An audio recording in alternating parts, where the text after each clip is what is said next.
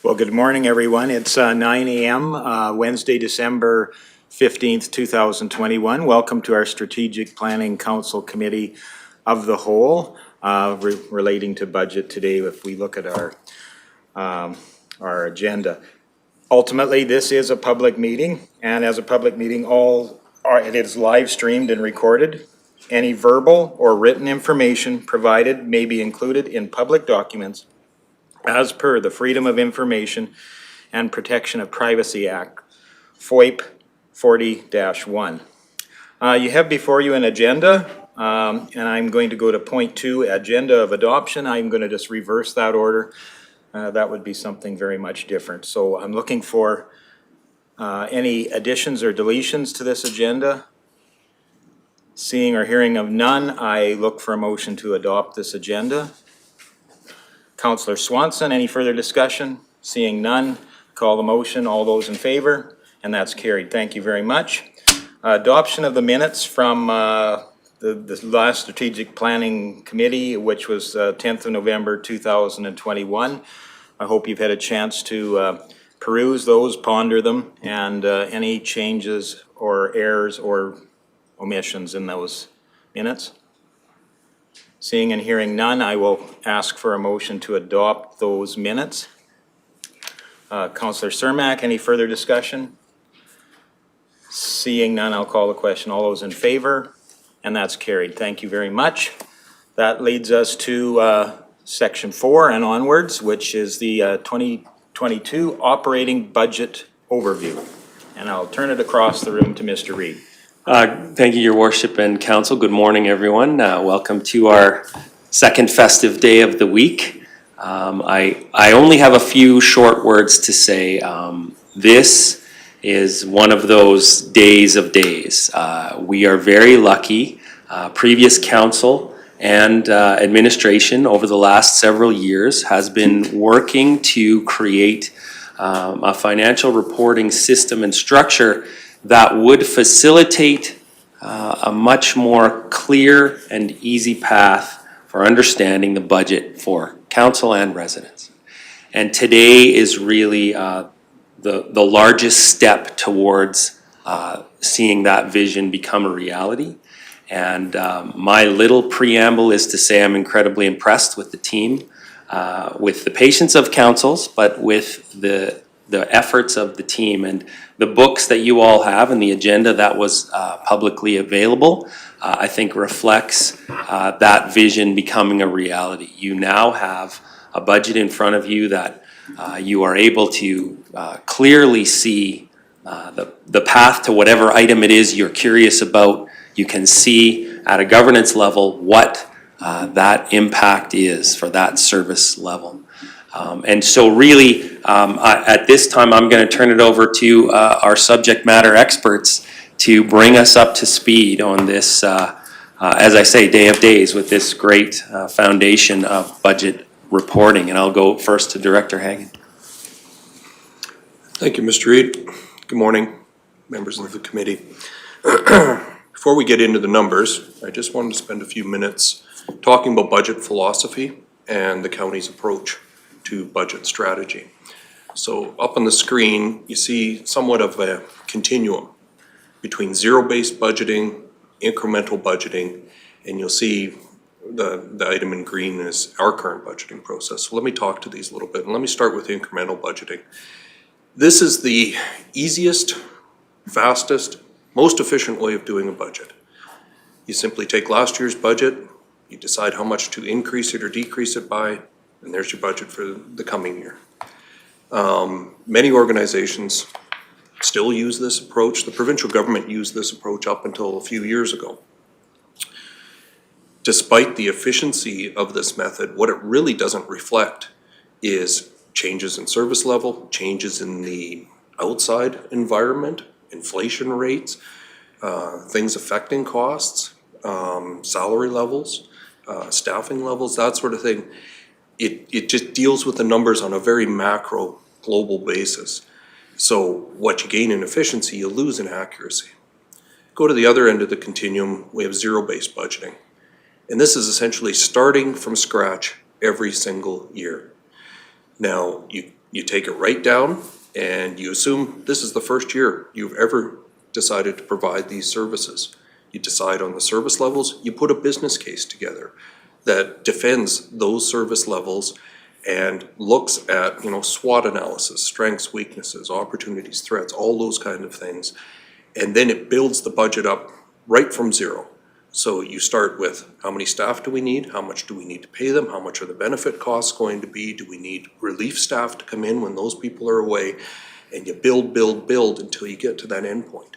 Similarly with supplies and contracted services, you look at every component of that and decide how much is this going to cost? What volume of services do we need to provide?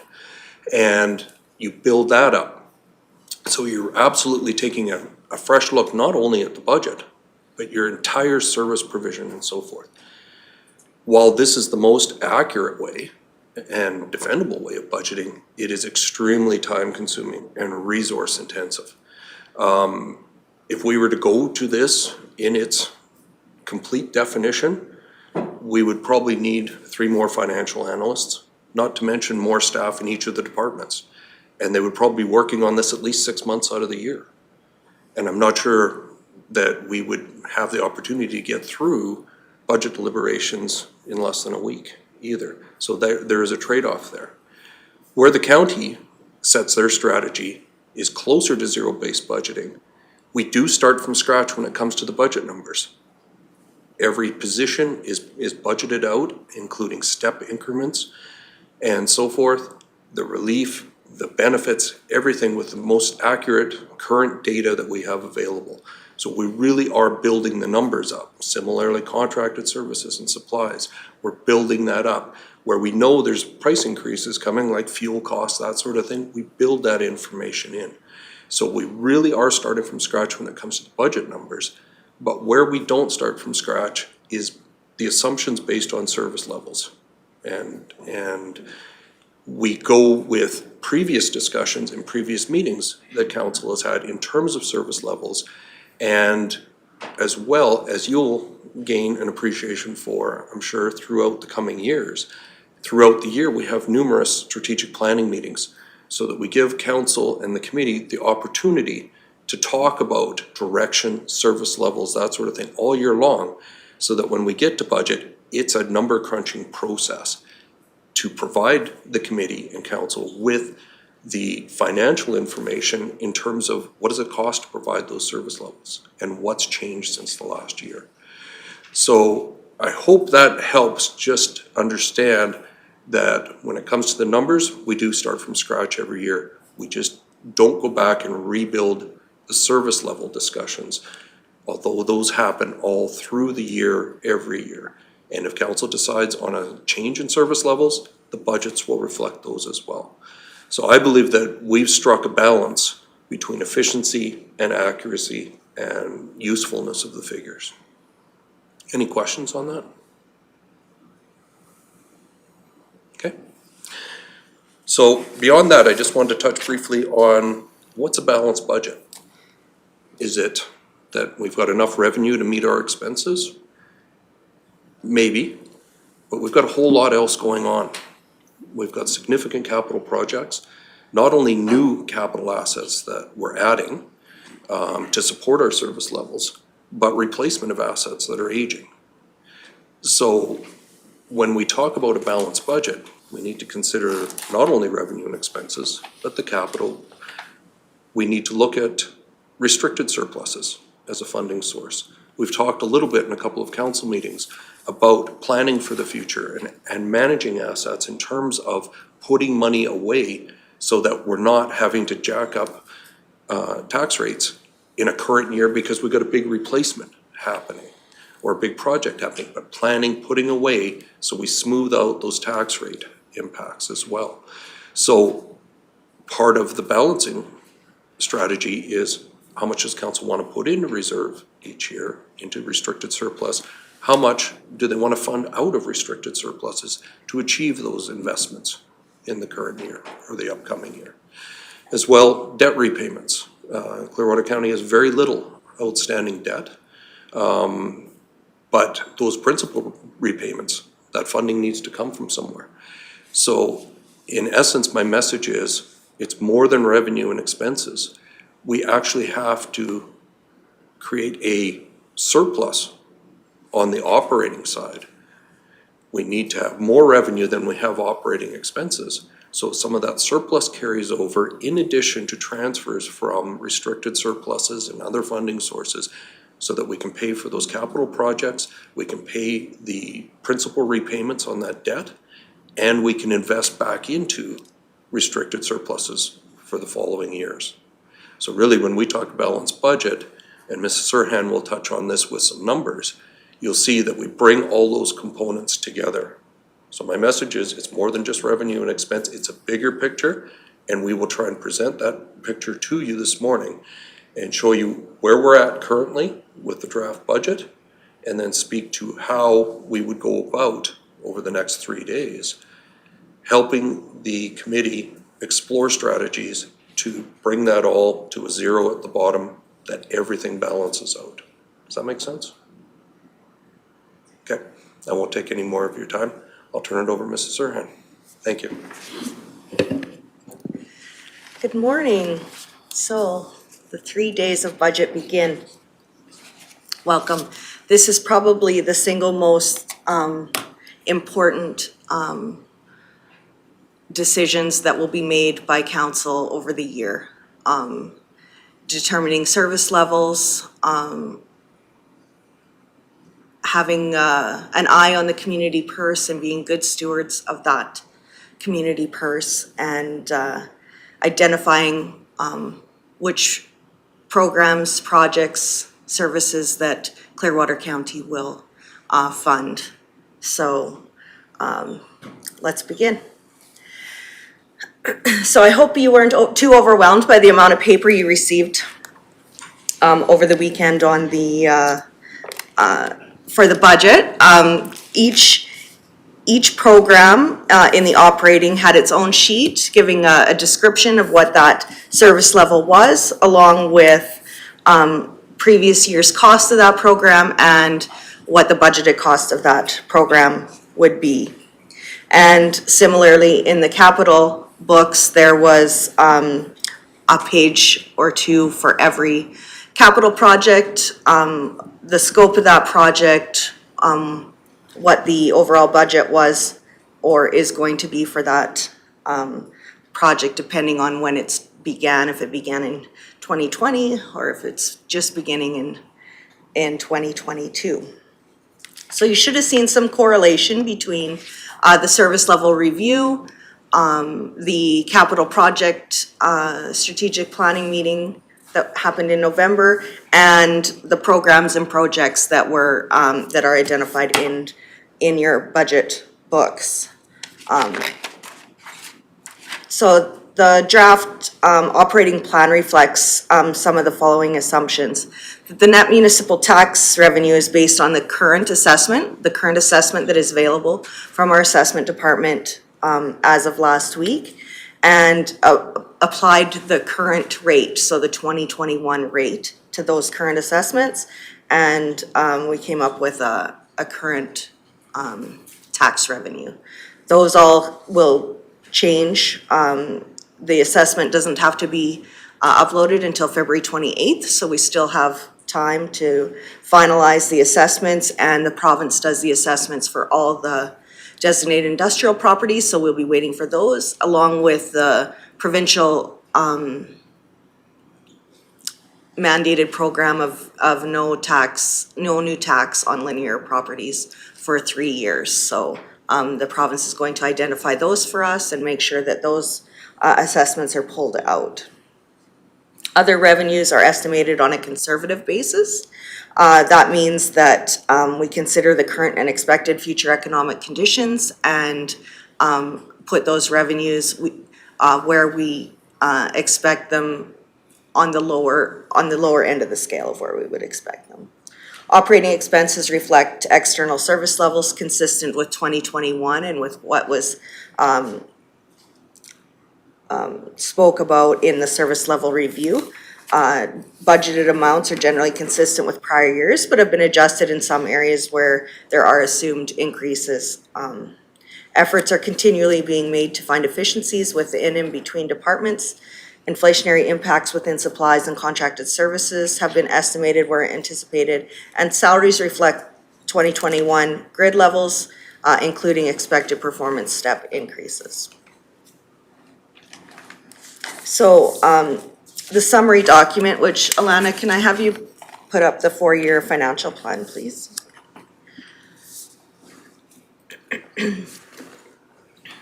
So as Director Hagan spoke about, this is your overall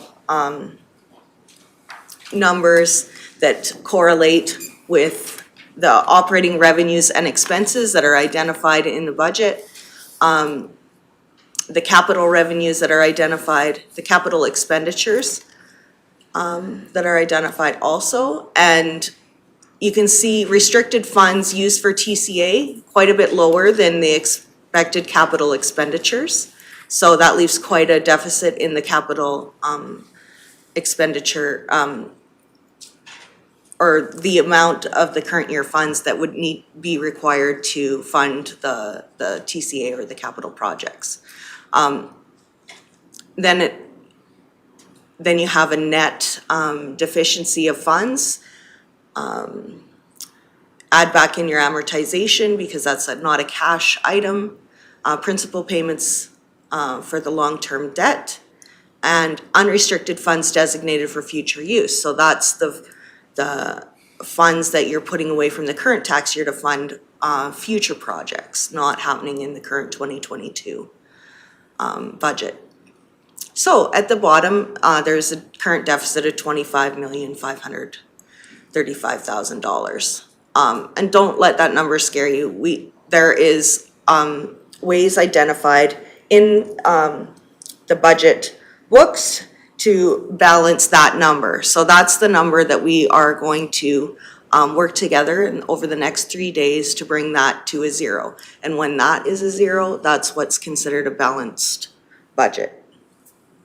So the ways to bring that number to zero is identify a restricted surplus account that can fund a capital project, ensure the appropriate restricted surplus transfers are being annualized are ones that that you are in favor of, increase tax revenue, cancel or postpone capital projects, decrease service levels in operating, and assign MSI funding to one or multiple capital projects. MSI funding is a grant program that the current provincial government has in place to fund infrastructure within municipalities. Over the years, it has been around $3 to $4 million for Clearwater County, and there is around $13 million available to allocate towards capital projects. So that's one of the things you can keep in mind as we go through. One of the other things I just wanted to touch on a bit was the difference between passing a budget this week and passing an interim budget. So passing an interim budget means that you would identify certain expenses that you know you're going to have, salaries, materials and supplies and fuel for doing the performing the service is that you would like to see happen between when the interim budget is passed and when your actual budget is passed. That is not an ideal way to pass a budget. For one thing, it's hard to estimate when the actual budget is going to be passed and what sort of costs you need to identify in the interim budget to ensure that the county is able to operate its program levels. Also, there are certain capital projects and mostly equipment that need to be ordered fairly early on in the year to ensure that they are delivered in time to put them into service when they are required. So in the past, so I've had council pass one interim budget, and I've been doing this about 13 years. Each new council always asks about it because there is just not the comfort level at the beginning of the budget discussions. And they're worried that they won't have a good understanding of what the programs and services are, and being good stewards of a community purse, you want to make sure that you're making the right decisions. And that's totally understandable. But know that administration intends to give you as much information as you need over the next 3 days to make these decisions and hopefully pass the 2022 budget in its entirety next week. That is my goal and hopefully your goal also. Any questions about any of that?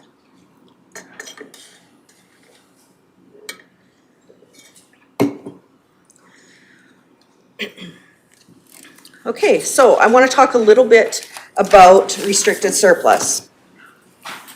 So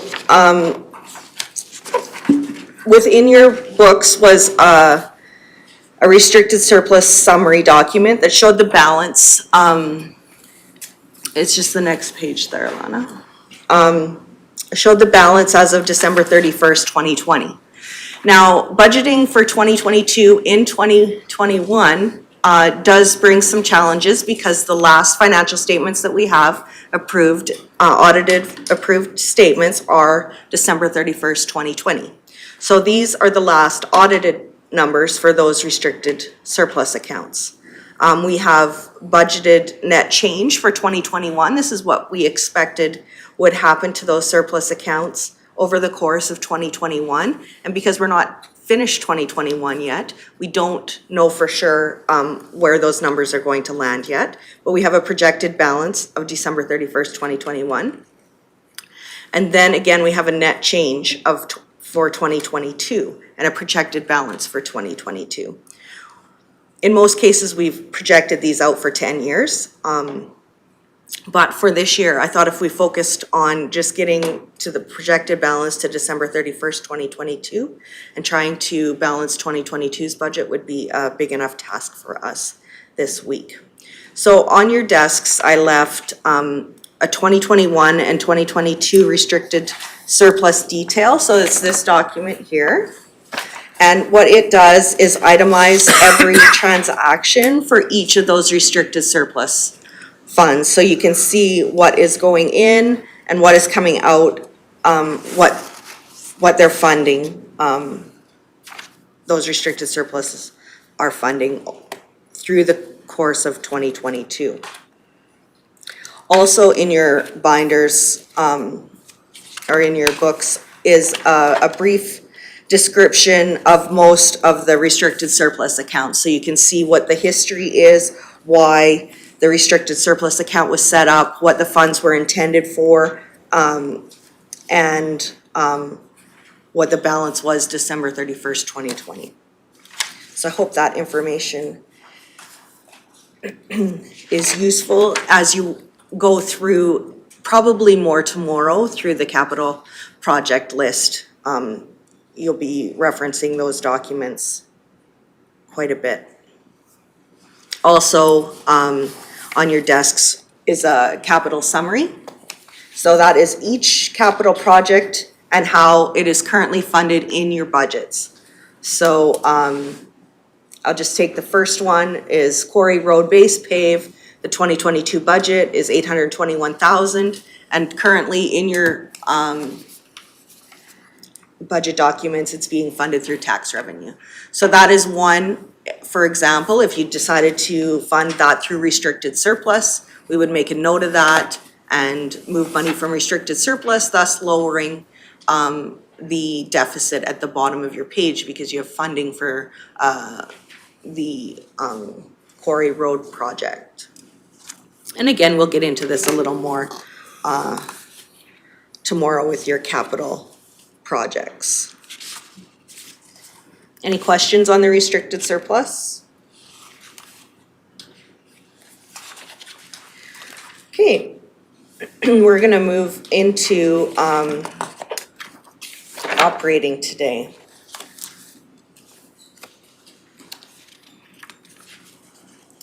So the operating summary is the first document you come to, and it lists the revenues and expenses for operating for the next 4 years to 2025. Each department will speak to the changes in their budget amount overall, any staffing changes. Should have wrote those down. There's one more thing they're gonna talk about. Oh, service level changes. The programs that are listed in your books, there's a page for each program, and it should correlate with your service level review again. So I will start off with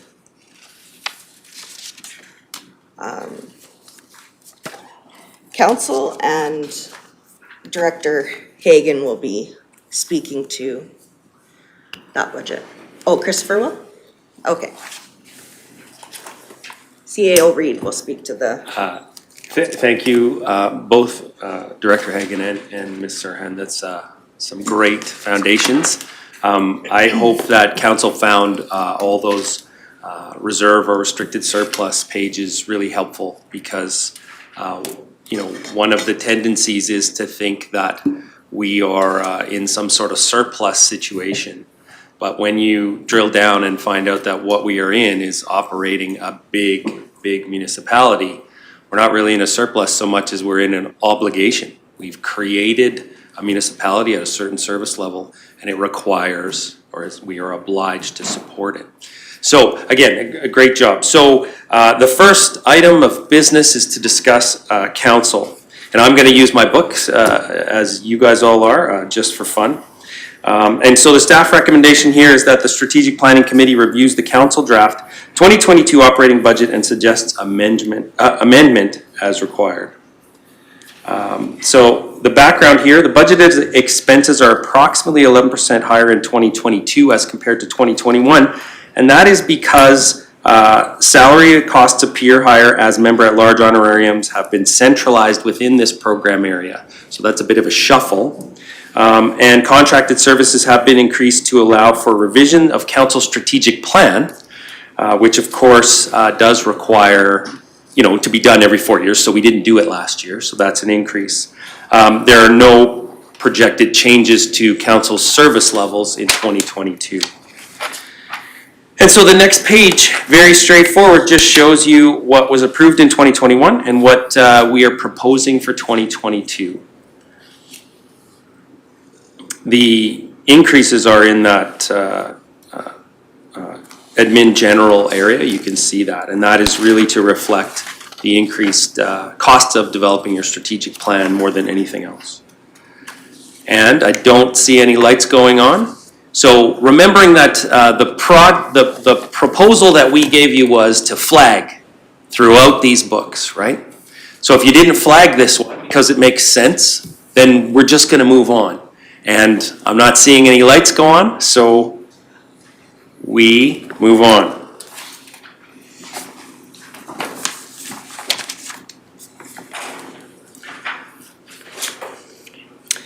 And so then we move to the next item that your CAO is tasked with coordinating, which is the Office of the CAO.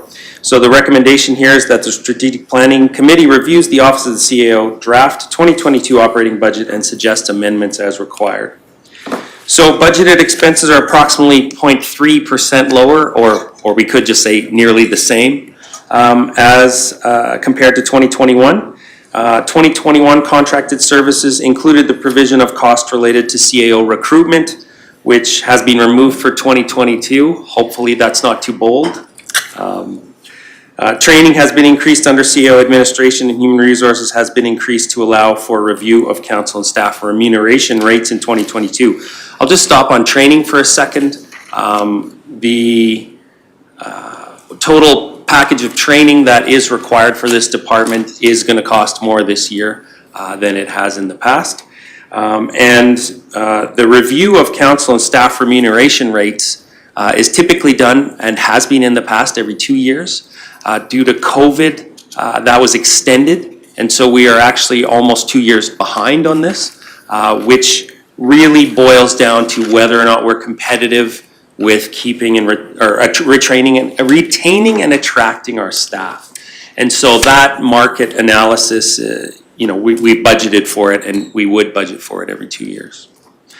And so going to the actual operating plan, you will see again that the changes don't amount to much overall, but there are some shuffling there.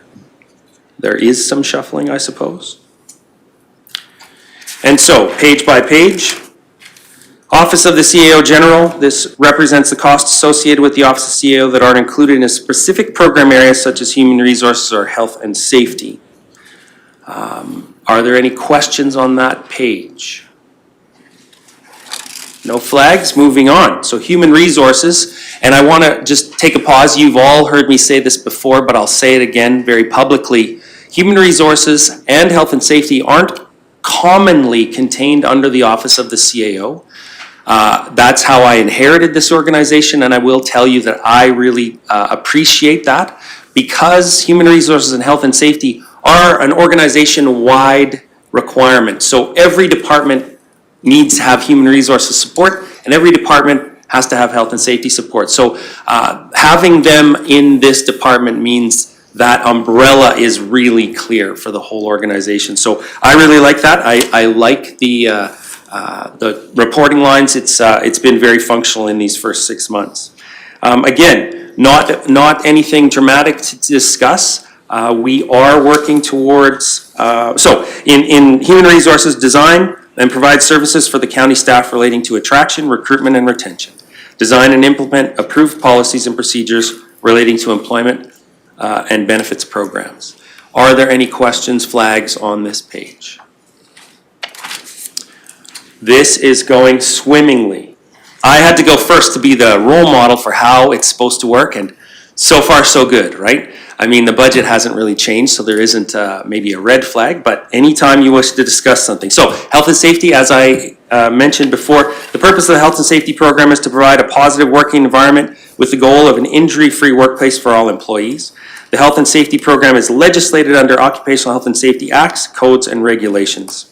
Again, nothing really to report here. Any flags? Councillor Swanson. Sorry, I'm going to break that train. With our health and safety, when you talk about training, increased training, is this specifically for this individual, or is it training for the whole team, the staff? Great question. It's a bit of both. Okay. They sometimes will run the training for our organization, okay, and they also will need training within that department. So it's a bit of both, but you will find that training is a budget line item throughout our organization. And Mr. Hagan would like to. Perhaps I can just add to that with the increases in requirements under occupational health and safety leads to increased training requirements for us to make sure that our staff are fully informed of what the requirements are and act accordingly, and then there's regular updates to that training and so forth, so that compounds it.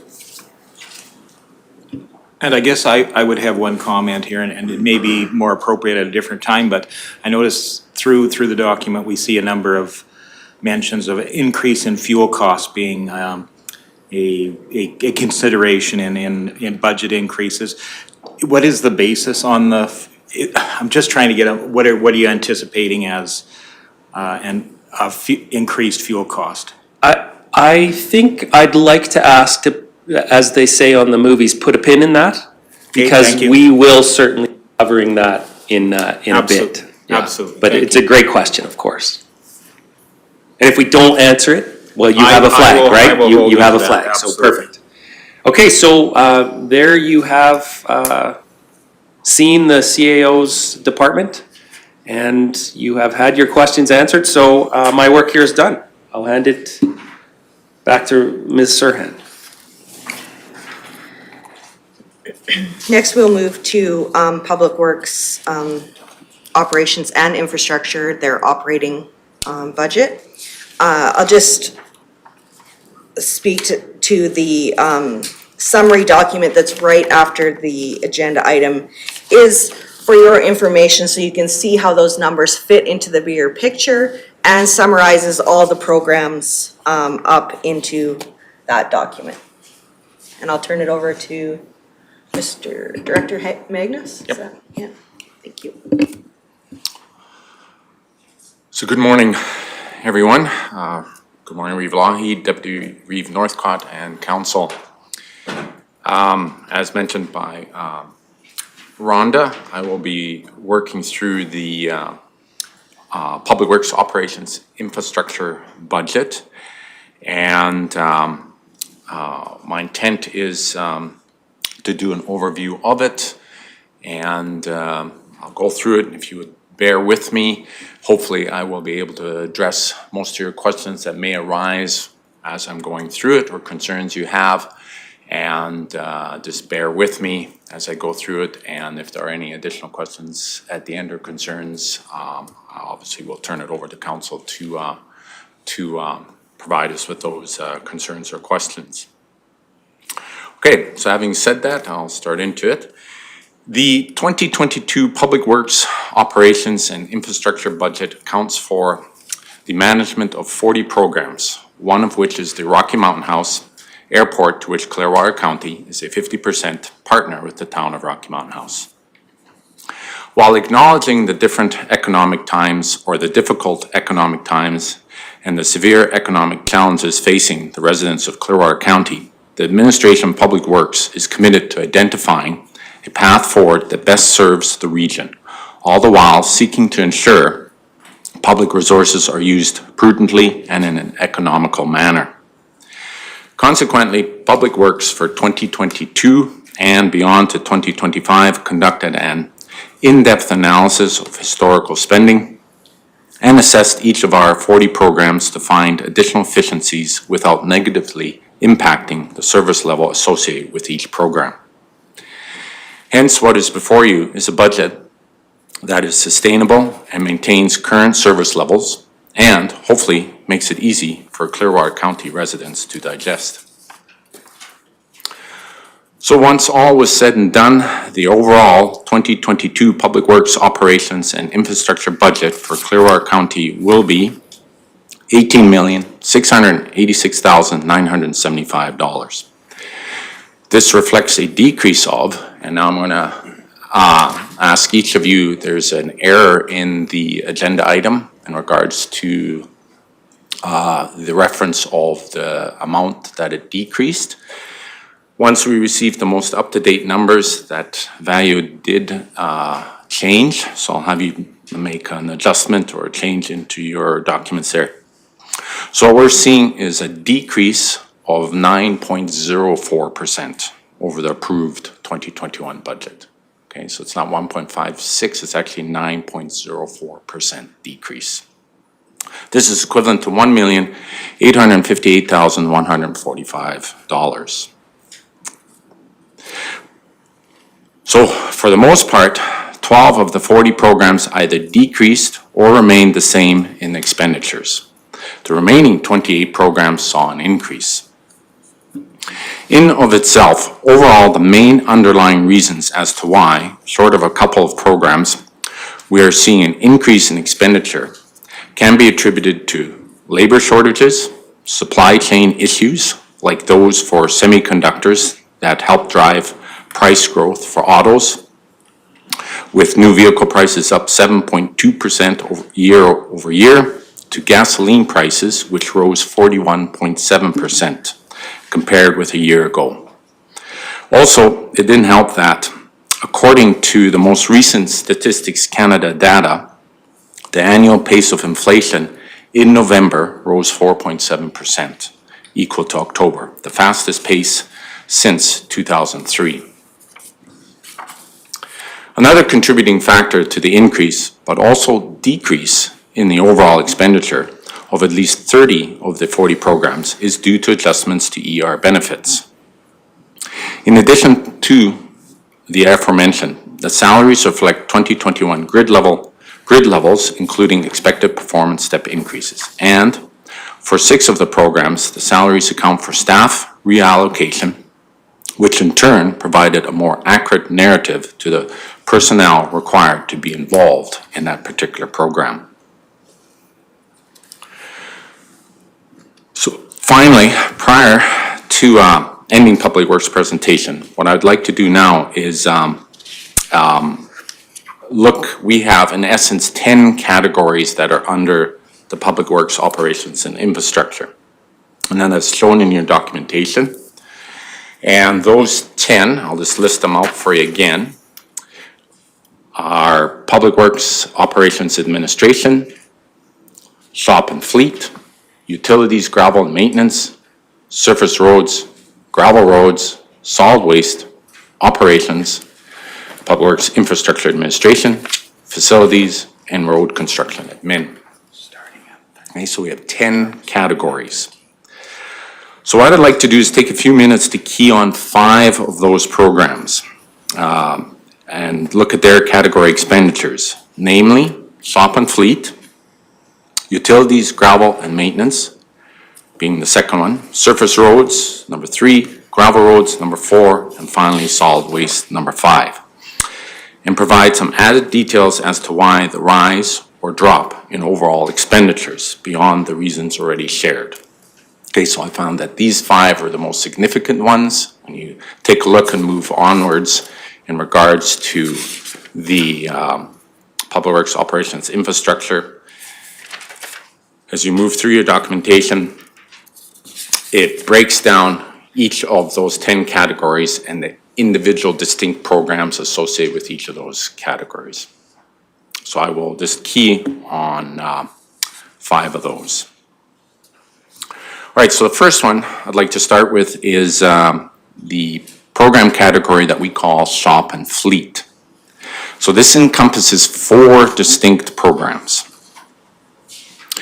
In this particular category, we saw an increase of 29.17% over the 2021 budget.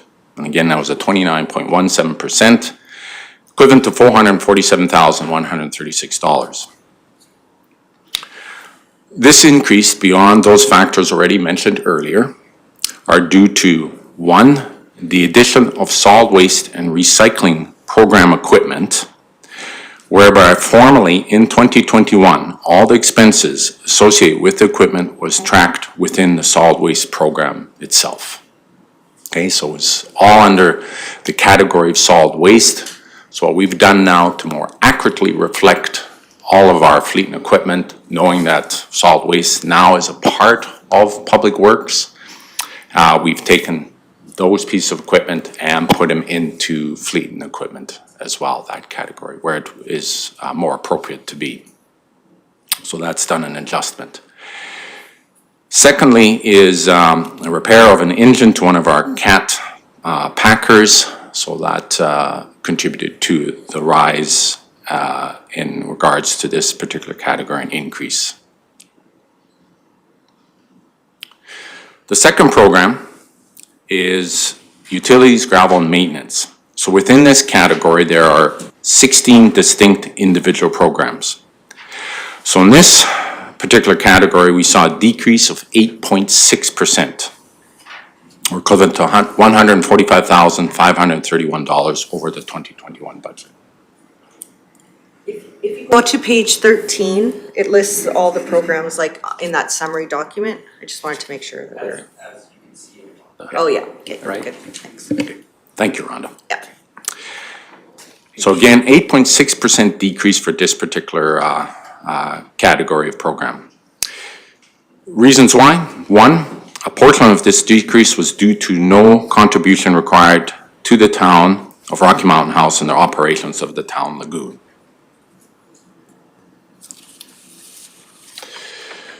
The second reason is completion of a 2021 engineering assessment to the Tamarack Trail dry hydrant within the Nordic North subdivision. So this was completed, and the original budget in 2021 was $70,000. So that's been done. So that has now dropped to $20,000, I believe, or $15,000, I believe, every year thereafter. So for now, it will only entail yearly maintenance on Clearwater County dry hydrants and cisterns. The third category is the surface roads. Now, within this category, there are 7 distinct individual programs, and we saw an increase of 8.13%, or $236,808 over the 2021 budget. Again, other than those factors I had mentioned at the start of this presentation, additional factors that contribute to this are A, the implementation of a micro-surfacing to the streets and roadways within the hamlets of Withrow and Alhambra, along with the Everdale subdivision. So we're gonna do some repairs within those hamlets themselves in order to extend the life of those streets. The second one is additional yearly line painting of all 3 lines, being the center, both shoulders, due to increase in the total kilometers of surface roads. So increased paving that we're seeing. I believe Councillor Swanson may have a question for you. Yes. Sorry, the micro-surfacing that you just talked about, is that something new that we are implementing in those particular areas, or has that always been? It's a piece of technology along the same lines as chip seal. Just to not go into the details of how that works, but it's in essence overlay of a surfacing agent per se that contributes to the preservation of the existing infrastructure there. Okay, thank you.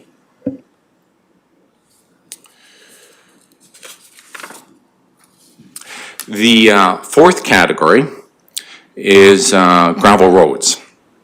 So within this category, we have 4 distinct individual programs, and we saw an overall increase of, not huge, it was 4%, or equivalent to $209,162 over the 2021 budget. And this can be attributed to the hauling and application of gravel to one of our West Country roads, namely the Hummingbird Road. And we are implementing this over the next couple of years. There are some additional roads that we'll do in 2023 as well, but Hummingbird to start, as these West Country roads have not had any significant maintenance work done. I mean, there's still maintenance done, but they're due for some additional maintenance upcoming. And finally, program category solid waste. In this category, it encompasses 5 distinct individual programs. So this one was the big one. We saw an overall decrease of 33.8%, or $1,489,107 over the 2021 budget. This is due to 1, reallocation of costs associated with the maintenance of fleet vehicles and equipment assigned to the landfill and transfer stations to Public Works fleet and equipment. Okay, and I had mentioned that earlier. 2, precise staff allocation adjustments.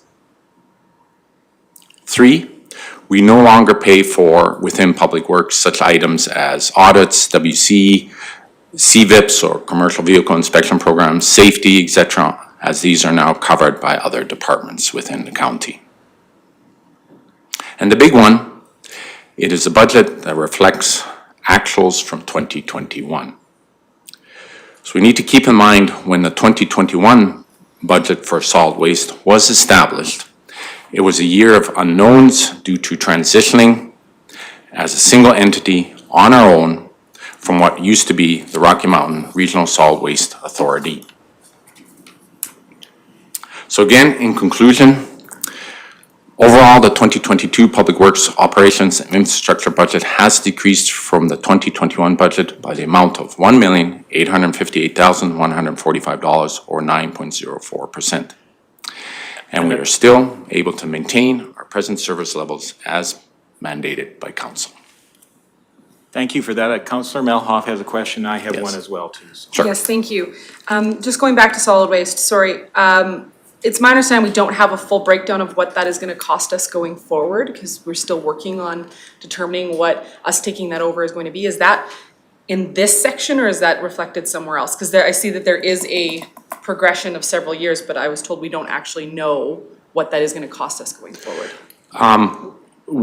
To the best of our ability, the 2022 budget does reflect what we feel it will cost us to currently run the 10 transfer stations, the landfill, and everything and all equipment associated and personnel to do that. So what you're seeing there in our budget as presented is what we have determined and expect the cost associated with running solid waste and recycling. Thank you. You're welcome. And Mr. Hagan, I'll let you speak to Thank first. you. I just had a supplementary question to that, Mr. Magnus. I understand that we've engaged a consultant to do a study of solid waste management for the county over the next year. Do we anticipate that could lead to cost changes going forward? Yes, definitely.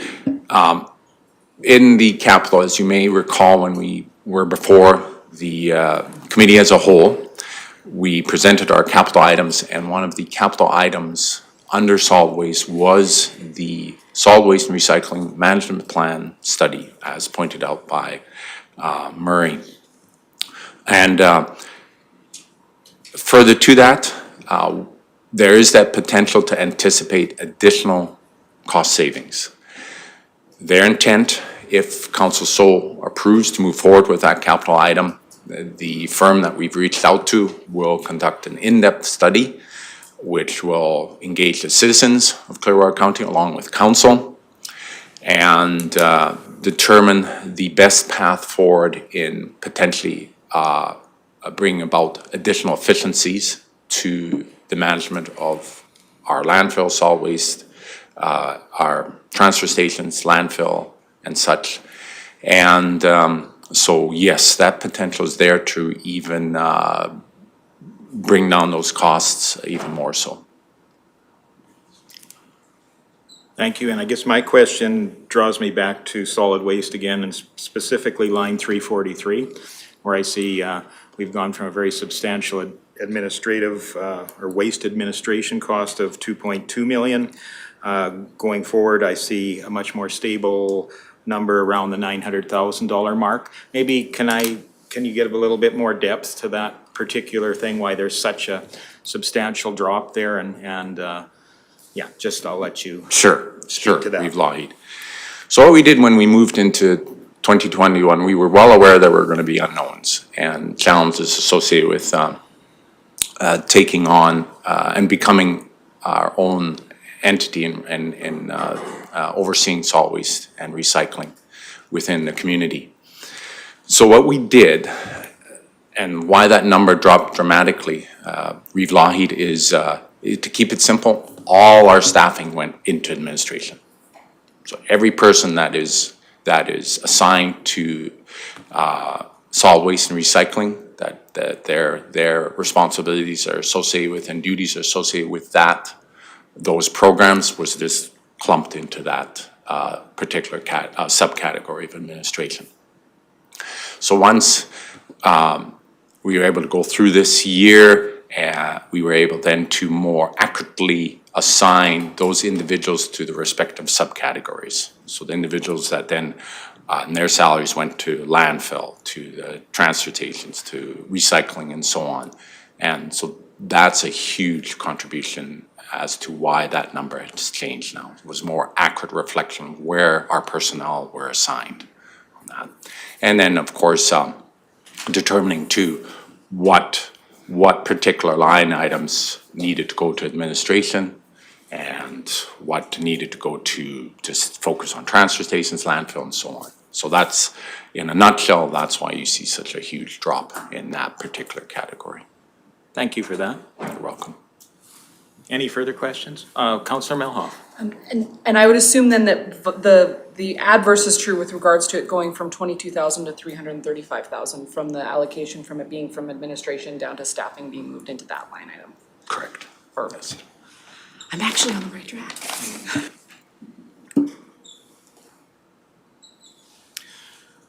Seeing no further questions. Oh, Mr. Hagan, sorry. Oh, no, I thought I saw a blink, but I think you must have some psychic abilities, because I was thinking of a question, actually, if you don't mind. I notice on the bottom, under road construction admin, we've got $1,064,000 in 2021, but we don't have any costs going beyond that. I will turn that over to my counterpart, Mr. Eric Hansen, to address that particular category. Oh, and Councillor Graham, I will get to you. I think if we're gonna dive into this, I have to recuse myself due to procuring interest in my ownership of a gravel truck company. Was that, yep.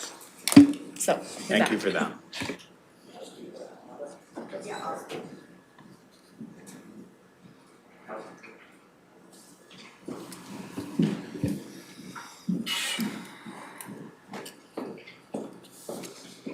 So road construction, admin costs are, actually capitalized within the road construction projects. So those costs are now included in the capital, project summaries instead of in operating.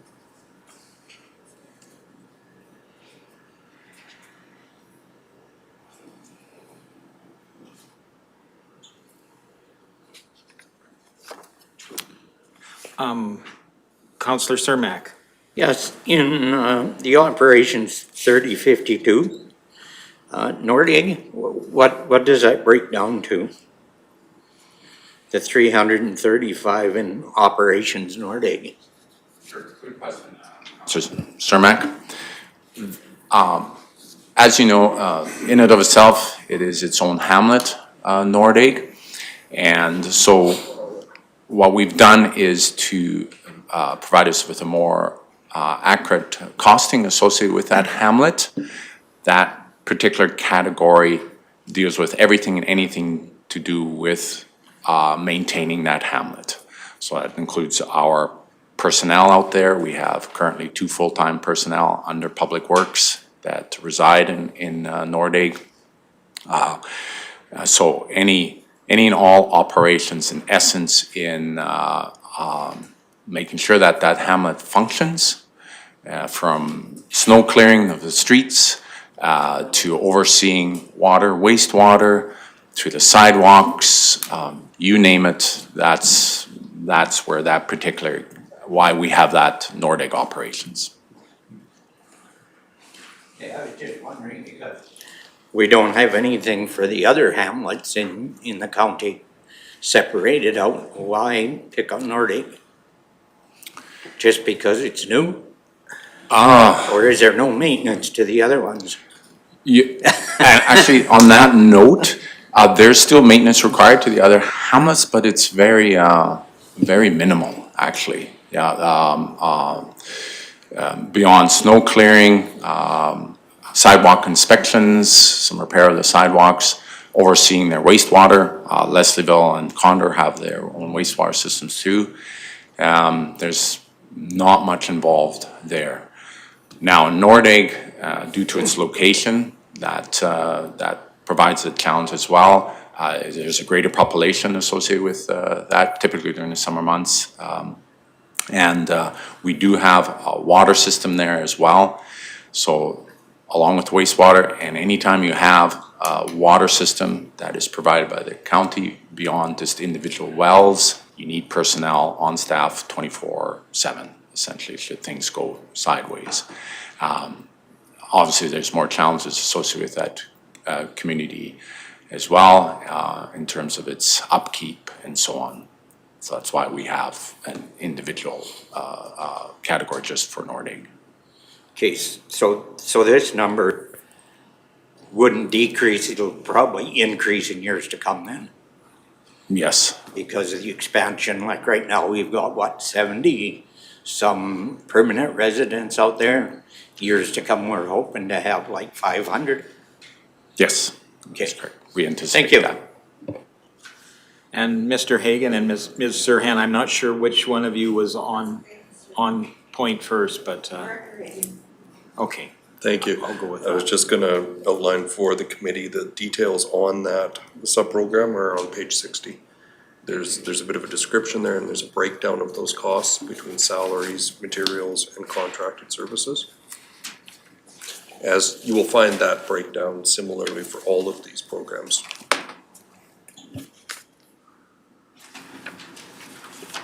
And Ms. Serhan. Yeah, I was just going to point that out as well. Each of those programs has its own detailed page, and that the Nordic operations is on page 60. And also, Director Magnus spoke briefly about benefit costs decreasing, and I just wanted to speak to that a little bit. So the budgeting software that we've been utilizing over the last year, we had operating in Questica, and now this year we've moved to both operating and capital in Questica, and it's allowed us to have more accurate budgeting as far as benefits goes. In past years, we've taken a percentage of the overall staffing in each of the programs and applied that to benefits, which isn't really all that accurate because some programs take seasonal employees that the employer costs aren't as high, and some have only full-time permanent staff. And if you have someone taking advantage of family benefits versus single benefits, it's a different cost. So what Questica has allowed us to do is identify each position and which benefits they're taking advantage of. And it has allowed the budget to decrease for benefits. The cost is staying the same. There's no change to what the cost of the benefits are for the county, essentially, but except for due to the change in the cost from 2021 to 2022, which is minimal. However, the budgeting is much more accurate. So the budget for benefits has gone down, but the cost is staying the same.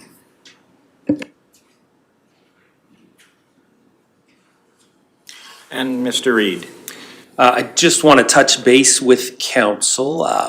The intention of you flagging each individual page with this excellent overview that Director Magnus has presented, I'm curious as to whether or not we should still be going, page by page so that you have the chance to say, here's my flag or here's my question. I guess looking for a little direction on whether or not you see value there, or do you have lots of flags and you'd like to go page by page, that kind of thing? I would kind of defer to council myself. I do not have a lot of flags. Ultimately, I want to create the opportunity for discussion and an increase in people's understanding and knowledge of all these different areas. So I think I would see a benefit to, personally, I would see a benefit to diving into the detail a bit more. But again, I will defer to the consensus of council. What is the... I will say that as long as you are addressing those questions you have. So if this is working, I don't want to get off a horse that's running well, right? I just want to make sure that you're getting your flags out, right? You're getting your questions out. Councillor Ratcliffe? Thank you, Reeve Lougheed. I have to say I'm having trouble speaking this morning. Very emotional. I'm struggling with this. We're getting information, like verbal information of notes, of changes to practices.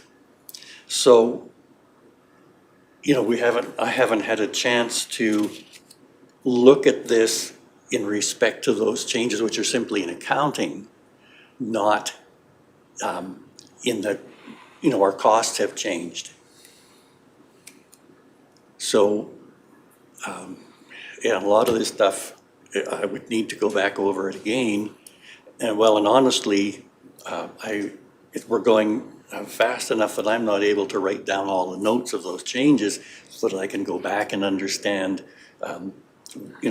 why this number has gone from over 2 million to under 1, and where that difference went. And Mr. Reid, or Ms. Serhan, I let you...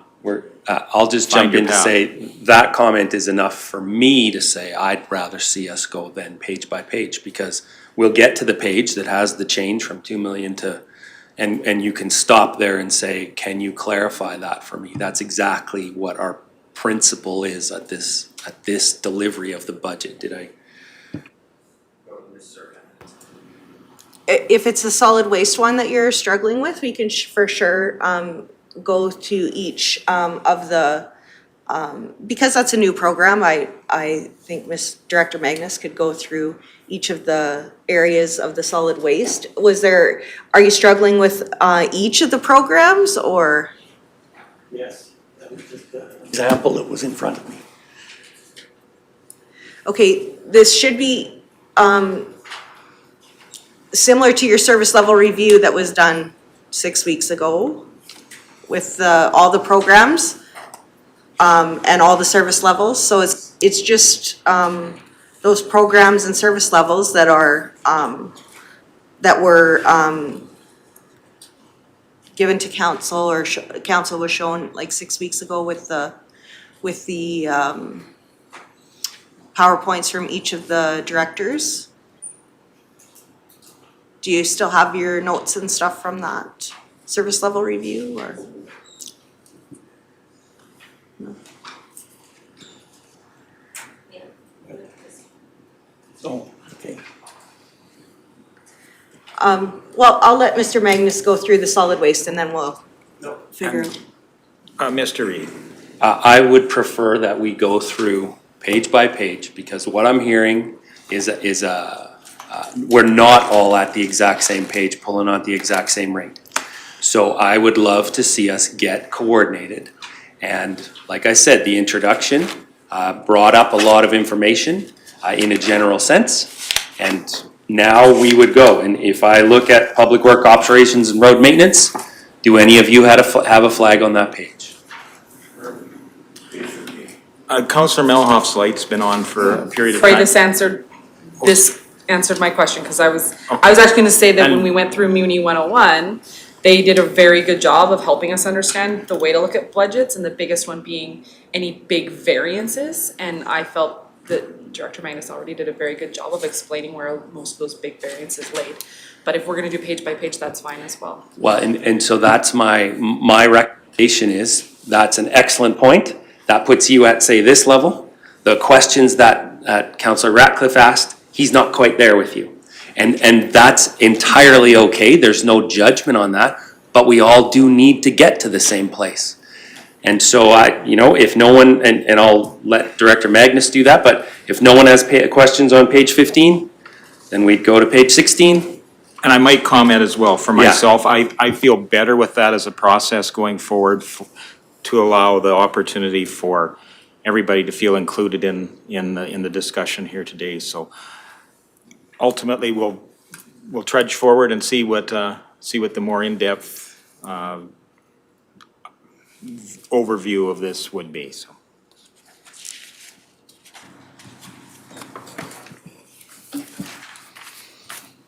Okay, so I'll just again start, unless there are any questions regarding each of the individual programs associated with the categories. I'll just keep moving through unless you have it red flagged and you would like, or you have a particular question associated with that.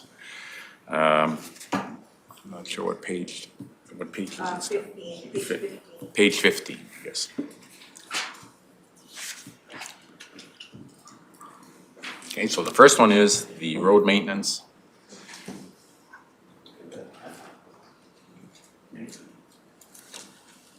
Okay, seeing nothing there, I'll just carry on to the airport.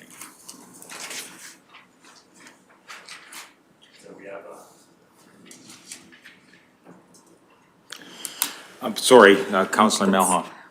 I had some questions with regard to the airport, but I didn't know if this was the arena to ask some of those questions because of the potential changes coming forward. So I'm gonna defer to CEO Reid to see if those are questions I can ask here or at a later date. So today is to talk about the budget that is presented.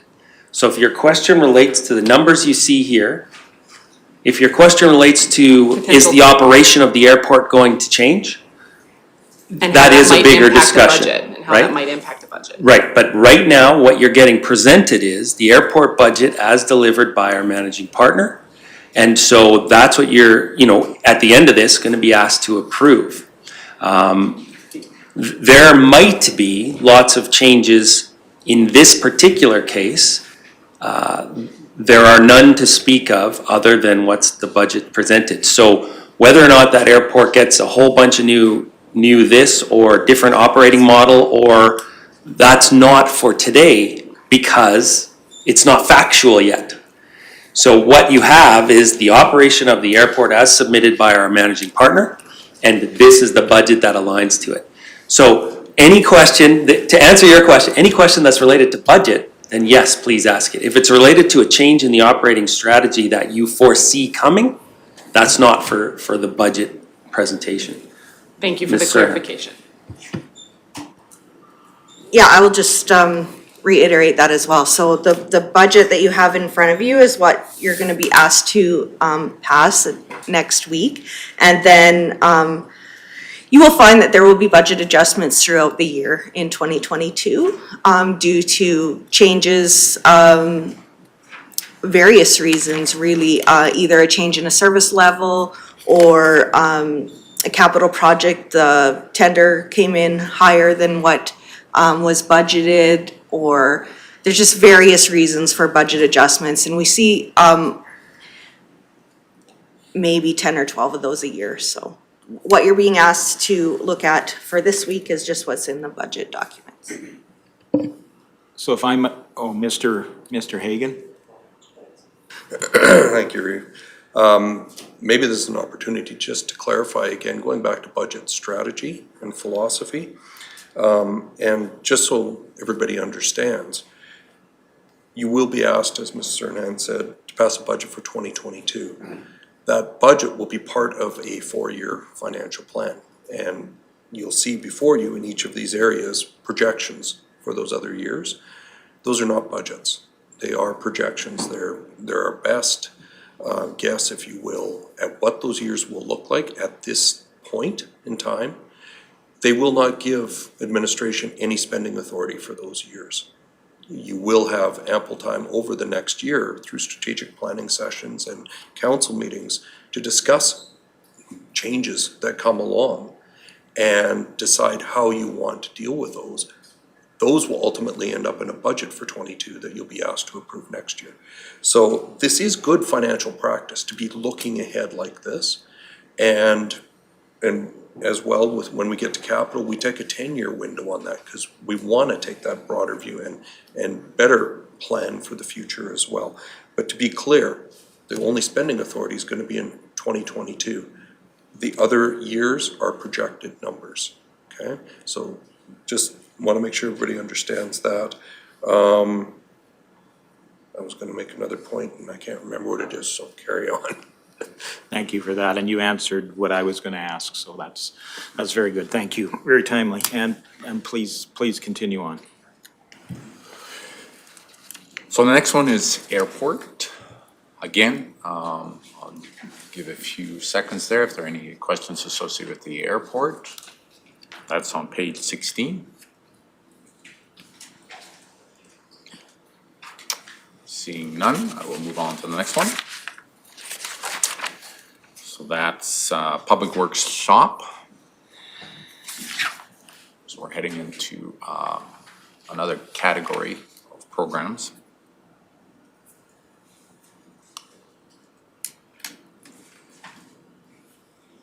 Okay, seeing none. Moving on to Public Works General Equipment, what we call our 700s, that's page 20.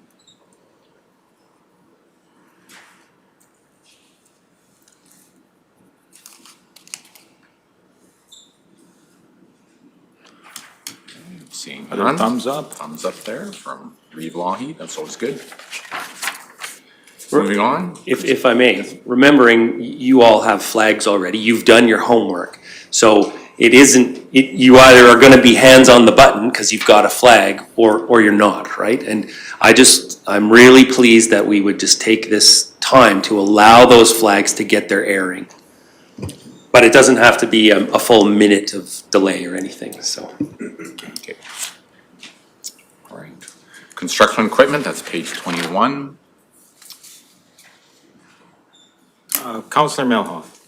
I had a note about this line, just because it was a 115% increase, but I believe you already answered that in explaining that that was the reallocation of the solid waste into this particular line item. It's just, I did have a flag on this You particular are due to correct. its increase.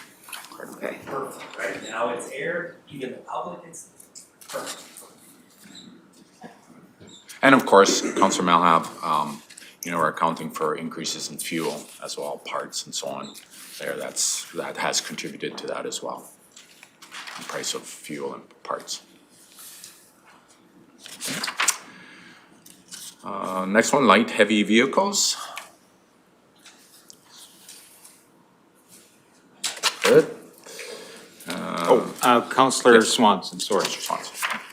Is there a delay in, you talked about the supply chain as far as stuff. Is there a delay in our ordering for our fleets? Yes, What's the timeline that they're up giving us? to a year. Wow.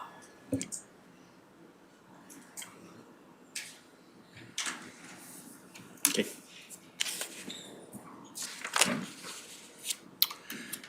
Beaver control. I see we have a light at the very end. Counselor Melhoff. Sir, the only thing that I had noted for beaver control was that I thought this was in the ag budget, not in the public works budget.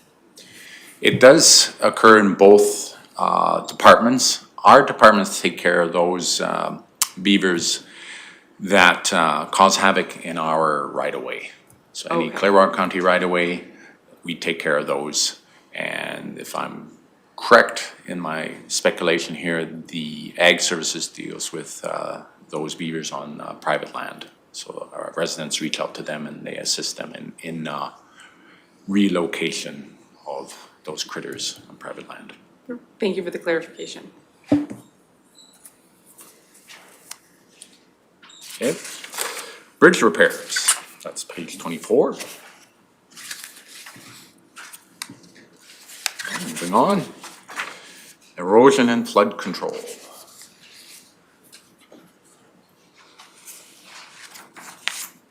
Culverts, page 26.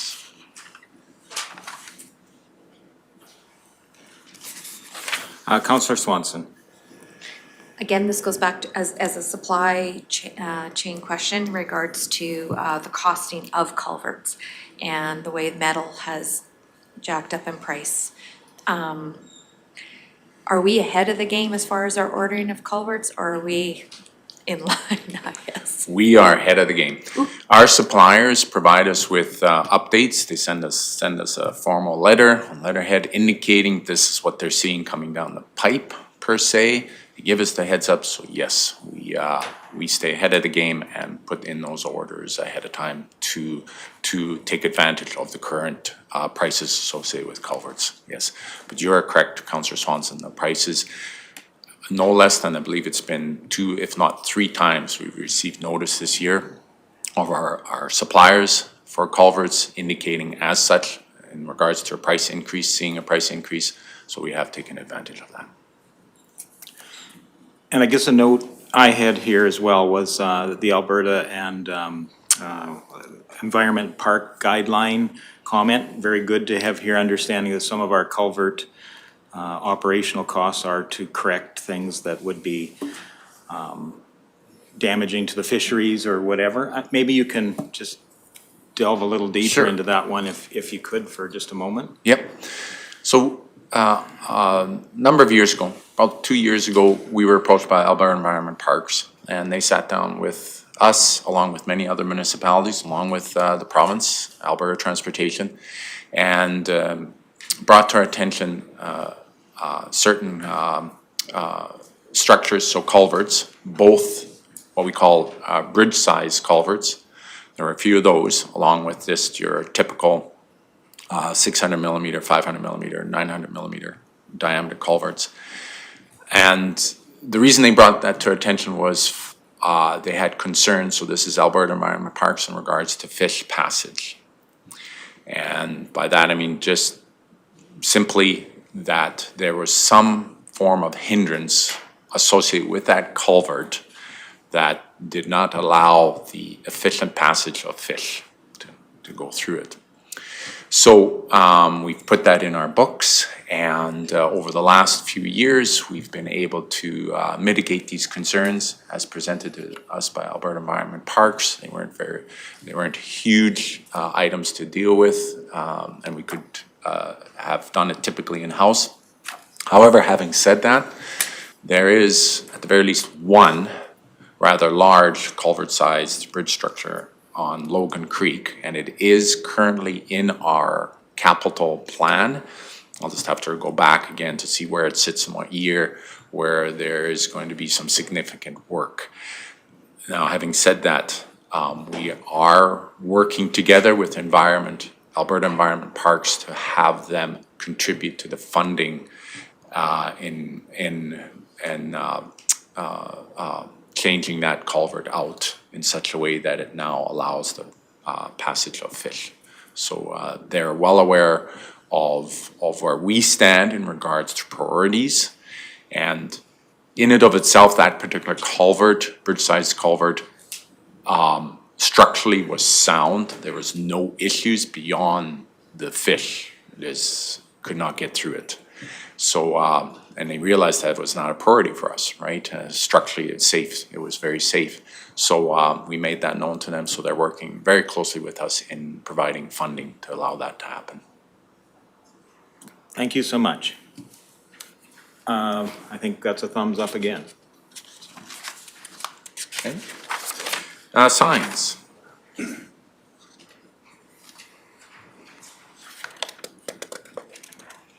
Good there, okay. Approaches, this would be page 28. Oh, Councillor Malhoff. Thank you. My only note on here is the class 1 driver, because that was showing that was the reason for the increase. With the difficulty of having class 1 drivers due to historical events, should we be looking at a better succession plan or putting more money towards a budget to have more class 1 drivers? Is that something you guys are seeing as an issue?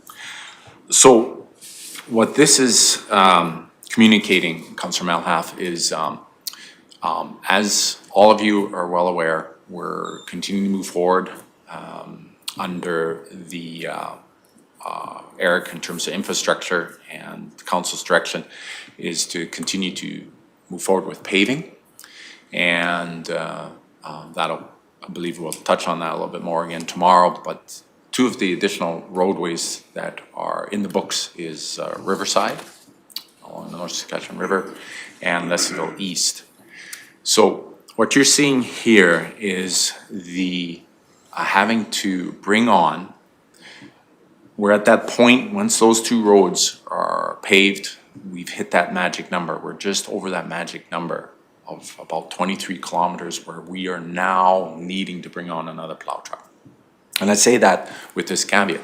If council wants to maintain the current level of service associated with plowing and sanding, we're looking at bringing on at very least one plow truck.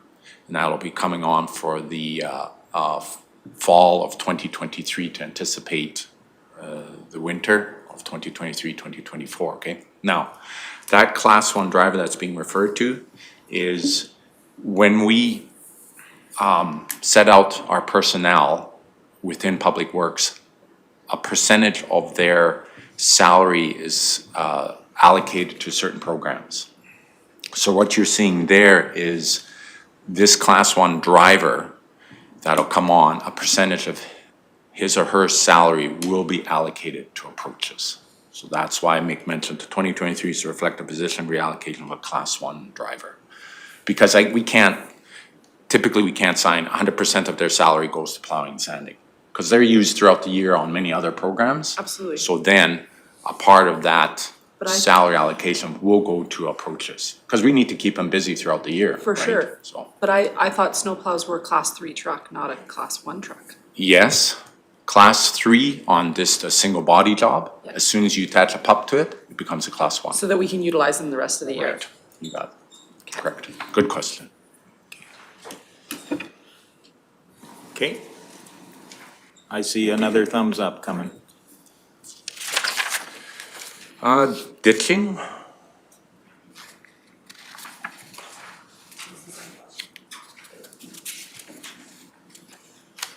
Okay, fencing.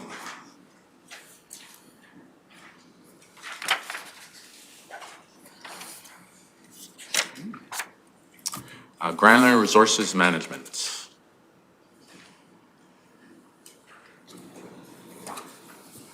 Oh, Counselor Cermak. What that curtailed, please? Yes, for sure. There is a process involved in regards to the acquisition of land associated with finding one of our valuable resources, and that is the aggregate, okay, gravel.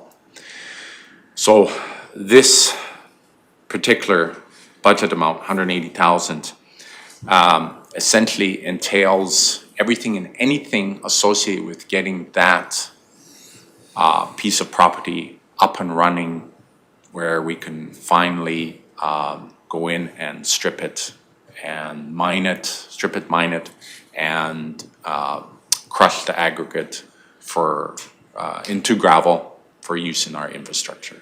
So any of the permitting, Councillor Cermak, that we need to do with Alberta Environment Parks, both on the water and land side, the hiring of engineers that work with us in putting together what we call the operating plan associated with that pit, public engagements, open houses, so on. So all that goes into that particular budget.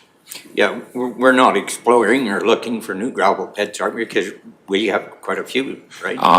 Unless council dictates otherwise, we are still abiding by previous council's direction of exploring for additional aggregate sources. So long and short of it, we are still in the exploration stage of finding additional resources to maintain our current 100-year reserves. Oh, okay, thank you. And I think maybe Counselor Cermak's comments have got a question that I didn't have before, but since we have achieved a 100-year gravel supply, and this appears to be an ongoing process, is this something that is then being kind of amortized as part of that building of that 100-year supply? Is this just a projection that we're going to invest this amount of money each year throughout into perpetuity, I guess is what I'm trying to say. And I don't know if I'm doing that clearly enough, but it's not a question I had flagged. It's one that just came to mind. Ms. Serhan. So to keep a 100-year supply, because we use some every year, we have to continue exploration. Yeah, rolls. So, I mean, at some point, maybe we have 103 years, and at some point, maybe 97, but, or, you know, it's an average, but it would be council's direction to change that. We would need. Just trying to get an idea of going, if we calculate that this as in perpetuity, that's a fairly significant investment over, well, let's just say a time frame of 100 years. It's a fairly significant investment in aggregate resource management planning. And Councillor Ratcliffe probably has a much more in-depth question. No, not really, thank you, Reeve Lougheed, but it has prompted another question. What's the projected actual amount for this year of spending for maintaining our gravel? We've seen years where we've used all 180,000 of it. Last year, for example, one of the pits we were able to finally get approval on. It went through all its permitting regulations. Went through the approval through the county, etc. That was the Cooper South pit. We anticipate next year to do at least another one. That would be the New Horburg pit. So it all depends upon on really how many we're able to get online in 1 year. Like I said, we've seen all 180 disappear if we're bringing on 2 or 3. Yeah, that's basically what it comes down to. Okay, thank you. Great, and thank you very much. I think this is an appropriate time for us to take a stretch and a break. We've been at it for an hour and a half here, so a 15-minute break, please.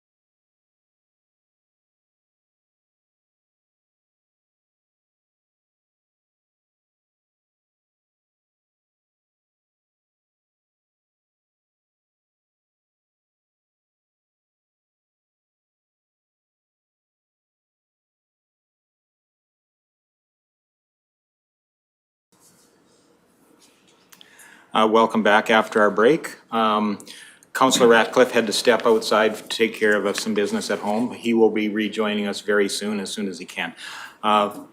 Please continue on.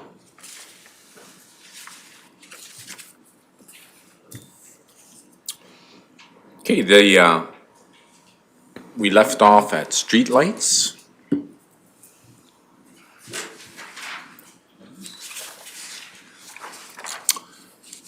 Seeing none there on streetlights. Next one was our Nordic water system.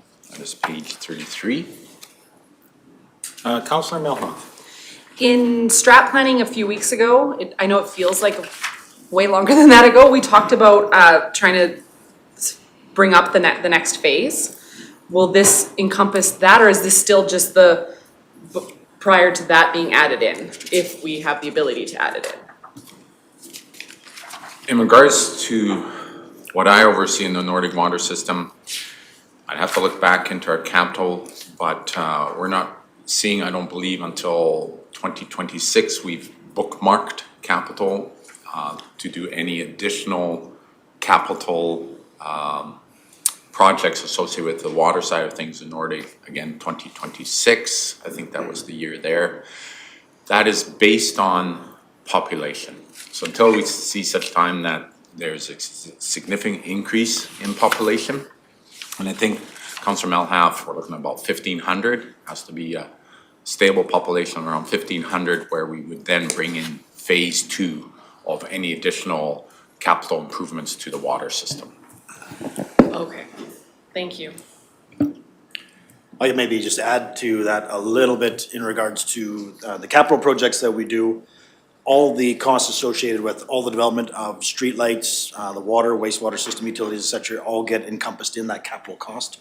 And then annually, as we look over for turnover into the operation side, we would provide that infrastructure breakdown and all the specifications to our operations group, and then they can budget accordingly for any increase in operation costs that they might have.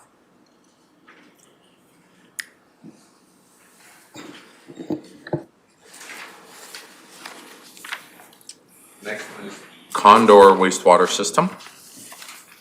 And I think at this moment I will recuse myself just to follow suit with the rest of council, that anytime that something might be discussed around something I might have a pecuniary interest around. So I will recuse myself from this. Thank you. I think we're all good with that.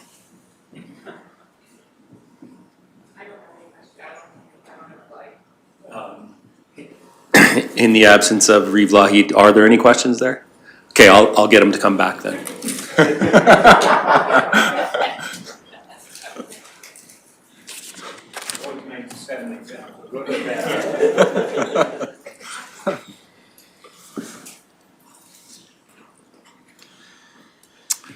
The next one is the Leseville wastewater system.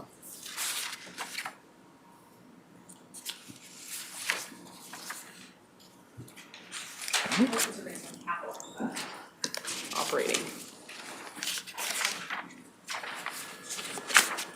In regards to both those last two, in regards to electrical, increase in electrical charges, our provider is a contracted service through Fortis, correct? Go there.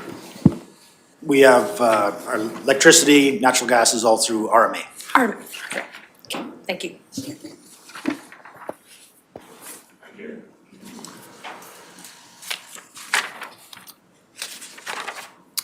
The next one being Nordic wastewater system.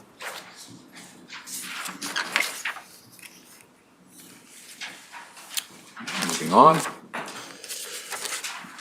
Dry hydrants.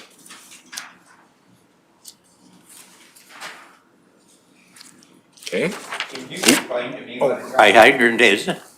Is it just like a, I'm going to turn that over to Councillor Melhalf, being the subject matter expert on this. Well, I wouldn't say expert, I've just never heard this wording before. As well. Oh wait, I'll let you so start. there's several different types of hydrants, but a dry hydrant would be your pump itself, whatever your engine or a piece of apparatus that you're using, actually has to suck at the system itself, rather than the water being available either 5 feet, 10 feet, or the wet hydrants being available, which aren't in Canada at all, being available right at the surface. So they actually have to have internal piping that we can actually suck off of. In the most basic term, we can go further in if you wish, but that's the most basic term. No, that's a great description. If I could add a Mr. little Ham. bit. So in a rural environment, in the lack of a pressurized water system, the other option to provide, other than just a natural water source, is to actually make a man-made water source, sometimes lined, sometimes not. And then it's just really, the dry hydrant is that there is no pressure in behind that hydrant system, that it is requiring of the fire service there would have to use a mechanical pump to actually draft from that water source. Quite commonly used in industrial subdivisions. It's a dry hydrant out in Leslieville for the new public services building that we just created there. So that pond there doubles as a storm pond as well as a dry hydrant, fire pond, et cetera. So they're plumbed in for that, in the absence of a pressurized water system. Can I add just one thing to that? It also makes it so it's easier on our pumps going forward, the fire services pumps going forward, because they are not then sucking from a shallow waterway and potentially getting grit, aggregate, all of the other things that go with it, being sucked into the pumps and then damaging them going forward. It's a great way to make sure that our pumps are maintained better with water that we're ensuring is good for our use, their use.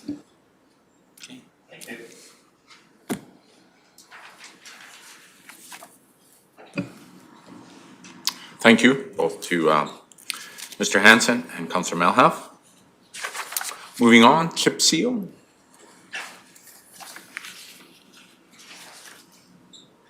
Okay. Crack fill.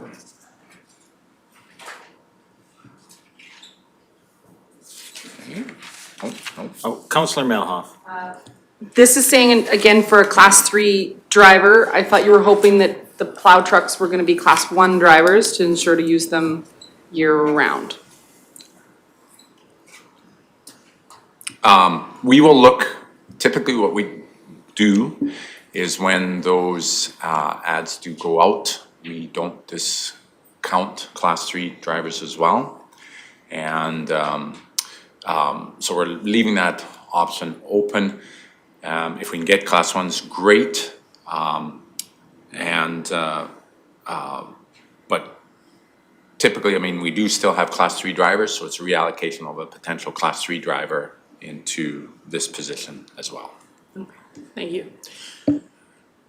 And I guess maybe that spawns a question for me. Within our staffing, is the goal to have class 1 drivers or class 3 drivers? Is there some sort of percentage, anything that we're trying to achieve as a goal, or maintain a certain number? We look at currently the equipment we have, and we always reevaluate as to, again, what service level are we trying to maintain. And if I use the example of the snowplow operations, we do have a unit, I'll take for example, that does the Sunchild, and that's a truck and pup.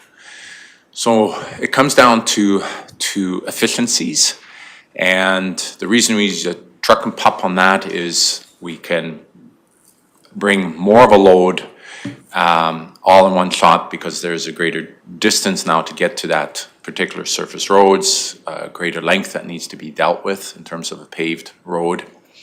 So what we do as a staff is we'll sit down and look at the program as a whole and the needs that we need to address, again, going back to the service level.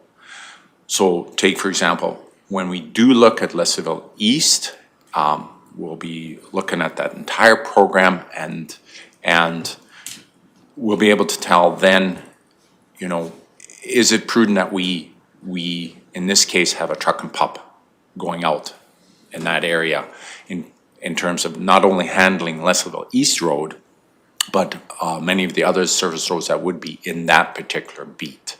So there's a lot of variables involved here, Councillor Lougheed. It's a continual reassessment, and when we do that, it comes down to the service level that we're trying to provide. And if the service level is such that we want to maintain it, and it entails bringing on a truck and pup to maintain that service levels, then we'll consider a Class 1 driver. Exactly what I wanted to hear, thank you. Councillor Graham? I don't know if I'm allowed to ask this. Is there a difference in pay between the Class 3 and Class 1 drivers? Or is that not our?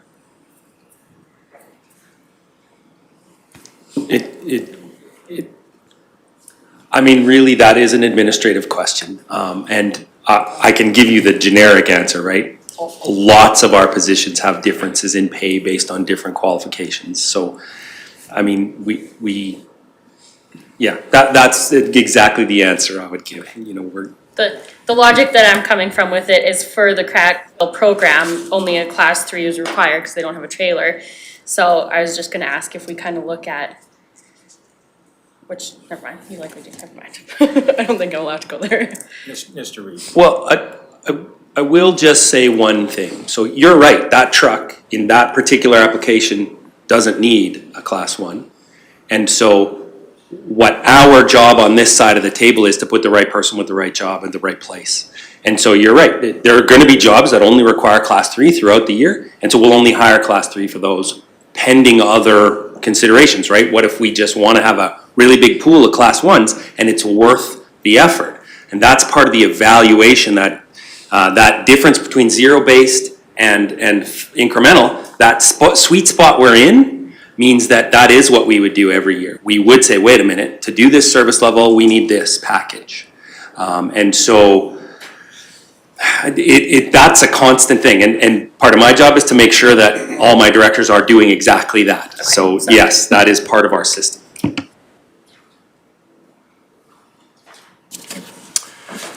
Moving on then, I believe the next one is, was it Crackville? Did we do Crackville? Yeah. Yep, okay, dust control.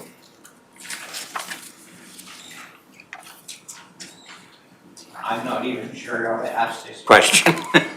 Because it sure looks like the county is pretty nice to 51 users.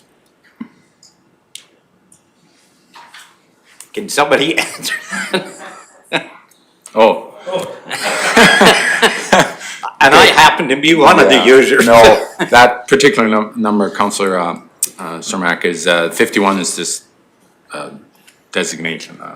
Oh, it's not, address that, yeah, it's just user fees, okay. Account number, right. yeah, Okay, yeah, sorry. Yeah. But we're being pretty nice when we only receive 100,000 revenue and it costs us over $1 million. Yeah. No, it's significantly higher than that in terms of current applications that are out there. Yeah. This figure, this 1,019,000 is, that's what it costs? Yep. To run that program, necessary to apply both options, the SB90 or the oil-based dust suppression or the calcium chloride, water-based. So that's the material itself, the manpower, the equipment, and the warranty work associated with any of these applications, along with those that may be off warranty but are still in a reliable condition to continue maintenance on them. Okay, so I guess I'm asking, that 900,000, what benefit is that to the county? The SB90 program right now is subsidized 50% by the rest of the ratepayers. So I think it's approximately 5,000 to put down a 150-meter stretch of SB90. So 2,500 of that is paid for by the resident itself, and then the remaining 2,500 by the remaining residents within Clearwater County. The calcium chloride one, the water-based one, that one is a 1/3, 2/3 cost share. So 1/3 of that, so typically it's around $1,000 for the application of that, which of course includes the equipment, manpower, etc. So 1/3 of that, so approximately $333 of that is paid for by the resident, and the remaining 2/3, $666 in some cents, is paid for by the municipality or the remaining ratepayers. So we provide those two options and, in order for this program to continue on, given this information, that's what it typically costs to run it, just a little over $1 million.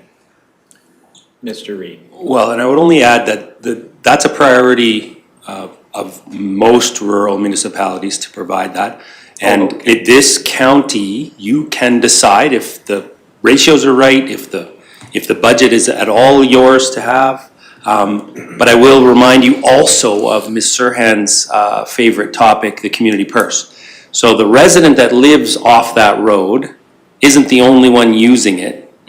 And so this is part of, being in a rural municipality. We have lots of gravel. And as yet, no one has invented dust-free gravel. Yeah, never will.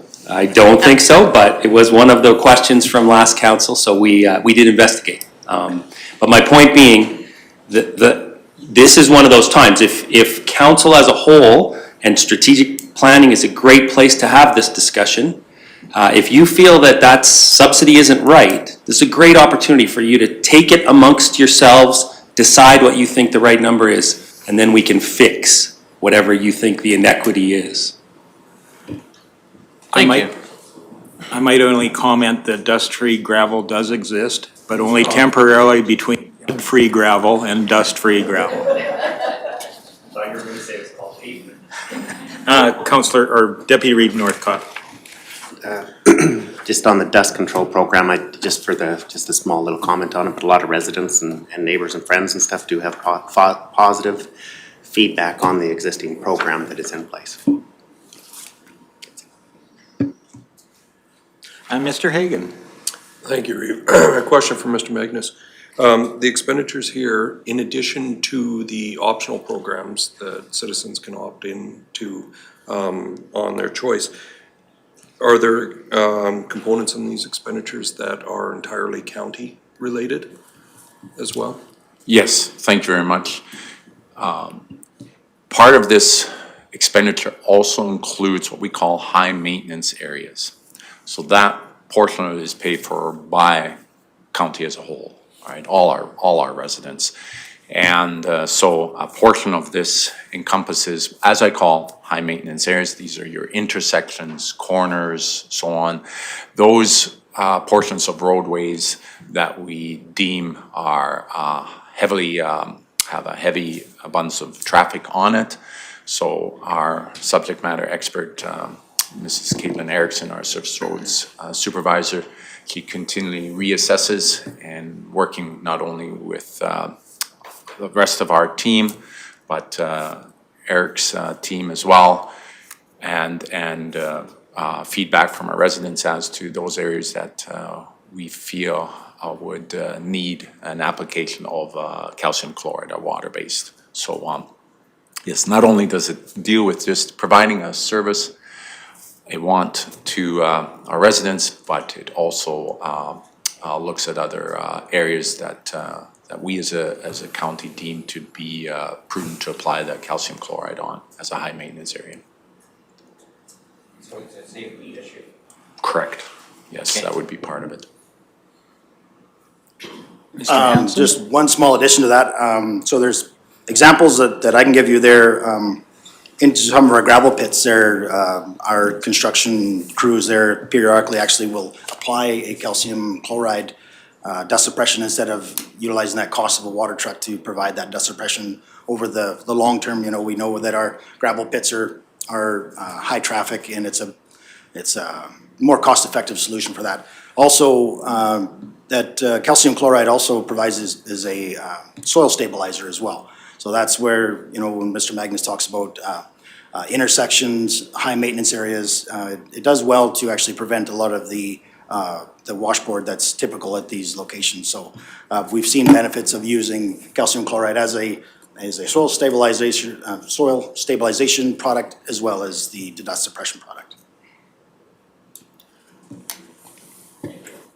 Thank you for that. It does spur another question for me. With those, there isn't necessarily a consistency of that program year to year, as I've maybe observed in the past, that an intersection, for instance, that did have that treatment one year may not have it the next year, whatever. And I know there's probably a process that you use to decide which ones are high maintenance that particular year. And maybe just a very brief jump into that pool. Sure. So a number of years ago, as per council's direction, this budget was decreased.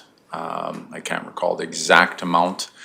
And so that played a part in us reevaluating those high maintenance areas.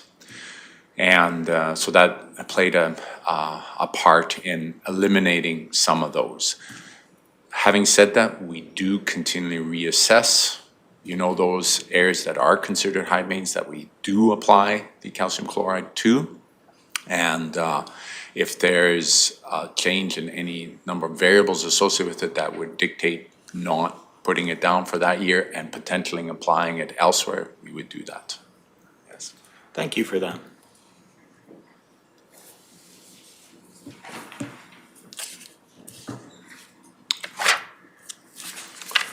Okay, the next one is line painting. Councillor Melhoff. Thank you. I was curious why in 2022, with the adding of the Spate Road at 6.8 kilometers, there was a 49% increase. But in 2023, with the potential for adding 23 kilometers, only attributes to a 1.94% increase. This year, we didn't do all the roads. The one example is Timey. So again, as our surface road supervisor goes out and evaluates those roads, she has her rubric criteria in terms of determining which roads are requiring all 3 lines to be painted. So an example of one that wasn't required was the Timey Road. And next year it's going to require it, along with potentially the Spate Road. So what you're seeing there is, in addition to those roads that weren't required this year, are going to be on next year for sure.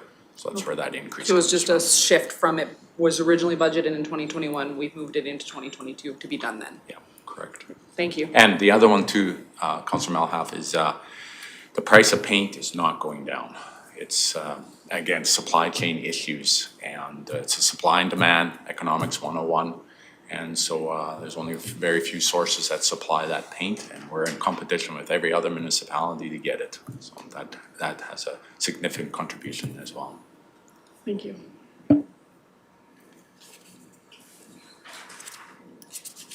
Okay, next one is paving and patching.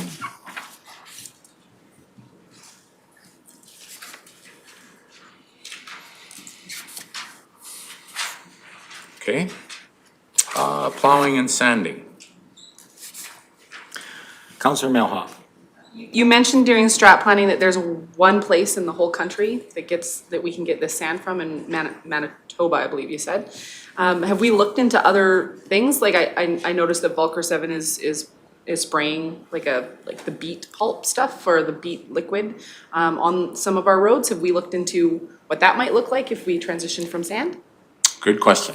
And I believe you were wanting to refer to salt, right? Oh, salt, yeah, I'm sorry, That's right. not sand. We provide our own sand, so we take care of that. That's part of our crushing program, is we do always make sure that when we do crush, that we have significant sand available to us at least 2 to 3 years ahead of time.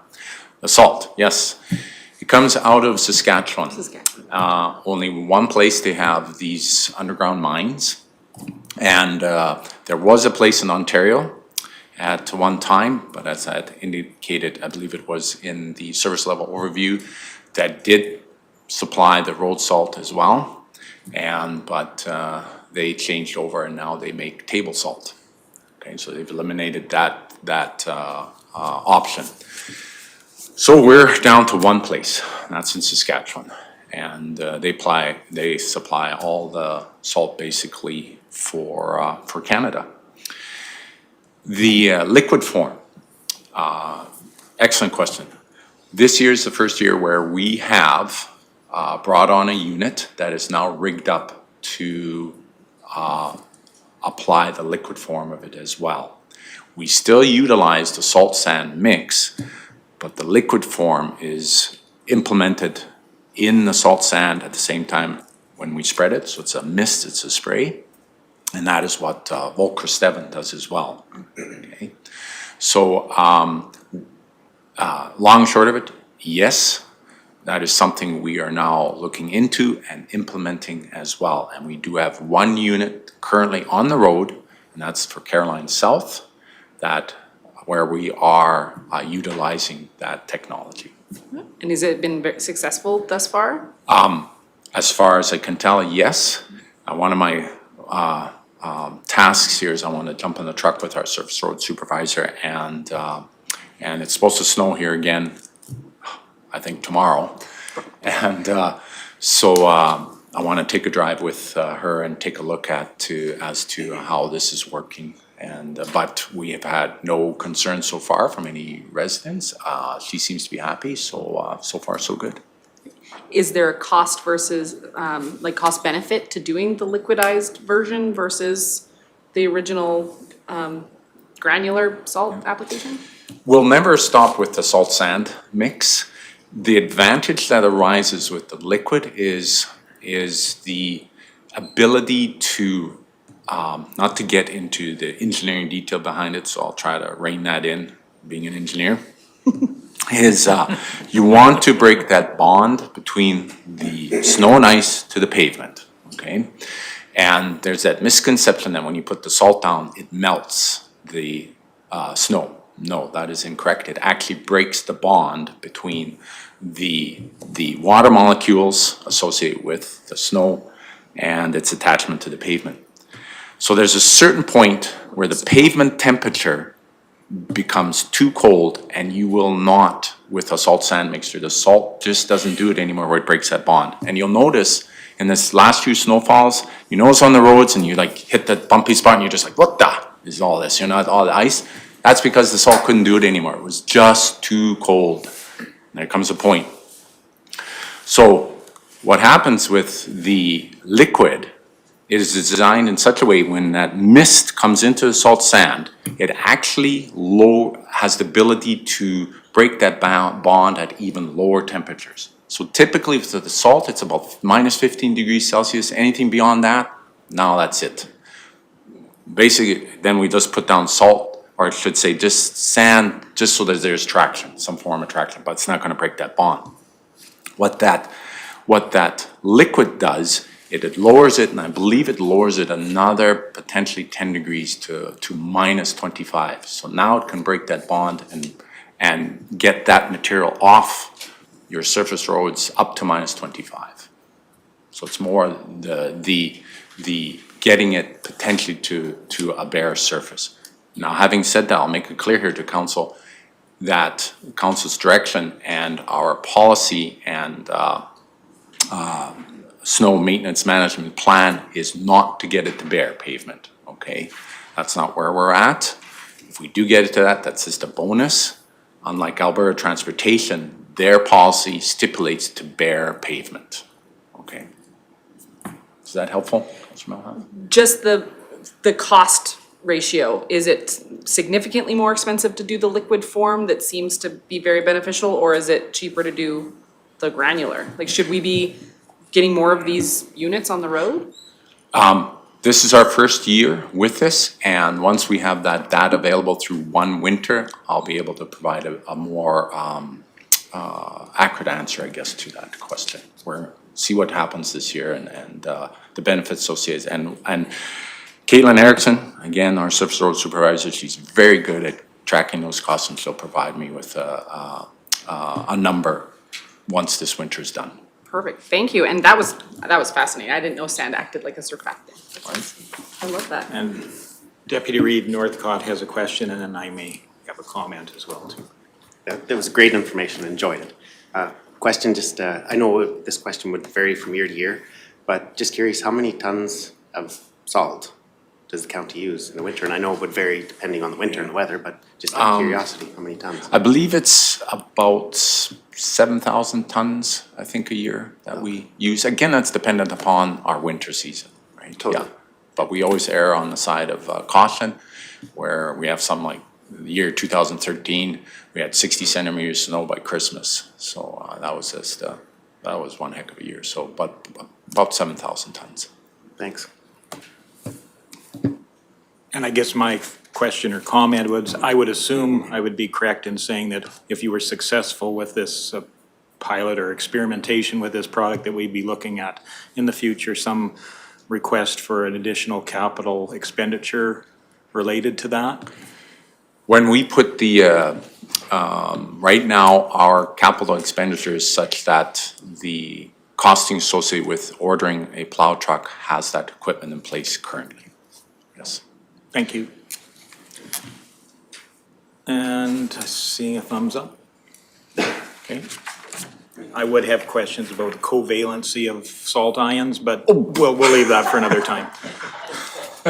Don't encourage the engineers. Okay, the next one was spray patching.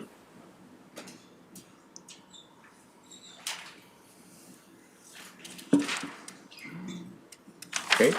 Oh, Counselor, or Deputy Reeve Northcott. This is a question, I think, for Mr. Reed. I know you've indicated that we all had sticky pads and notes and stuff like that. There's a lot of documentation here, there's a lot of numbers. I could go through this, like, we don't have, for me, in my opinion, I don't have any backing, so there's, to really verify any of the numbers, and I wouldn't wanna be a forensic scientist and, you know, an accountant and go through this.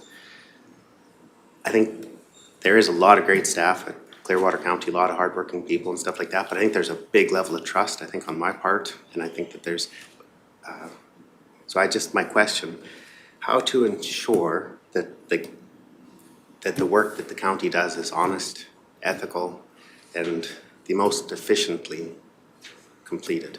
Like, what mechanisms and for accountability, like, because this is really all we get, right? But I don't have tickets to back any of the time. We don't have any of the contracts or anything like that. I don't even know if some of this was even spent, but I just curious what policies, procedures, mechanisms would ensure that this is honest, ethical, and efficient. If I may, so Yes, please. the short answer is, there is no short answer. The shortest answer is, that's our job.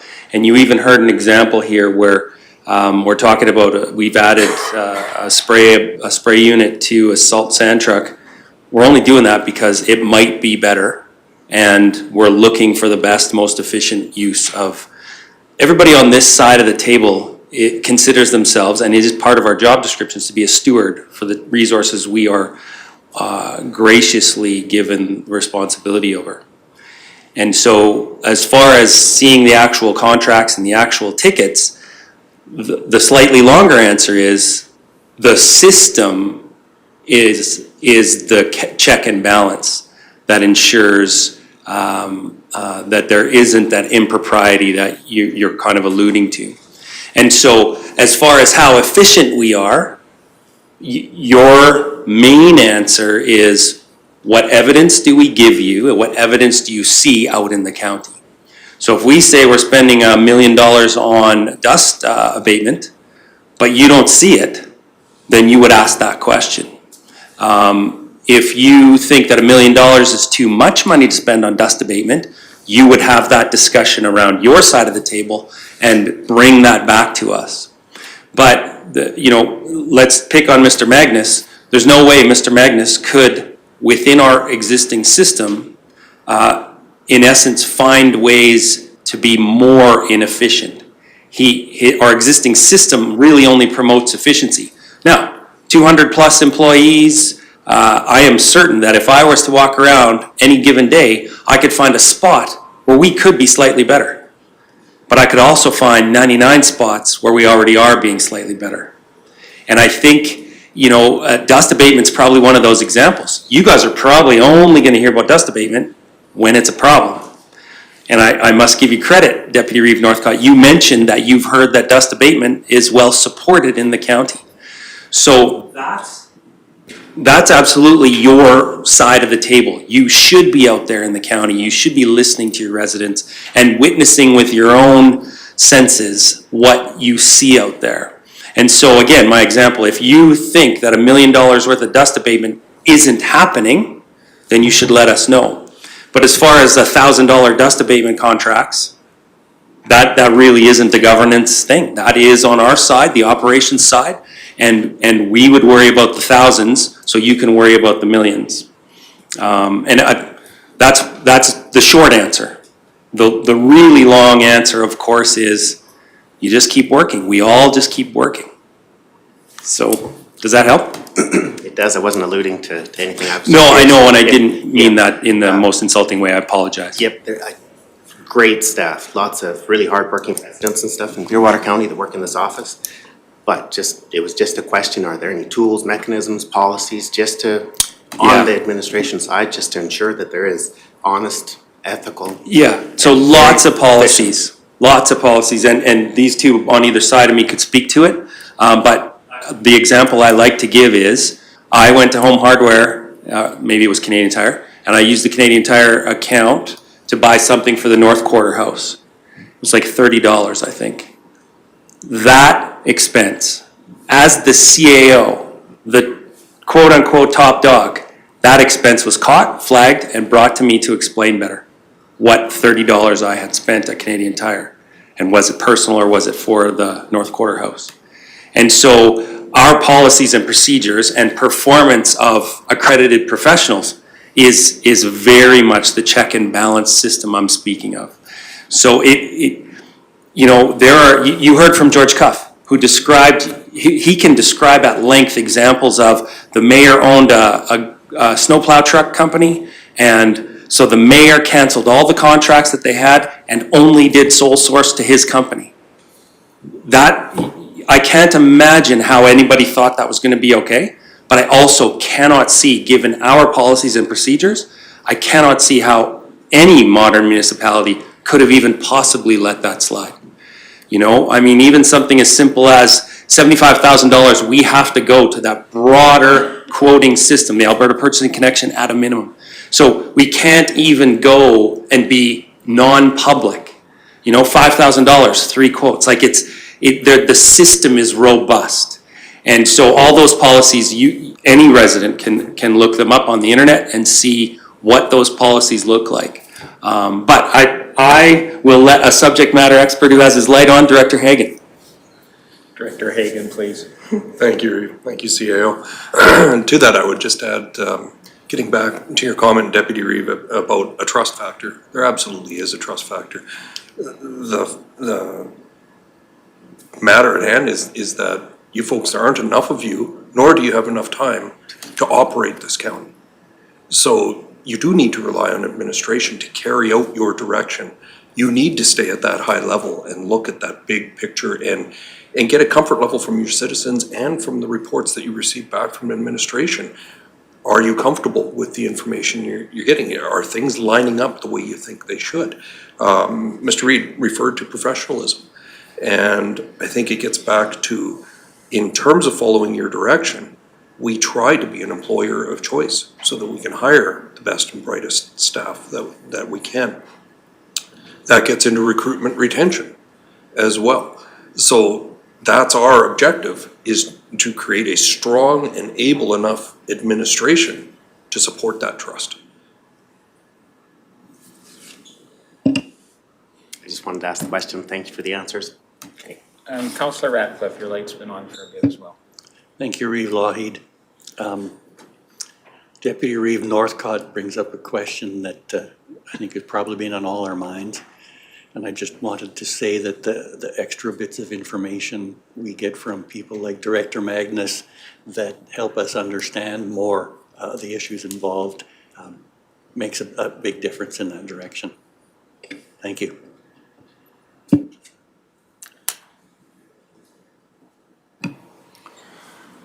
Before I carry on, I need to provide a correction here. I think Councillor Mellenhoff, you asked me as to how much salt we use, or Councillor Northcott, Deputy Reeve Northcott. Just a correction there. I indicated 7,000. The 7,000 is typically metric tons of combination salt sand that we use, can be 7,000 in a year, maybe a little bit more. In that mix is, when we do order the salt sand, salt's typically around 2,000 metric tons a year that we bring online from the supplier. And we typically have about 12,000 metric tons of sand available. So then we do the mix and combine. Can be around 7,000 to 8,000 a year, again, depending on the winter season. Councillor Sorry, that Melham. brings up a follow-up. Yep. Sorry, is there any recoverability of any of the salt or sand that we put out? Is that even a thing? That is not something. That's not a thing? No, Okay. typically, not like. Not like cities? Like the cities, yeah, exactly. Sorry. Yeah. We do need to report all of this typically to Statistics Canada. And I mean, that's sent out there, but recoverable, that's not an avenue that we've pursued. It's very difficult.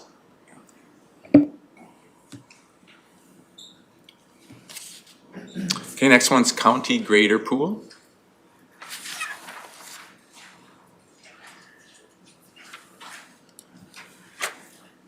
Okay.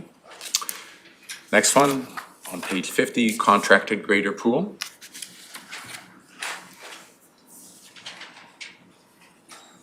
Oh, we have a question. Yes. Have the two different pools, why don't we just go with straight contract? Is it cheaper, is it more expensive? To provide a little bit of history here, we've always had two of our own graders and the operators associated with running those graders.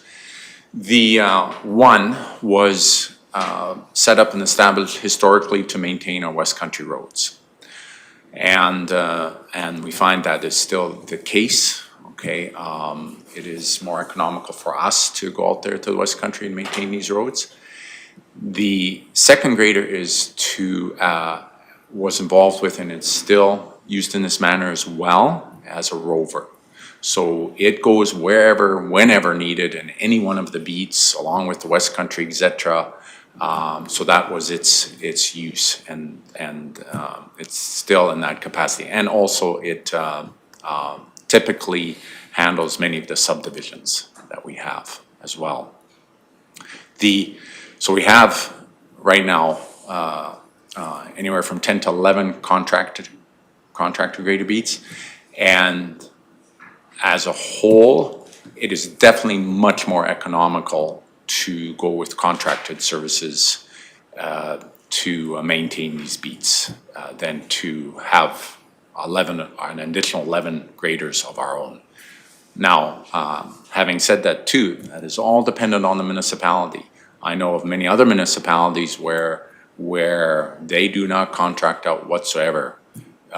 They just, for whatever reason, and they have all their own graders, so it's really different. And then there's many municipalities as well. Red Deer County is a typical one that they contract everything out, absolutely everything, all their programs and so on.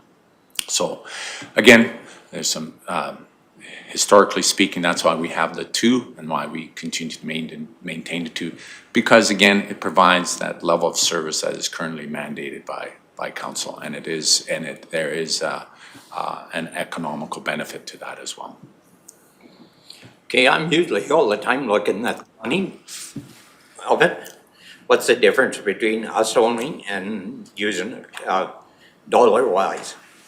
I can give it to you on a per hour basis. Okay. Okay, so right now, on average, our contract grader beats are about $100 an hour.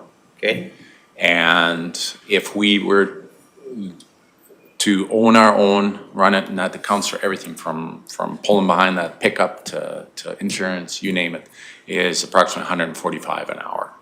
145? $145 an hour. So 45% more, eh?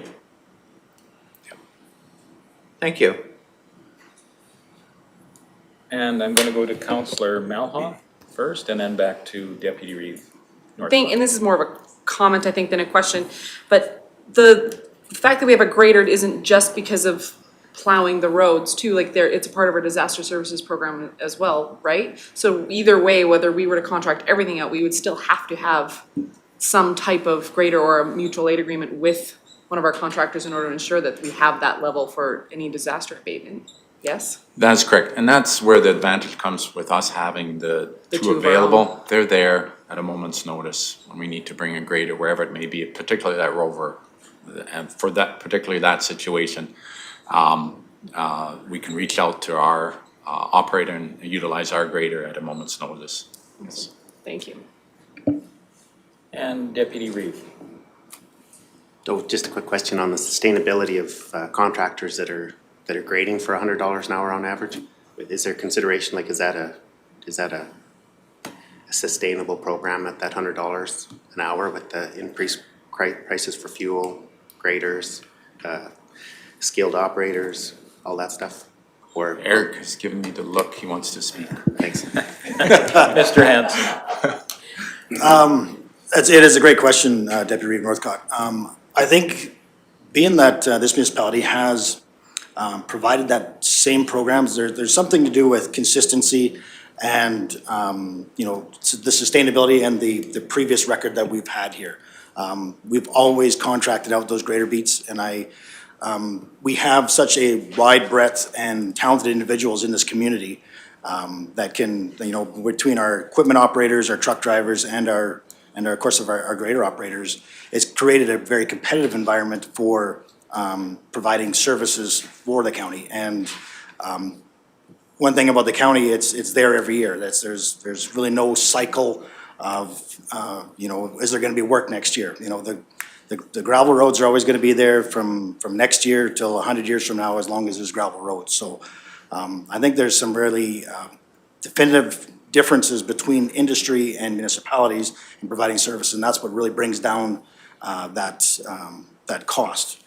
There was some different methodologies that we've incorporated with the county. For example, they used to be 3-year grader beats. Now we extend them to 5 years because in discussions with the operators or the contractors, that's the amount of time it takes to actually pay off a machine. So they're not getting rich doing it. We know that. We know what our costs are. Their costs have to be generally the same, but so they have to find ways to become efficient, which is usually gonna be right in the hourly wage of the operator. So an owner-operator is likely gonna be making less over the 5 years. From what we understand, the profit is the residual amount for the grader at the end of 5 years. When they sell that actually becomes the profit. So it's down to a science on their part.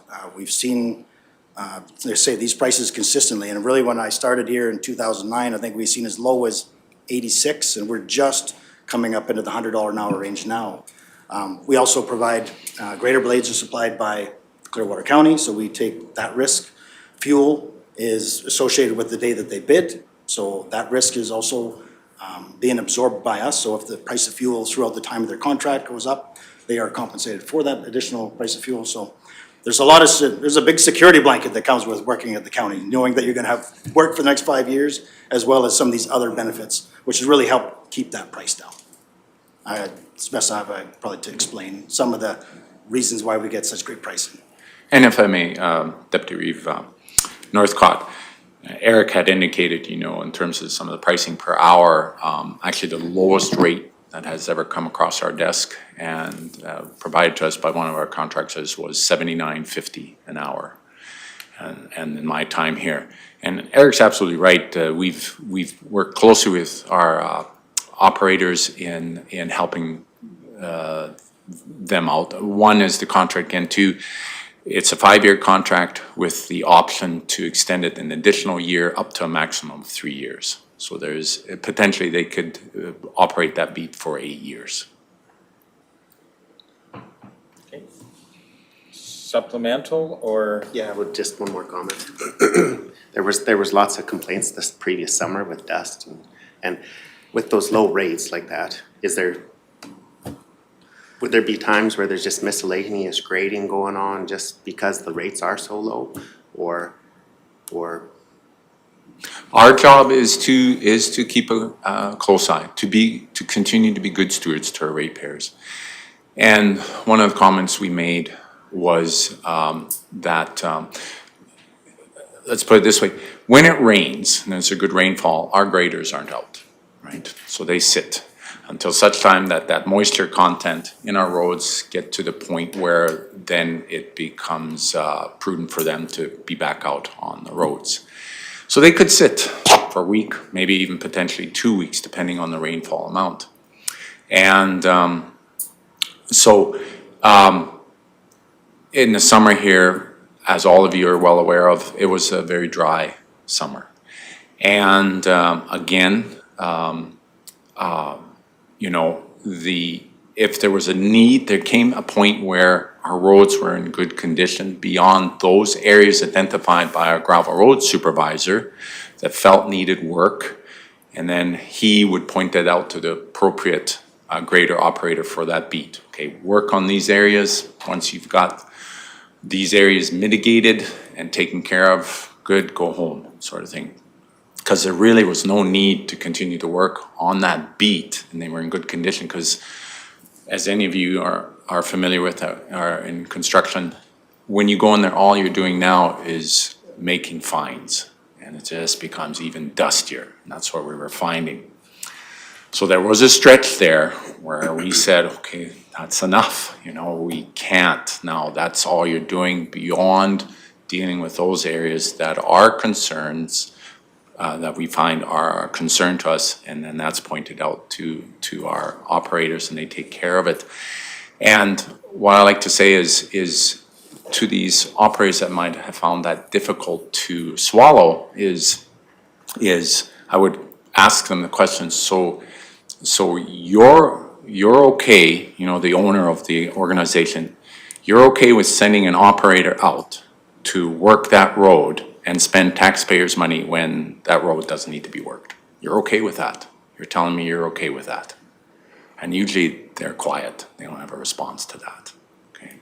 So ultimately it comes down, are we continuing to provide the service level as mandated by council? And are we continuing to be good stewards? And we'll do what needs to be due to make sure we follow those two priorities.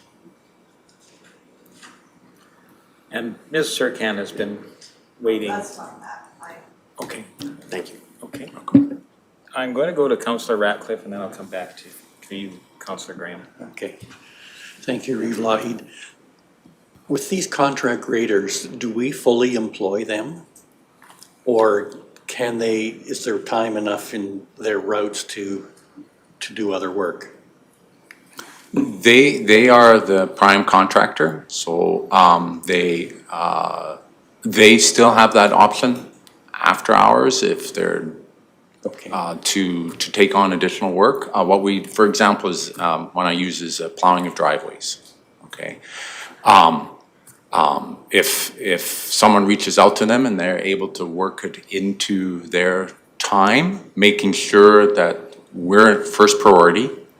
And making sure, again, I go back to our service level and what needs to be done to continue to maintain that level of service, that's being taken care of. And if time permits for them otherwise to seek out other work that doesn't conflict and making sure that their beat is taken care of, by all means.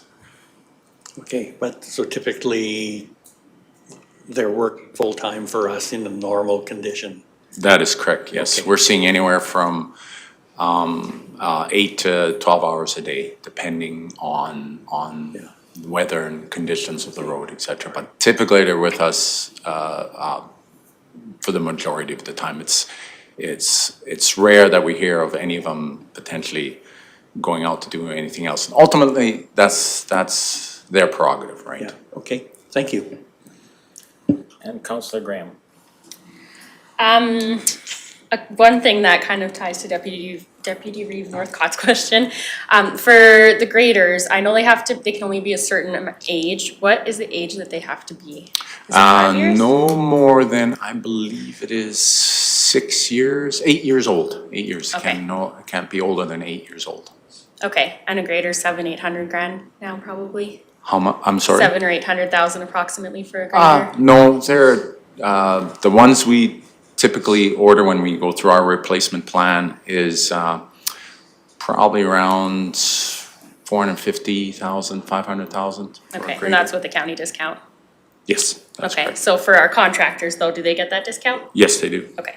My second question, I don't know if this is the place to ask it, but with contracted graders, how come we provide blades for the beat graders but not the construction graders who are working in shale and much rougher equipment or material, in my opinion, than gravel roads? Mr. Hanson. We just actually revisited that hiring equipment policy. It was a great discussion with the last group that we had here about wear items. There can be an argument made for both sides. It really came down to a council decision in regards to supplying of blades. It was the decision of the last council to leave blades as a owner supplied. You know, there's definitely a different rate between the, as we can tell, between the construction rate sheet, which in the spring, this council will get exposed to once we have the new Alberta Road Builders Association rates. We'll be bringing back that rate schedule for this council's review. And you can see what the recommended hourly rate is for, say, for example, the construction graders compared to the beat graders. So that really, in essence, is the difference. I don't know, I say arguments can be made both ways about which grader blade is getting wore out more when you're having, you know, a clay base versus a hard gravel road there with that hard pan, you know, much more, could be much more abrasive. But again, it was recently discussed, that item specifically with the last council, and that was their direction. Okay, So. thank you.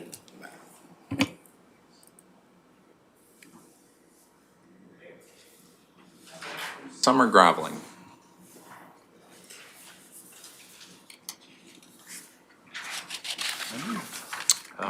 Winter graveling?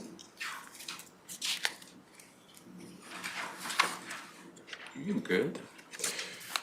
Okay, moving on to the individual programs associated with solid waste and recycling. The first one is landfill.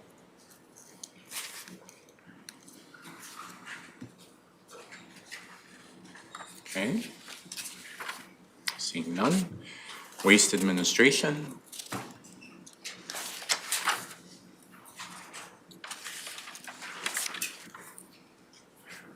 Oh, Councillor Melham. I noticed there's a pretty big spike at the 56% there, and that's just like you had said in your big overview, the reallocation of staff throughout that? Yes. Thank you.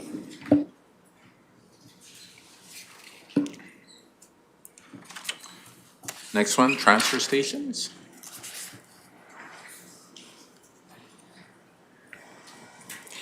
Quick question. Yes.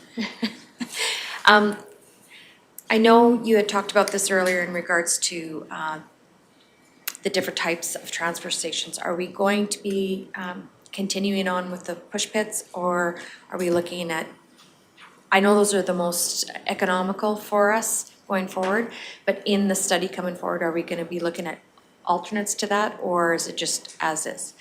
We will be looking at all possible options. Yeah, if there's, including push pits. So it comes down to efficiencies again, including such things as maintenance. Take, for example, the trans stores. They are a maintenance nightmare. And you're beyond the typically what may be found in the more urban centers. There's a movement away from the trans stores because they are very high maintenance items, not the most efficient. Yeah, but again, yeah, all options will be looked at in regards to what's the best path moving forward. Okay, and I'm not sure if it will be at this one or at the next one on recycling, but the talk of, since we've gone on our own, I know some of the residents have talked to me in regards of having what was the free bin, right? The avenue for people to place, and it depends on the person, right? It could be a, you know, relatively still good use item in that particular, for somebody else to pick up for free of charge.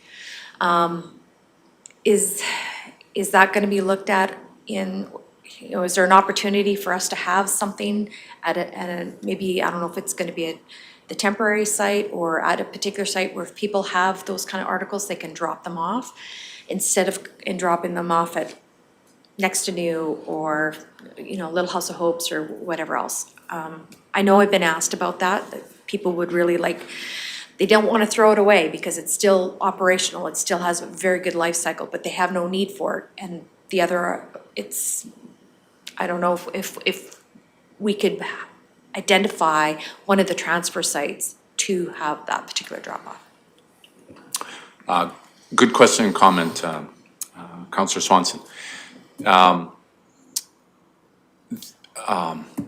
Part of the study, the firm we've reached out to, and they've provided the scope of that study, will involve not only public engagement, but also engagement with yourselves.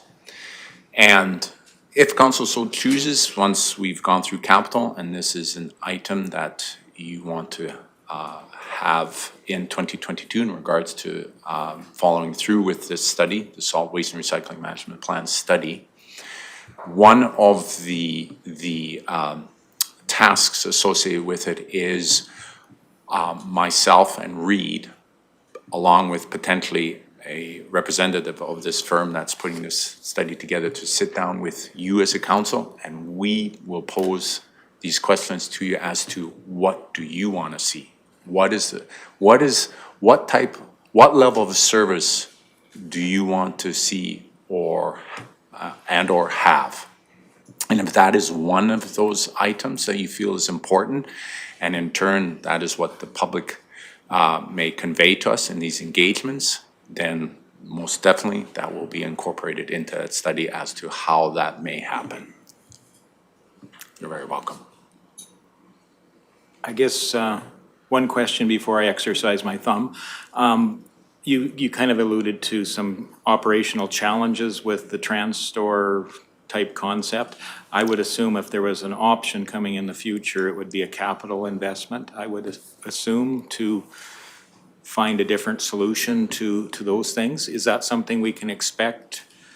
That is correct, yes. So once that study is done, our hope is through the ongoing Strategic Planning Committee of the Whole meetings that occur during the year, once that study is complete, our intent is to bring forward an agenda item to the committee, which would put forward recommendations and help build the story as to what we're looking at potentially for 2023, 2024 in terms of capital items. Yeah.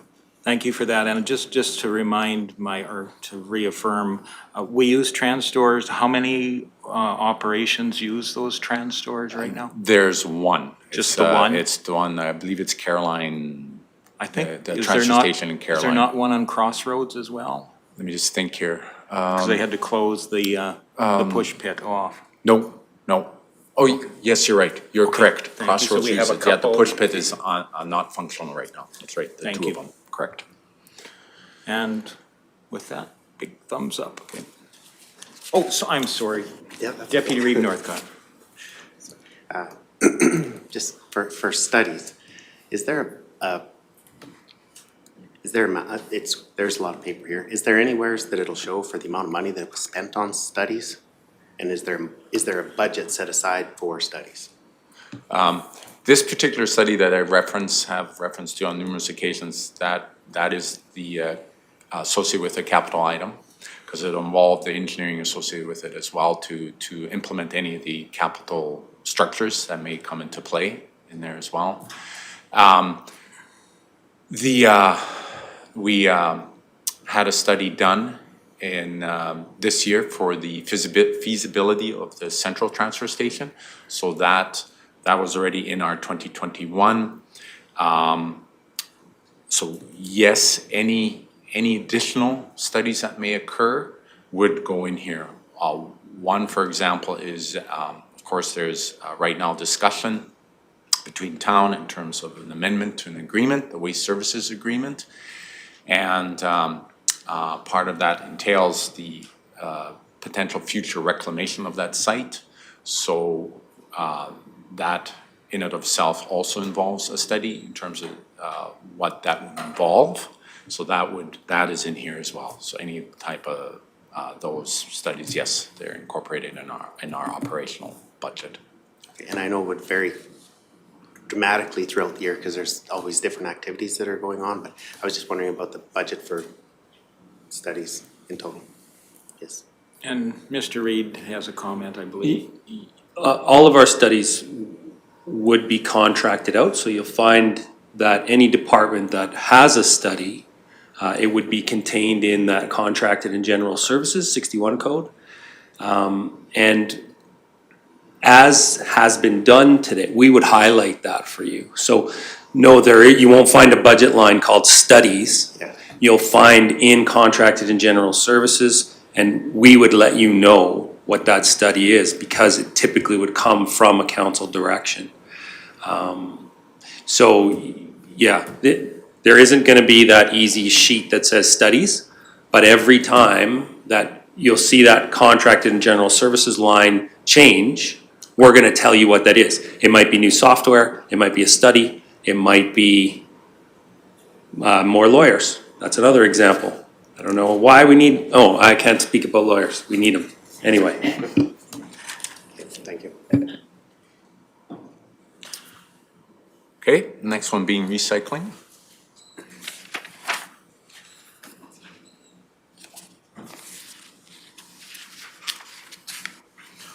Councillor Melhoff. This just may be my ignorance, but the revenues associated with recycling are up 440%. Is that due to the agreement change between the town and the county? And what would be associated with revenues with recycling? Are we selling our recycling? So again, the market in regards to recyclables over the last 2 years has been, let's just say, glim. Okay, there's no revenue to be had on recyclables. You may recall back China all of a sudden just came down with the mandate. They would take it, but it had to be less than 0.05% contamination. Is that possible? No, pretty slim. Just on that note, I was at the Central Transfer Station the other day and with my wife and I respect her opinion in regards to issues associated with any of the recyclable containers there, right? So she was showing me some things. And so we're in the cardboard and she's showing me how some of the difficulties arising from sticking the cardboard in. We look in there and what do we see in the cardboard? A pizza box. Done. It is now contaminated. Unless that facility that we send it to has the ability to sort, they'll pull that stuff out. Otherwise, guess where it ends up? Landfill. Okay. So anyways, the market continually fluctuates, and right now we're seeing an uptake on some of the recyclables and what's being paid out for the recyclables. So you're seeing that there. And that includes the metals, e-waste, tires, batteries, your freon removal, cardboard, plastics. Okay, so we're anticipating a little better year in terms of accepting some of the recyclables and the organization paying us for the recyclables rather than us paying to get it down there and not getting anything out of it. Perfect, thank you.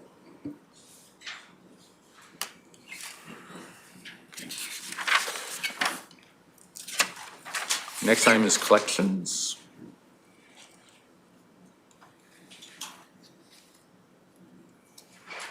Councillor Melhoff. Thank you. I just wanted to confirm that this was the equipment that we needed to have purchased for that, because that's quite a big jump. Just thinking here, a second here.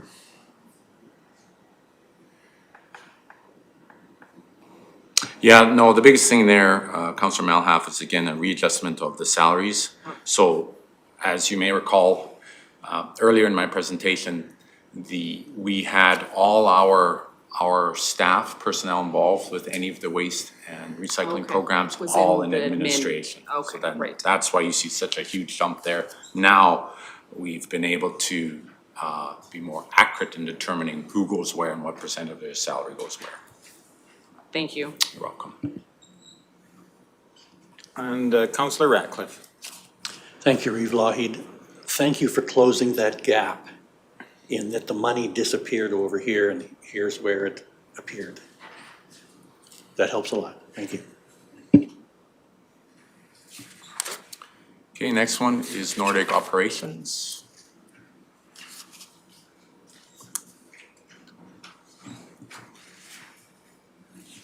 Okay, then Administrative Support, and I will turn that over to Mr. Hanson. Perfect. Well, we'll get Kurt off the hot seat here for a minute. I only have two operational components there in my budget. Happy to present them to council here today. First one being Public Works Administrative Support. Of course, this cost center includes support for both Public Works operations and infrastructure. Some highlights there, revenues are associated with industry permitting, application fees, slight increase there. Optimistically hoping with a strong economy, the permitting fees, revenues be going up slightly there. Overall staffing service levels remain unchanged, with small inflationary increases in most other operational categories. Small increase in contracted services associated with legal professional services due to ongoing litigation in certain areas. Any questions on that? Excellent. So my last operational item here is the Facilities General. So this cost center includes facility operations and maintenance for all county-owned facilities throughout the county. Revenues associated with agricultural, residential, industry leases on county-owned properties. A reminder back to the service level review, we talked about Clearwater County is a 50% owner in the Rocky Medical Clinic, as well as we have revenue from the Nordic Ambulance. Revenue is projected to remain unchanged, but we'll continue to evaluate every year. There again, staffing service levels remain unchanged. Small inflationary increases in most operational areas. Overall, the budget is trending down and from 22 to 2024. This can be attributed to actually scheduled facility renovations. The contracted services tend to fluctuate because facility renovations are actually an operational cost, they're not a capital cost. So if we have a large year like last year, we did the external work on the Nordic Discovery Center, for example. This year, we are doing some additional work in Nordic on the flooring, but it's at a much lesser rate than what we did last year. So we're seeing that contracted services trend down and then kind of stabilize there. Of course, as we reevaluate all these programs every year, adjustments are made throughout the year and then presented back to council. I've provided a small list of some of the items, the project highlights for some of our renovations there over the course of this year coming up there in the documents. Any questions with that? Councillor Milhoff. I'm just curious how renovations are, is it the fact that it's a less of a cost that it ends up in an operational thing, or just a continued maintenance schedule similar to a fleet would be that makes it operational versus capital? Director Hagan loves to talk about how renovations are operational and not capital, so I will defer that to him, please. And I laughed at the Hagan. engineer joke. So essentially what we're looking at, Councillor Milhoff, is are we extending the life or the operating capacity of an asset? So if we've got a building and we add an addition onto the building, pretty clearly it's capital, because now the building can do more, it can house more. If what we're doing is painting the building or maybe replacing the carpets, we're not extending the life of it, we're just making sure that we can keep it going. Or think of it as an automobile. So similar to fleet We're maintenance. changing the oil, we're changing the tires, but it gets to the end of its useful life and we say, you know what, we're gonna buy a new engine transmission for that vehicle, now we'll get another 10 years out of it. I'd say, well, that's a capital expenditure. So now let me qualify all that, is that every single thing, like say a new laptop computer, could technically be thought of as a capital asset. But you hit a tipping point where it's not worth the time and resources needed to track every one of those small dollar items. So we follow the provincial threshold guidelines and we set the threshold at $5,000. So you will see things going through operating that you might say, you know what, this is gonna last more than a year, why aren't we capitalizing that? Because typically it's under the $5,000.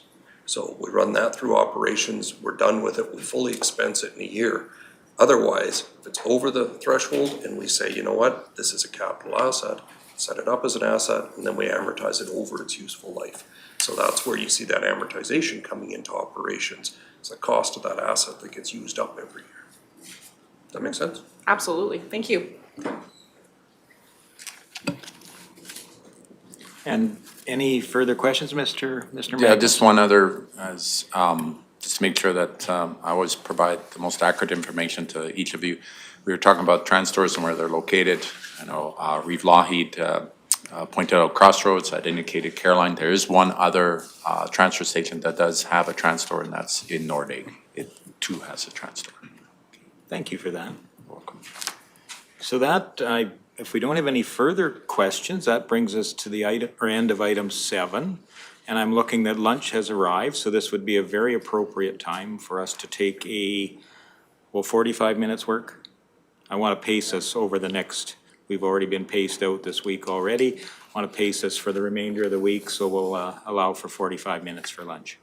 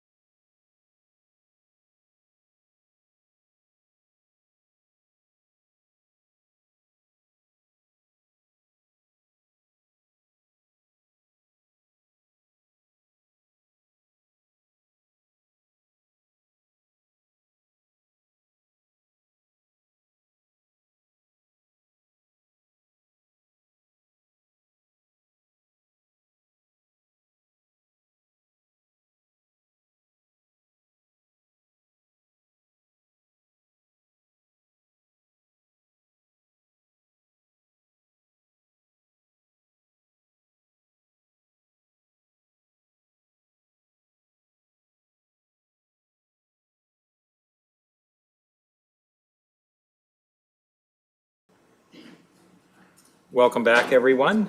We continue on with our strategic planning session, and that brings us to Section 8 of our agenda, which is corporate services, and we'll be dealing with Section 8.1 first, and I believe that's Mr. Hagan.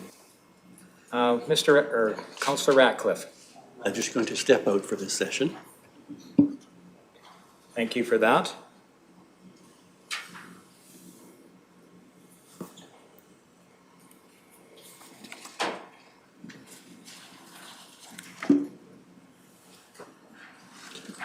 Okay, thank you, Reeve Lougheed. So I intend to proceed in the same course of action as my colleagues did with Public Works. And I'll just kind of give you some view as noted in the agenda item. And then we'll go through each area individually and address any questions you may have. Perfect. So looking at the revenues first overall, and it's not that these are corporate services revenues, but we don't have a good place to put the revenues that are attributable to the entire organization. So corporate services kind of offers to house them here so that we make sure we don't forget to talk about them. So as Mrs. Serhan noted in her introduction, the budgeted revenues are expected to decrease slightly compared to the 2021 operating budget. And what we're seeing is a downward trend still in residential property assessments, because those are based on market values. Typically, what we've been seeing over the last number of years is that the increase in industrial properties and linear and so forth tends to offset that. But again, in the interest of conservatism, we're not banking on that. So we're basing our revenue projections at this point on a static tax rate and static assessment rates, but allowing for a decrease in some of the market-based assessments. So there is a slight decrease there. That overall decrease is offset somewhat by the anticipated revenue from broadband services. So this is built on the assumption that we complete phases 1, 2, and 6 in 2022, probably midway through the year is our assumption. And then we would be able to start lighting the system, and assuming that internet service providers come on board, then we would start seeing some wholesale revenues coming in, and you'll see that we start out small and kind of gradually increase as we roll out more and more services. So that is the theory there. Is there any? Maybe we'll continue on and then we'll get to the revenue detail next. And I'll just go on to expenses for now. So budgeted expenses are about 12% higher in 22 compared to 21. So this isn't necessarily a significant change all in 22, particularly not for service levels. There were changes that council approved for 2021. And what we're seeing is some carryover to 2022. So for instance, there was the approval of a hiring of a records management coordinator midway through 2021. So we're going to see an annual salary now in 2022. So you'll see an increase there. Similarly, there was the approval for a second communications position, who happens to be with us today.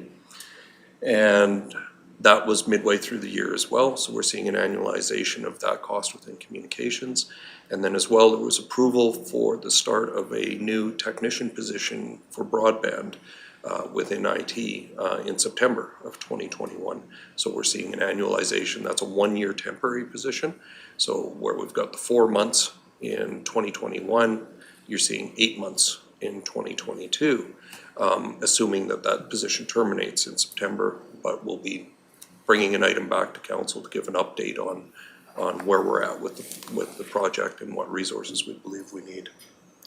As well, I guess the only real service level increase that we're seeing in 2022 is technical support for IT. We've seen a growing trend over a number of years now, particularly with more mobility of devices and people working from home and so forth, more calls coming into the IT help desk and so forth. So our 2 systems analysts are trying to keep up with it all, but they're not managing to be 100% on top of it. So we're looking at and proposing some contracted services for 2022. And this is consistent with past council direction, because we're not sure we're at the point where we need another full-time systems analyst yet. What we're proposing is to have contracted services for 2022, use this as a pilot to really analyze, one, getting caught up on our backlog of outstanding calls, but then also analyzing and predicting, are we at that point where we need a full-time staff member? Because it's an industry, and Mr. McDonald could speak more to it, but my understanding is it's difficult to get somebody to come on board for a part-time position necessarily. So we've been looking at that tipping point saying, do we have enough to keep a third person busy yet? And we believe the contracted services is a prudent way to explore that, get caught up, and again, come back to council through a strategic planning meeting and provide information back as to what we think we need going forward. So you will see contracted services going up there. You'll also see contracted services going up in IT for increasing costs of licensing fees and so forth for software in particular, as well as some of the hardware support we have. And then as well, when we bring new programs on, that brings on more licensing costs as well. So we are seeing some increases there. So if there's no questions, generally speaking, we can go into the individual areas. Deputy Reed. Just a question for the site transfer cards that all the residents got. I was just wondering if there was an inclusive cost with all of that for all the IT support and all the behind the scenes, like for administration and all the costs of that, if there was a total sort of package on how much that costs. I will refer that over to Mr. McDonald and Mr. Magnus, because we charge that through the waste program. Oh, IT certainly lent a hand with that and helped coordinate it, but the costs were captured within regional, or within solid waste. great. Yeah, Mr. Hagan is absolutely correct. We did utilize the expertise of IT to, in terms of personnel, Mr. McDonald, in helping us bring online and working with the organization that set up the system. So, and not only helped us in putting together the cards themselves, but the tracking. So when it's inputted into each of our transfer stations attendants into their mobile phone, that information. So it's tracked within that software. But all of that beyond, and Mr. McDonald can speak to if there's any additional information associated with this, all to get that system set up, including the software and the cards and the continual data acquisition was budgeted through our solid waste programs, particularly administration. No, I just thought, because that would be a program would continually need like IT support, and as the future goes, right, there would be. Mr. McDonald. Yes, absolutely. It's continued support. We're finding it's not an owner's support. The company that we work with and the quality of the software has been quite good, so we really haven't had as much. But again, where we'll probably see it is in a couple of years after the devices and stuff get a little older. You usually run into some more higher maintenance costs as products get a little older. But that's just a general idea of the thing. But we really don't have a lot. We probably have about 6 to 7 calls in reference to that a month right now, so it's very, very low. But over time it will go up. Okay. Does that help? Yep. All right, so perhaps we'll turn to page 68, and that gives more breakdown of the revenue numbers. Any questions on that?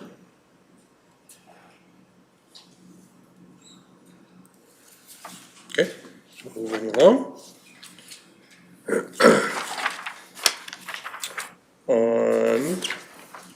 Actually, before we move along, there is one item I would like to touch on. Within the revenues there, you see that 67 other expense of $1 million there. That's our anticipated bad debts or write-off of uncollectible taxes. So we currently net that within the budget against the revenues, because these are revenues that we're having trouble collecting. We've had some concerns over the last couple of years. We've seen increasing balances in our outstanding taxes. But over the last year, and particularly the last few months, we're seeing some significant pay down. If council will recall, we provided an update, I think about a month ago or so, on those balances and indicated that one in particular account was the majority of that. And we saw a significant payment come in earlier this week on that, so I think that's a positive sign moving forward. So we're very cautiously optimistic on that going forward. So that's why we're not increasing this amount over what we budgeted last year, but just holding steady and continuing to work on that. And I guess the question I'd have, would I be correct in assuming that this would allow us to access a provincial program to recover some school tax portion of some of those outstanding taxes? Good point. The PERC program, as they call it, PERC, is a provincial granting program whereby the municipality, because we are required to collect school taxes above municipal taxes, and where we've had to remit those taxes, those school taxes to the government, but haven't been able to collect them, if council approves a write-off of those accounts, then we can apply for granting to get some of that back. So we've had success on that in the past as well. I'm going to go to Councillor Melhoff. Sorry, thank you. So do we have any way, I know that Mr. Hand had explained before that we do have some ways of getting some property taxes back from people. Do we have any that are actually going that direction that we're gonna have to potentially deal with in 2022, or is this not the right avenue for that question? No, it's a valid question. Perhaps I'll let Ms. Serhan comment on that. Yeah, we have in the past wrote off accounts for the very reason that Reeve Wahid mentioned, so that we could recoup the provincial school portion. We are optimistically hopeful that we won't have to write off as many, but we certainly do write off a small amount every year. Ones that we don't have a legal way of collecting those funds if the company's gone bankrupt or. Thank you. And Deputy Reeve Northcott. Just for clarity, industrial taxes or residential taxes? All industrial, residential, the municipality does have an avenue to collect municipal taxes other than where industrial, if the company's gone bankrupt, there's been some decisions in the court that the municipality did not get to collect the taxes, so. Right, then just for clarity that it's more industry than industry, yeah, for sure. Okay, Please, go ahead. so moving along to page 70, looking at financial services.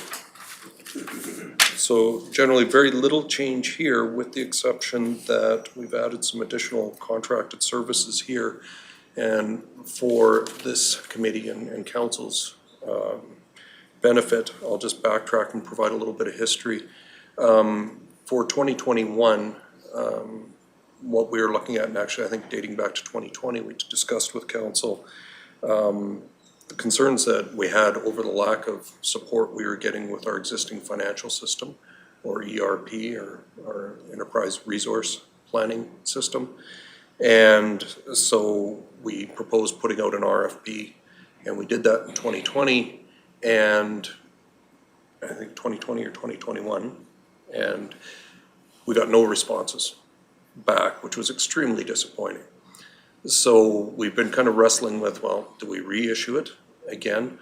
But in the meantime, Mrs. Serhan, and I'll let her provide some detail if she likes, suggested let's spend some contract money with our existing provider and see if we can't maximize the productivity that we're getting out of the existing system before we go back out to the market again. So that's the intention here, is to look at that. One of the avenues that we want to look at there is a human resources information system that has been on the request list from HR for a number of years now. We're still filling out timesheets by hand. There's much more efficient ways to do it. And so that's one of the things we're going to explore, is can our existing provider provide that module, and can we incorporate it into our current operations and our system, or do we need to look outside for something else to bring back in? So Rhonda, is there anything you wanted to add to that? No, I don't think so. Okay. So that's the only significant change being within financial services here. Now as well, a little bit of contract services increase is also attributable to year-end work for the year ended December 31st, 2021, because the technician that we put into the broadband position actually came from finance, and she was instrumental in pulling our year end together with capital assets. So we're thinking we're gonna need a little bit of extra help consulting to get our year end financial statements pulled together to compensate for that a little bit, so. Any other questions on finance? So corporate administration general is for any of those corporate admin costs that aren't attributable to finance, IT, communications, or assessment specifically. And this is where we are housing the records management position as well. So that's why you're seeing the increase in salaries there, is that annualization amount there. Contracted services are going up significantly, again, because of insurance. There's a growing trend for property insurance in particular, liability insurance as well. And it's our best estimate that we're gonna continue to see increases over the next few years. So we get our insurance through RMA insurance. That does save us a lot of money, but still, it's a general industry trend that we're seeing these costs go up. Given the weather conditions in BC this year and fires before that, I don't think there's gonna be much change to that trend in the near future either. So that's the bulk of what you're seeing there for the contracted services. The other expenses that you're seeing on the bottom of that section there, number 67, 501, 500, 1,500 of that is bank service charges throughout the year. But the $500,000 number is a contingency number. Now let me be clear, this is not corporate services contingency, this is for the whole organization. So Mrs. Serhan in her introduction talked about agenda items that will come to council throughout the year as circumstances change, new opportunities come up, new needs are identified, and council may well make budgetary adjustment decisions and approvals throughout the year. This allows a pool of money that council can pull from to reallocate. So program A, there's been a change, council says, you know what, we wanna spend $100,000 on that program this year, we don't wanna wait till next year's budget. You can approve a transfer from this contingency over against whatever operating department is responsible for that budget. So this is kind of your what-if scenario. This is, again, a pool of money that you can access. Does it need to be 500,000? Not necessarily. We used to budget $1 million in this area, but we found we weren't absolutely needing that much money. So we cut it in half to 500,000. Previous councils have been comfortable with that amount, but it's something to keep in mind as we're going through the balancing process. It's up to council's discretion to adjust that number. Okay, does that make sense? Okay, moving on to assessment, page 72. So the revenues that we see here, the $250 that you see in 2022 is basically appeal fees. If anybody files an appeal of their assessment value, they have to pay a registration fee. If they're successful in their appeal, they get that money back. We had no appeals last year at all, but we do generally plan that there might be some, so we put a little bit of revenue in here. And then you'll see the cost of those appeals down in contracted services. So we are fortunate to be part of a regional assessment review board, so we don't have to manage this process on our own. And the city of Red Deer manages it for us. We pay a membership fee for that, and then we pay the costs of any actual hearings that take place. They send board members out here, we house them, and they hear any of the appeals and render decisions. It actually works out really well for us. The other revenue item you're seeing there is a grant from the provincial government. And I'll just take a few minutes to explain this. I can't recall if we've touched on this before, but a decision was made a few years back. Industry for some time has been lobbying the provincial government as to inconsistencies across municipalities where they have pipelines or other designated industrial properties and so forth. And they'll see varying assessments depending on how an individual assessor is appraising things. And so their lobby was to say, let's get a consistent approach across the entire province. So no matter what municipality we're operating in, we can expect consistent assessment information. And so the province agreed with the caveat that industry would pay for the cost of those assessments. So essentially what's happened over the last few years is the province has moved responsibility from the individual municipalities to the province to do those industrial assessments, but they don't have the resources to do them themselves. So largely, and certainly in the case of Clearwater County, they've come back to us to say, can you do the assessments for us? We'll give you, the standards to follow and the directives, and you do it for us on contract. That's what you're seeing here. And so they're paying us a grant. We don't have the resources on staff to do those designated industrial properties. We contract it out. You're seeing that in the contracted services. So that original agreement, I believe, expired at the end of December of 2020, was extended for another year to the end of 2021, I believe. And most recently, it's been extended now till March of 2023. So the province has been hiring up staff, and their anticipation is by April of 2023, they will take this over. You'll no longer see this revenue item. You'll no longer see the contracted services. So in the meantime, we work with them. Our contractors are wonderful. Very, very informative to us. They keep us in the loop, even though they're technically doing the work on behalf of the province. They treat us as the customer. So they give us a heads up and they give us good information coming back. And they're very timely in terms of bringing new projects on to the assessment role as well. So other than that, we've got no service level changes, no staffing changes here.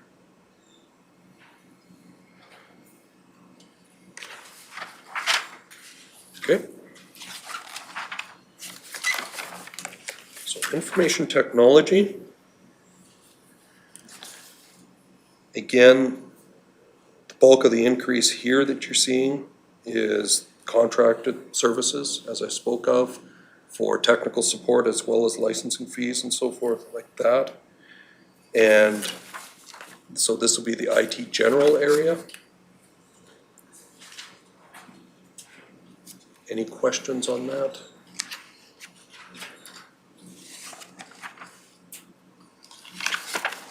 Then we get into broadband. So again, what you're seeing here is not the construction of the core fiber backbone network. We'll talk about that tomorrow. But this is based on the assumption that, one, we start to light the network sometime in 2022. We start to see some revenues coming back, wholesale revenues coming back. But then we need to start shifting. We've got a broadband technologist and a technician. Right now, they're focusing the vast majority of their time on construction.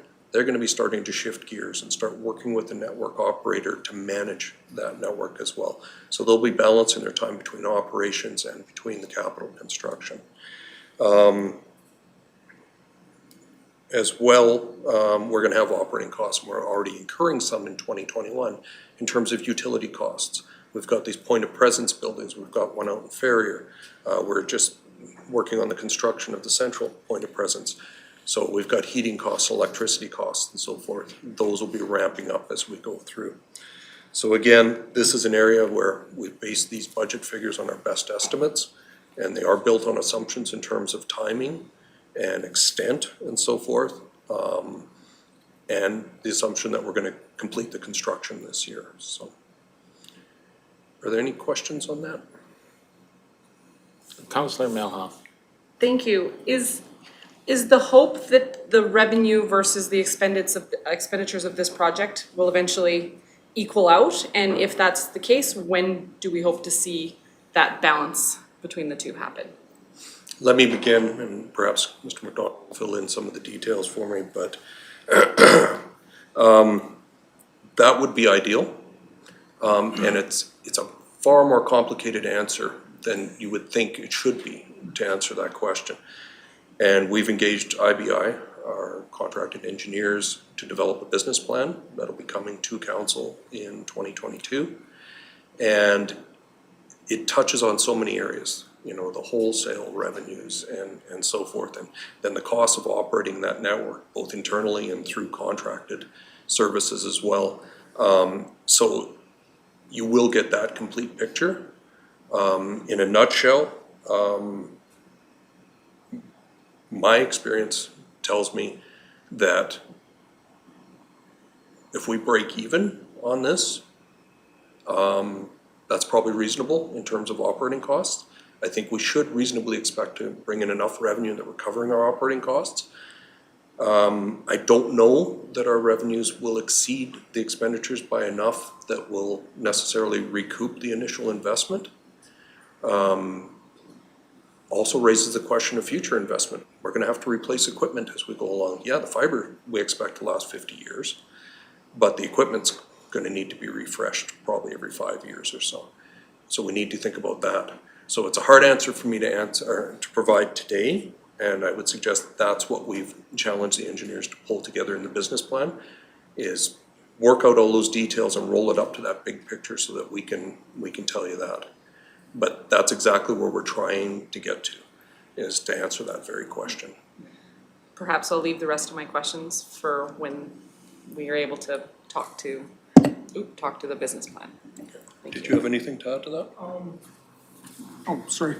No, not really. I just want to say maybe just add some of the services that are going to be involved in the operations part of it. There's the one call commitment that we have to make. We've got 230 plus kilometers of fiber that we have to monitor, make sure that, you know, nobody's going to hit, break, fix. There's going to be repair, maintenance, and that's the best guess estimate. I did talk to some industry people and said, you know, expect more hits during the summer for obvious reasons and less during the winter. But how many we're going to get over our 230 kilometers, could be 1, could be 20. We just don't know until we have those numbers. So I've included that in. And also the cost of the network operator, the people that are going to run this for us in the long term, and the bandwidth that we're going to be purchasing. There's a monthly fee to how much bandwidth we purchase and can use for there. So there's a few more little costs that you probably wouldn't be aware of. I can tell you. Thanks. I guess similar to our discussions with solid waste, this is an even newer program to us.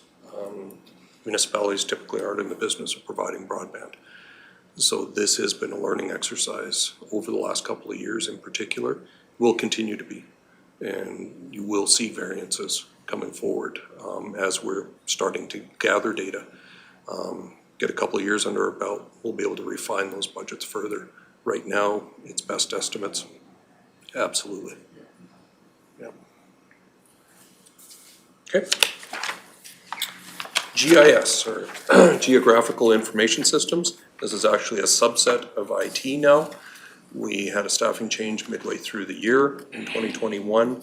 And with that staffing change, Cam and I put our heads together and thought it made more sense, especially considering the IS stands for Information Systems, to move that over to IT. And quite frankly, I think that's worked really well. We're seeing a lot of integration there. Systems analysts as well as our technical staff on the GIS system. We have a very robust system that we're hardly tapping the capability of to date. And we have high hopes going forward, and we've got a lot of interest and demand throughout the organization for uses of GIS information.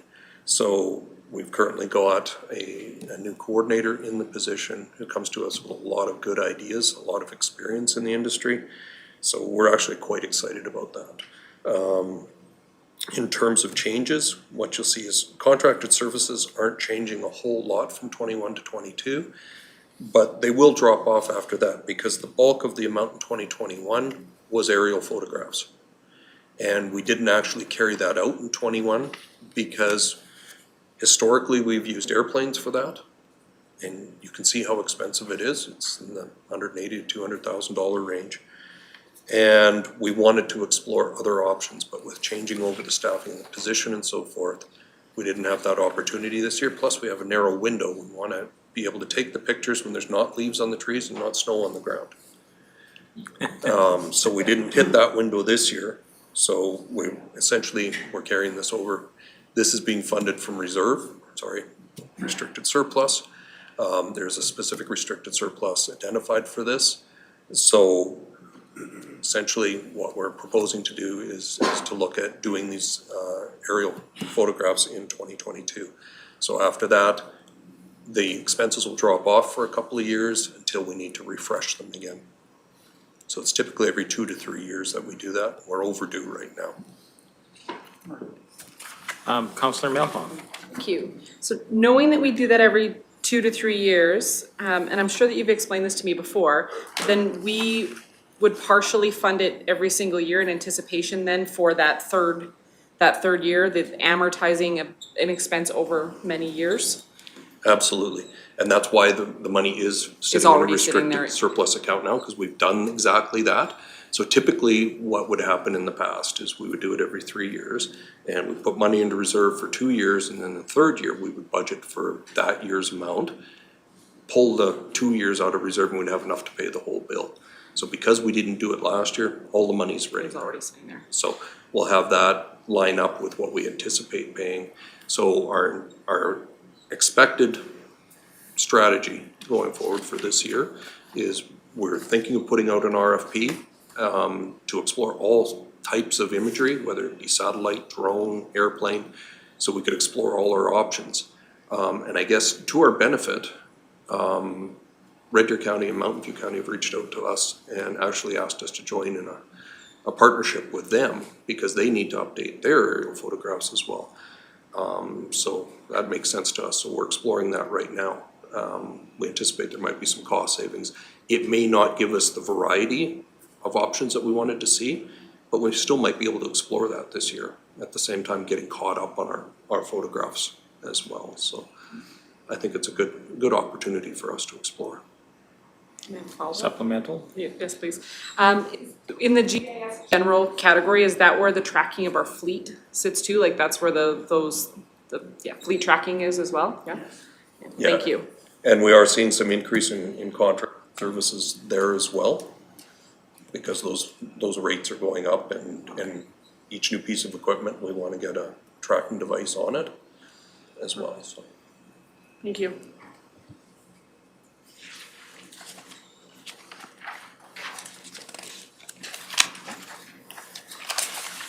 That takes us to communications. So what you're seeing here is, again, annualization of salary. So the service level increase was approved for 2021. What we're seeing is maintaining that service level through 2022. So we're seeing annualization of salaries there. Some contracted services amounts going up, essentially for support for videography and that sort of thing, to supplement what our staff are able to do in-house. And that's essentially everything that's going on there. Councillor Melhoff. Thank you. We mentioned earlier that, computers and stuff like that, they're more expensive, we're using them more often. And I would then assume that the materials, goods and supplies would have ended up going up, not necessarily down. And we're showing a pretty significant, well, not in comparison to the whole budget, but a decrease Yeah. to that line item. Essentially, we did do a little bit of shuffling. As you'll see, we're up 30,000 in contracted services, down in 20. Okay, so it's just the reallocation It's a of bit of a reallocation. programming? Jujitsa, who is the coordinator of the area, sat down with me and said, we're actually spending more on this kind of stuff and less on this. And asked if she could rearrange it. I said, yeah, that makes sense, because that refines our budget, lines our budget up so that when we're reporting the actuals, we've got apples to apples. Okay, so it's just like a shift in the way it's presented. Essentially, yes. Thank you. Any further questions for this section? Well, thank you very much. Thank you. That brings us to Section 9, which is agriculture and community services. So we'll welcome Mr. Martinson to our presence. And maybe, do we want to take a quick 5-minute stretch? Just, I could sure use it, so let's take 5.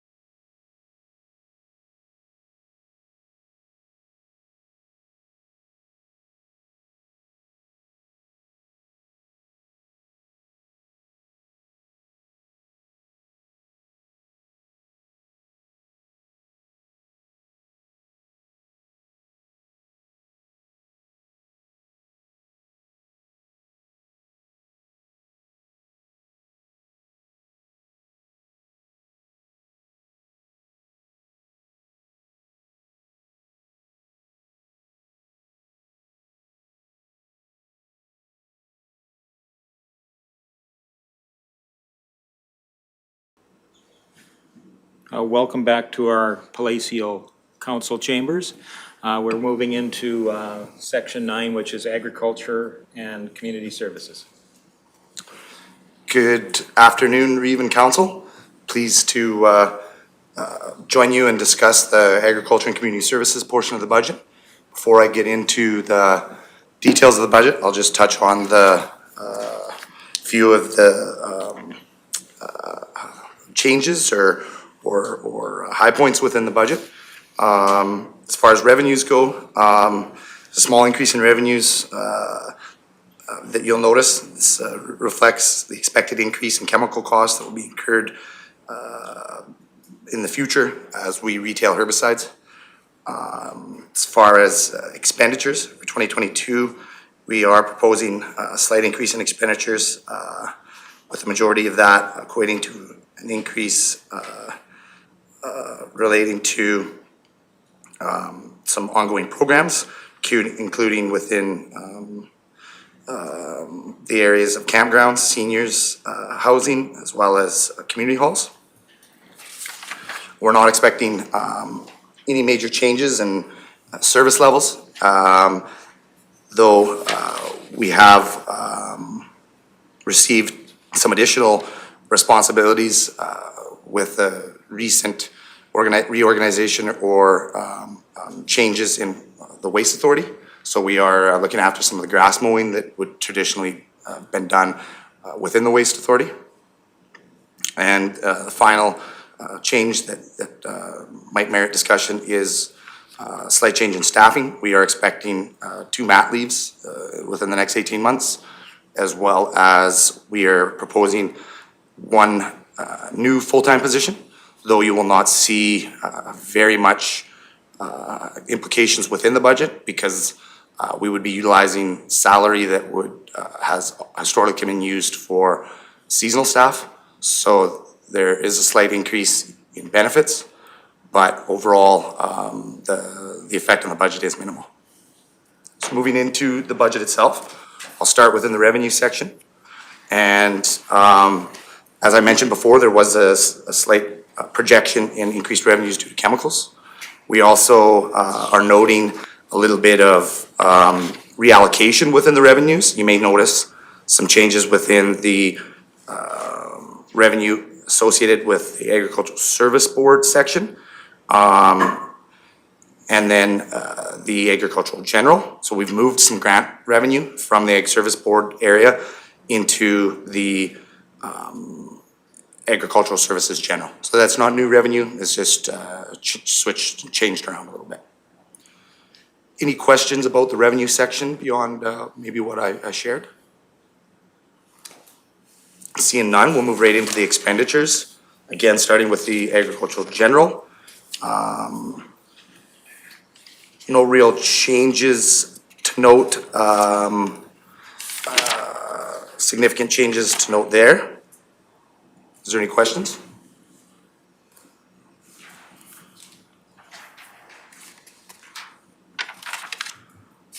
Moving to vegetation management. We're not expecting any significant changes there beyond some slight increases to supplies and materials related to metal prices, supply chain things, the things that you've already heard all morning, but no real significant changes within the service levels we plan on delivering there. Questions around vegetation management? Seeing none, we'll move into the land care sections of the budget. We have reduced a bit of the revenues in that area related to reductions in provincial grants that we get. We have seen some erosion of the provincial environmental grant that we get. Typically, we would have gotten a little bit more in the past. It really is merit-based, so it very much depends on historical programming based on sort of future granting. But our best estimates based on the information we have is that grant will be reduced by the province moving forward. Any questions about land care? Seeing none, we'll move into 5140, agricultural production. This is where we've sort of reflected a little bit of the revenue change relating to our herbicide sales. You'll also notice within the rural beautification, we're adding a little bit of contracted services.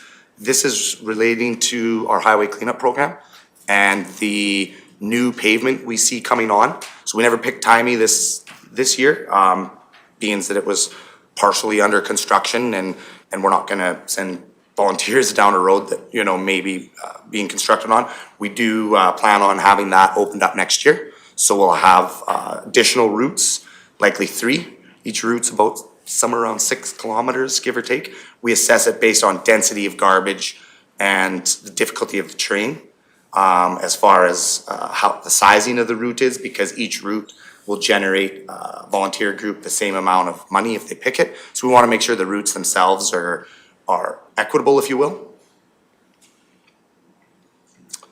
And then no changes beyond that of note. Questions about agricultural production? Seeing none, moving on to Ag Service Board. Not a lot changed here. Just a slight increase relative to just a trend we're seeing the last little while, which is great. We're starting to see more and more of our members attend the provincial conference, which is a great opportunity for anybody that's been. And so we typically budget for about 80% of the board to go. Now we might see most people go, so that's great. So we've just included that within our budget now moving forward. We may not see everybody go, of course. Most, they all farm and have lives, so if they can make it, we'd love to have everybody there. If not, whoever can go would be great.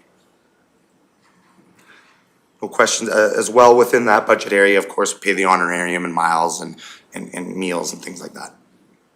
Questions about the Agricultural Service Board area of budget? Moving into weed and pest control. No real significant changes there.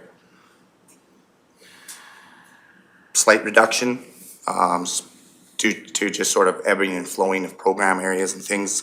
But for the most part, really no significant changes. We expect business as usual for next year. Councillor Swanson. When it comes to weed and pest control, I know it was identified a few years ago. We had that orange butterfly that came. It was from, I remember it being identified. We've never had it before, and it came from Europe or whatever it was. It was just a little small orange butterfly. I can't remember the name of it. So do we have, like, if we all of a sudden get murder hornets or something, you know what I'm saying? If we get a new pest that comes within, do you have the capacity within your budget to get on it right away, or has to come through council first before you can get on it right away? Or are you mandated by the province? I think the answer to those questions would all be yes, depending on what the situation is. So do we have the capacity to address certain new things from an early detection rapid response position? For sure.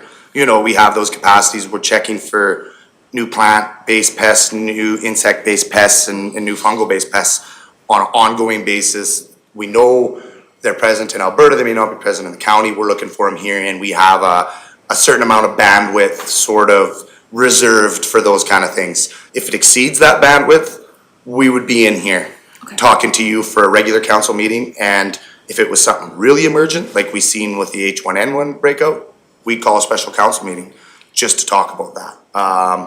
Now, depending on what the situation is, we would have the potential. So rats, that's a very, very, very tried and tested process. The province would hustle us resources faster than you could imagine. And so we wouldn't have to draw on local resources for a pest of that nature that's within the province's sort of realm. So depending on what the pest is, kind of what the scope of it is on the ground, we would react accordingly. And you know, we sort of have plans and processes sitting on the shelf, you know, reviewed from time to time that we would pull off and sort of go, here's what we got to do. And you know, that may or may not include resolutions from council depending on what that is. Certainly would include an update at an appropriate time, but I believe Director Hagan mentioned contingency during his presentation. Depending on what the situation is, that might be where we would go, and of course, it would be presented to this council. Typically, the Ag Service Board would be reviewing it first to make a recommendation if it's something that goes to council, but if it's really, really emergent, it might go straight to council just for the instance of getting a meeting together and getting a decision made so we can move. Okay, thanks. And Councillor Ratcliffe.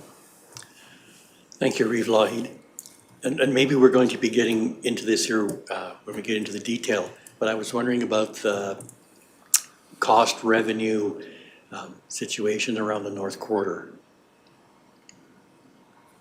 So the question being, where is the revenue going for the North Quarter? Yeah, and what is it and compared to expenditures? So I don't know the specific amount of revenue, and that may be a third-party implications, but revenue from operations at the North Quarter, meaning crop sales. So, that's the only revenue that this department's a part of, which is renting the crop at the North Quarter that we don't utilize for our own trials and processes. That goes into shop and yard area for revenues. Specifically, how much we get from it, I don't have that number with me. Okay. It's what I can say is it's market rate for the associated crops that are rented there on a very short-term agreement so that we have maximum flexibility on that property to do whatever the county wishes. We don't want to be not doing something because we have a 10-year crop lease on that property. So how we establish the rate is based on what we understand the market rate being, and we keep our finger on that pulse. And then we adjust that based on it being a very, very short term. Most farmers want longer term better. It's hard to get land. So that's how we establish the rental rate on that property, or the crop rate on that property. Okay, thank you. Any other questions about weed and pest control before we move along to community services part of the budget?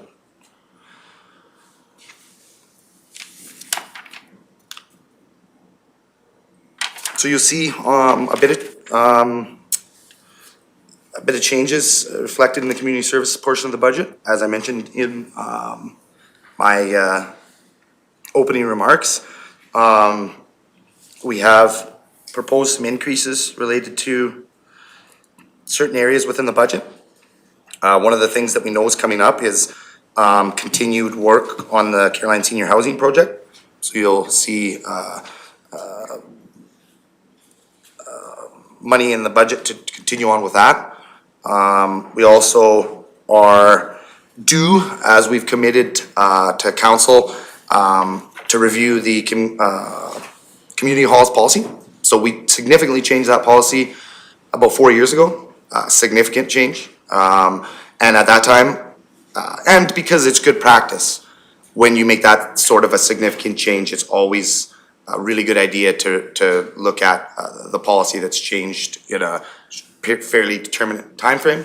So we plan on doing that this coming year, with likely within the first 6 months of this year, bringing some options to council based on the consultation that we've done with community halls and our experience in working with them, to provide some potential changes that we've sort of heard or experienced throughout the work. So we've budgeted for that to ensure that council has that flexibility. It doesn't necessarily mean that council will utilize those budgeted amounts. If they wish to keep the program as it is, that budget amount would stay and certainly be reallocated next year through the surplus accounts. So we just wanted to make sure that we had the budget, the amount of money in budget as a placeholder to make sure that we can have that discussion and make the changes kind of mid-season. It just, with the way that the time sort of crunched us this year, we didn't have a chance to get it to a strategic planning prior to this budget session, but we do have plans in play to do that, as I mentioned, within the first 6 months. So stay tuned for that, but you will notice that some of the increase in the budget is relative to the potential changes we've identified within 3 options for council for that community hall policy. And I'm gonna go to Councillor Swanson. Yeah, just for my fellow councillors, 118 is where that summary is detailed summary. And so my question is specifically on this Caroline Housing Project, Part B, when is that we're to get the results from that? I don't remember. Sorry, that was the Caroline Senior Housing, That. the second phase of the study? Yes. Yeah, so CAO Reed and I have reviewed the contract. And the contract is being sort of negotiated between the Chamber of Commerce and the contractor. We expect that process to wrap up fairly soon here. And so the contract should be signed and the work should start. I believe there was 24 weeks associated roughly with the operations of that contract, community consultation, business modeling, those sort of nuts and bolts. So to answer the question without sort of speaking on behalf of the contractor and the chamber, I expect within the next 30 weeks, administration will get a kick at reviewing sort of a document and then working with the contractor, the Chamber of Commerce and the Village of Caroline to best get that information to council. There is presentations included within the contract, but is it a collective presentation like we've done before? Is it individual presentation? Those are things that CAO Reed and myself, as well as the CAO of Caroline and the dignitaries within the Chamber of Commerce will hash out.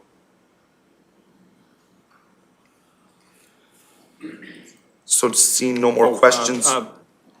Ms. Serkan. Yeah, I was just gonna say, yeah, if you go back to page 117, that's where the changes start. Just lists all of the changes for the transfers to community. And then the summary is on page 118.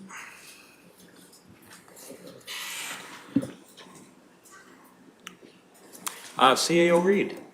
Just remember that based on how this morning went, we will go line by line, right? Page by page. So you're getting your orientation on the overall budget, and then you will be stopping at the places you have flagged, right? Because you have these pages flagged. You with me so far? So we're gonna do what we did earlier this morning, we're gonna do with every budget area, even if Director Martinson doesn't know that yet. And I will allow us to go very quickly through that as well. Yeah, we're getting good at this, Matt.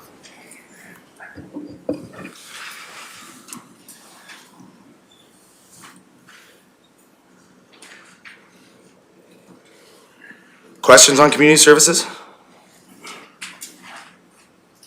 It's a thumbs up.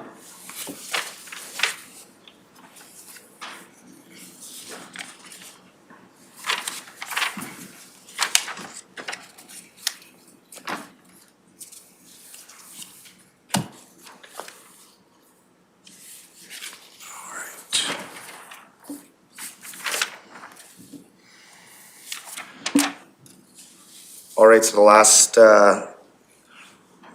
cost center would be the recreation component of our budget. So we're seeing a bit of an increase there. Within the Parks and Recreation part, we're got some projects sort of planned and ongoing, including replacement boat launch, Cow Lake, the installation of a playground, Cowboy Trail. Within the culture, we're seeing some slight increases relative to maintenance at the library building in town.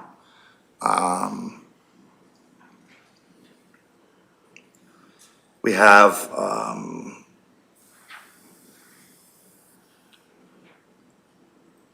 some changes within the town's budget as well. And then we have the funding for the remainder of our rec boards, which has been consistent last year, though we are proposing to roll forward some leftover money not utilized within the North Saskatchewan Rec Board. Normally, we would suggest that maybe that program area was overfunded if community groups didn't access that funding. Because that model was new last year and we were still trying to reach out to the community and share with the community how we now access rec funding in the county, we are recommending that we budget the same amount and as well as carry forward that funding in North Saskatchewan, because we believe that it is needed and that the community groups would utilize it. We just felt that with COVID and the new program being the way it was, some groups may not have been in a position to access it last year, but may very well have needed it. So that's reflected in the budget as well. And Ms. Serhan? Yeah, just to let council know that I just received an email from the town just adjusting their asks yesterday. So I will be adding them onto the bottom of our reconciliation spreadsheet tonight, and they'll be available for you to look at tomorrow. Thank So any you. questions on recreation? Councillor Melhoff? Thank you. I'm just curious why there's two 615210s, are two different line items for the same line code. So there's one of 917 and then down again, there's one for 363. Are they representing two completely different things? So And that's why they're separate? one reflects, just to be able to break it down within our budgets, the town provides us a capital and an operating budget. Their capital is not in our capital. Their capital is considered operating, but we would like to keep that separate, just so you understand that, you know, the split. So that's the difference there. One's capital, one's operating, but for all intensive purposes, it rolls up into, you know, one sort of overarching payment to the town for recreation. So the 363 is likely their capital? Yes. Okay. But as Manager Serhan pointed out, those numbers are changing because we got an email yesterday, so. Councillor Swanson? I've looked through this. Do we consider trails under recreation, or where do we consider trails? So we're not funding operations yet for the Rocky to Nordic Trail. Okay. Because it's still under construction. Any operational aspects that we do at this time will be covered under the grant, under the capital. Okay. Eventually, when we're done building it, we would potentially have to consider that, but Alberta Environment Parks are still suggesting to us that operations their baby. We'll see. And Councillor Melhoff, did you have a supplemental? Okay. Oh, sorry, Mr. Hagan. Thank you, Reeve. I was just curious, Councilor Melhoff, if you or any of the other committee members would like me to explain why we consider the town's capital items operational for us. Love it. In a nutshell, we don't own those assets. So. What she said during orientation. Right. So whereas some of our partnerships with the town, for instance, the airport, we each own half of it. So if we're gonna make an improvement to the airport property, that's capital to us, at least our contribution towards it, because we have an ownership interest in it. With the recreation, we have no ownership interest. So we're essentially granting the money over to the town. How they choose to use it is up to them. So it's absolutely correct for them to set those items up as capital. If they're building a new building or enhancing a building, extending its useful life like we talked about this morning, yeah, it's capital to them. For our purposes, it's operating because we get no return on that. We have no claim to those assets. Does that make sense? Mm-hmm. Okay. Thank you. Thumbs up time. So I guess I start right back where we just came from once more, just to make sure it sticks. So we'll go to agricultural general. Yeah, I got that. Yeah. Sorry, I guess we'll go back to the revenue. Questions about revenue? I think in general, if, as we go through these, if there is any question that council has flagged or an individual councilor has flagged or something arises from that, that we'll stop at that and ask that question at that time, other than if we just want to bring each point forward, and I'll give you a thumbs up if I don't see anybody that's flagged that spot. And that way we can work through it relatively quickly, yet each item has had its due time focused on it. If that works for you. Whatever works for you guys is. I think we have quite a bit of material to get through, but we want to make sure we create as much of an educational process for both our community and our council at the same time. Awesome. So any questions about agriculture general or agriculture training? And I'm giving a thumbs up. Questions about vegetation management shop?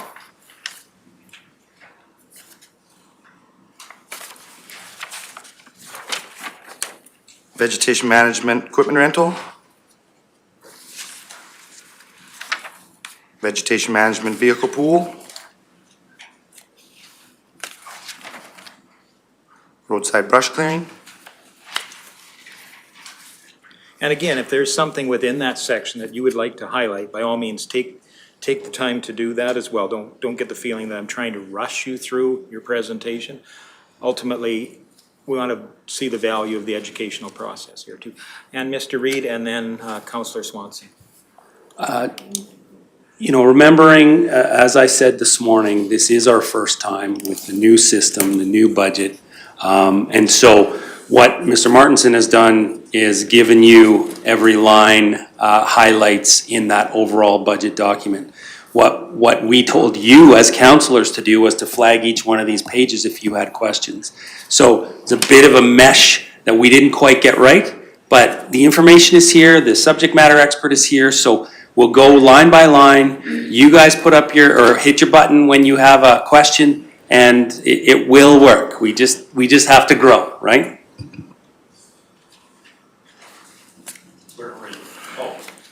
Oh, no, we're fine. Thumbs Okay. up.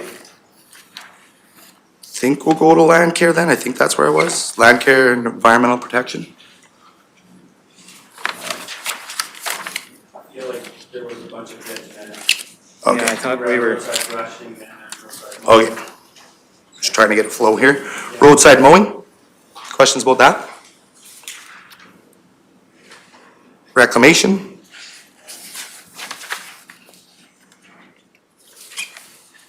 Weed spraying?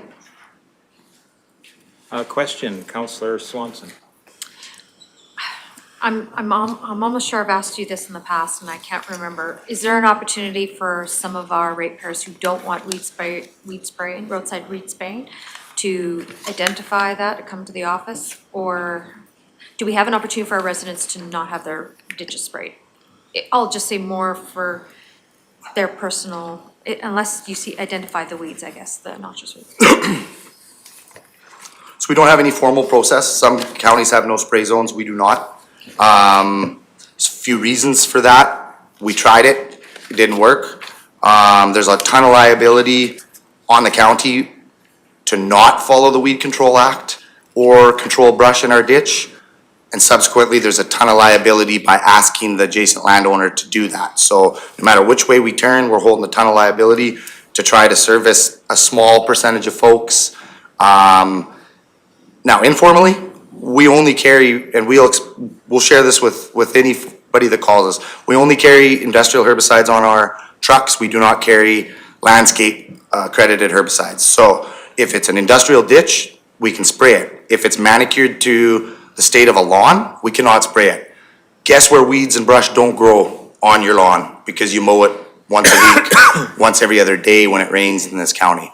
So if you're willing to put that time in to mow your ditch to a landscape standard where we know no weeds will grow, we won't spray it, can't spray it. It's against the law to spray it, we won't spray it.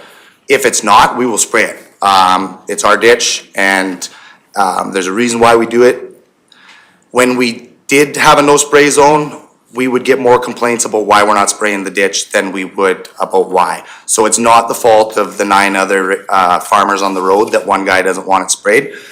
It's not that guy's road or ditch, it's county's ditch, community's ditch, so all those reasons, I know it comes up and it's difficult at times to explain that because every other county, well, insert whatever county around us does it, they struggle with it. They struggle with it a lot and it adds a lot of liability. So that's sort of the short answer as to why we don't have no spray zones. And Mr. Reed? Well, I can certainly speak to coming from a previous situation where we did have no spray agreements, and I will support Director Martinson. But I want to highlight something. We do have no spray zones. If the resident takes responsibility and controls to a lawn standard, it becomes a de facto no spray zone. So you don't need to have a piece of paperwork, you just need to do the work. Because remembering what the purpose of this is, right? It's to control and protect the entire county, not to appease, say, 1 out of 9 residents on any given road. So if you want a no spray agreement, do the work, and you get a no spray agreement de facto. And I really want to highlight that because I have seen both sides. Deputy Reeve, Northcott. Just a little bit of the effort that I've positive feedback on the rural beautification program and stuff like that. Sort of links back to that, but I've had neighbors, residents and stuff like that have positive feedback on that too, and it does give recognition to the people that do put in the extra effort to their yards and stuff like that, so.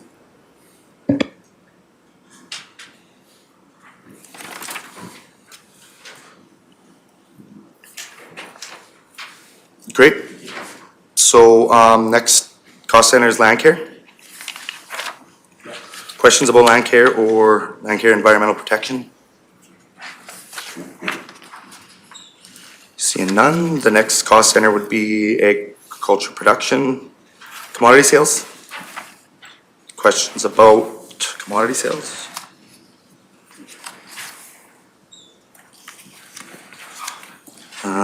Just so I can get my thoughts around it, which page are we on right now? Just because sorry, 101? I was leafing back and forth here, so my apologies. I will point out that Matt did skip sustainability. That's why you were a page off, Okay. is that he didn't mention Well, it's gotta sustainability. be- Did anybody have any questions on the sustainability page? So now you're on commodity sales. So you could probably be on 103 for awards, Matt. Sounds good. Questions about awards?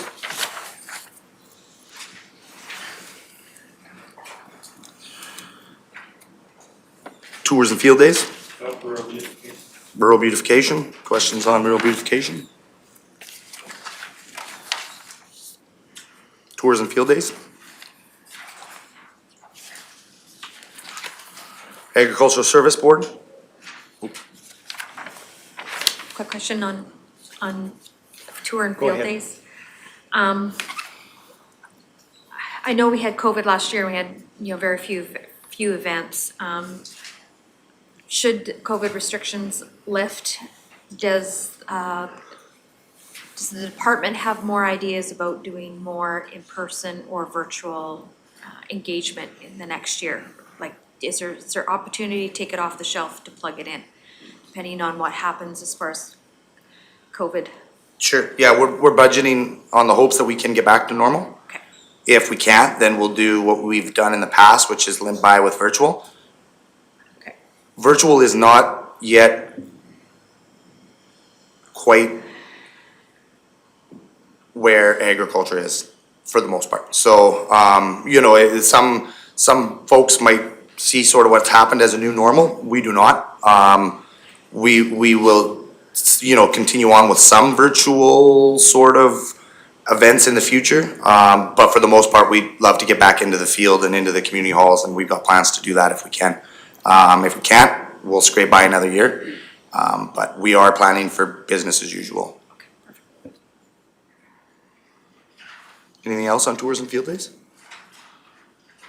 Moving into Agricultural Service Board General.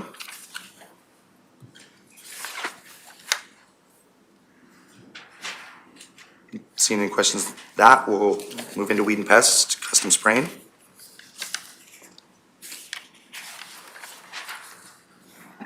Oh, Counselor Swanson. When we do custom spraying, we maintain our own sprayer, correct?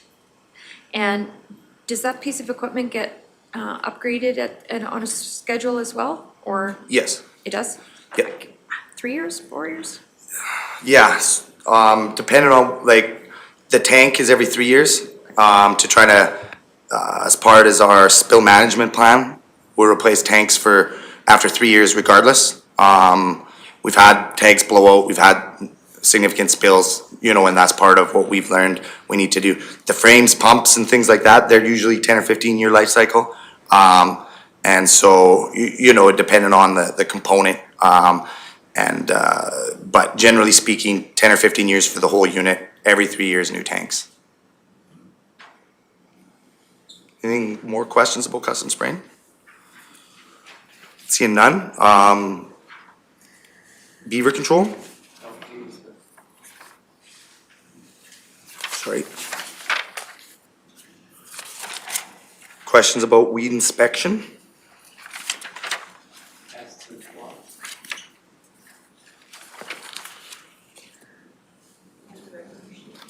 What's that? Yeah, I think so. Yeah. So questions about pest and plots?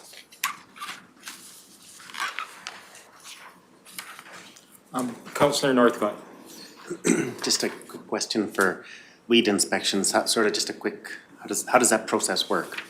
Or just roughly, I'm new to it, how does that work for? To do a weed inspection? Yeah. So we hire seasonal staff that are overseen by full-time foreman and supervisor. And so we have a provincial act to sort of guide our policy, and then we have a policy. And within that process, we'll be sending staff out to every corner of the county. They have a pre-designed area. Those areas are generally static, but they may change depending on where the staff live and things, because it's a big county, they often leave from home.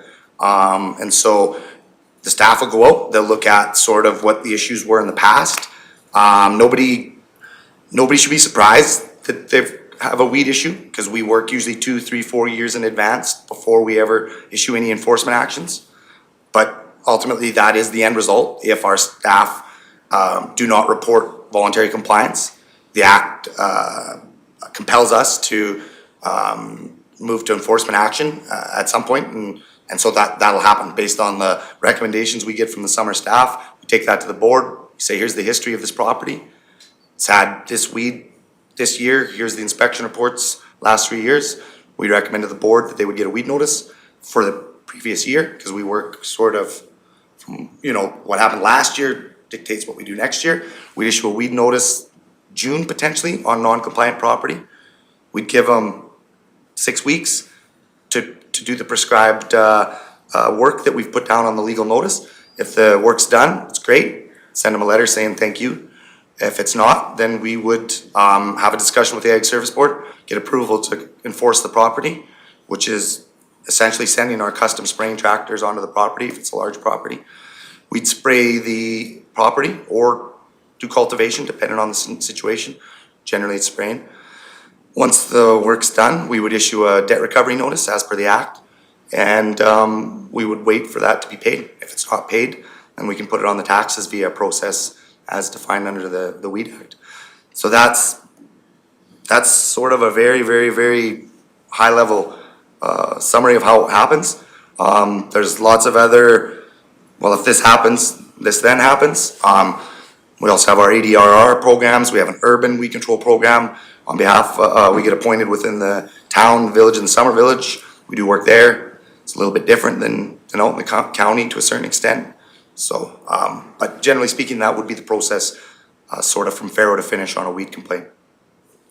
And Mr. Reed. I only want to add that you kind of skipped over the 2 to 3 years before you may action a property. That's what happens there. The staff is working with the landowner, right? Yeah, so within those 2 or 3 years, we might be having meetings, discussing issues, this is how you could solve this problem. Or we might just get ghosted. That's a common reaction to the county. County truck drives in the yard, we know it's a weed inspector, we're not gonna answer the door, so we leave a door hanger, we'd send them a letter, we might make some phone calls, maybe we got the email address, send them an email, trying to get voluntary compliance. If we have a willing partner, it often takes longer to get to enforcement than if we have somebody ghosting us or an absentee. But depending on success of working with the farmer, we may not have to go to enforcement, or we may go to enforcement, depending on the decision made by the Ag Service Board.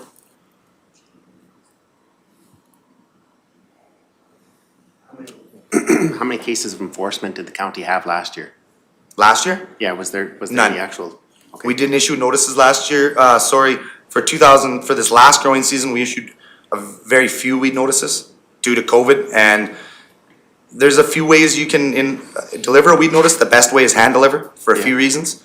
So because of the hand deliver issue around COVID, we haven't had a lot of notices go out, so subsequently we haven't had a lot of enforcements. On a regular year, we would give out somewhere around 40 weed notices. We'd enforce 3 to 5 of them. Okay. On an average year.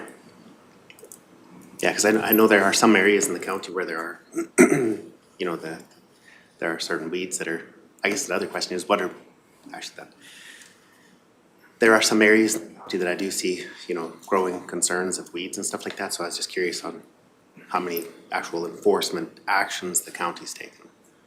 But Yeah, about 3 to 5 enforcement actions, and we're giving out 30 to 40 weed notices in any given year, depending on what happened last year. And of those 30 to 40, 95% of them, we get voluntary compliance of what we've prescribed on the notice. We make 1,000 contacts a year, which is, hey, we noticed you got some buttercup on your field, wondering what you were planning on doing with it. Landowner says, oh, I got a jug of Restore, just waiting for the sun to shine. Note is made, we follow up the next week. Hey, he sprayed his Restore, life's good. That's a note. No enforcement, no weed notice, that goes on file, and that's one of the 1,000 contacts we make on any given season. okay, thank you.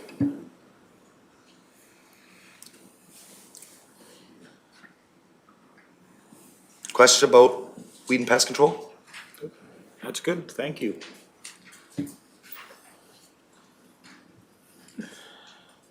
Beaver control?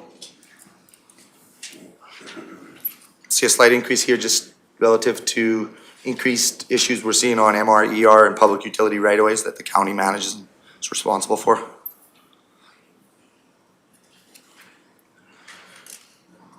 Moving into community services general.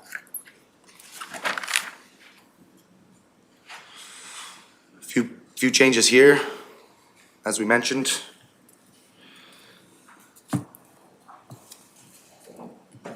Questions?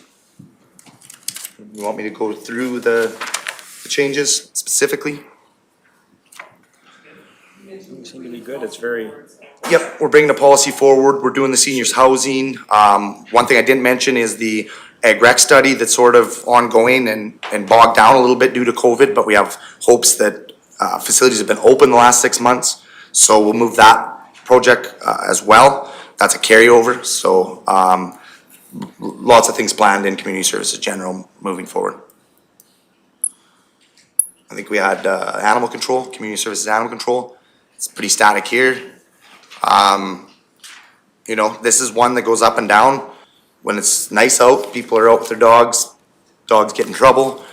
When it's not nice out, it's -30, we don't get a lot of dog complaints.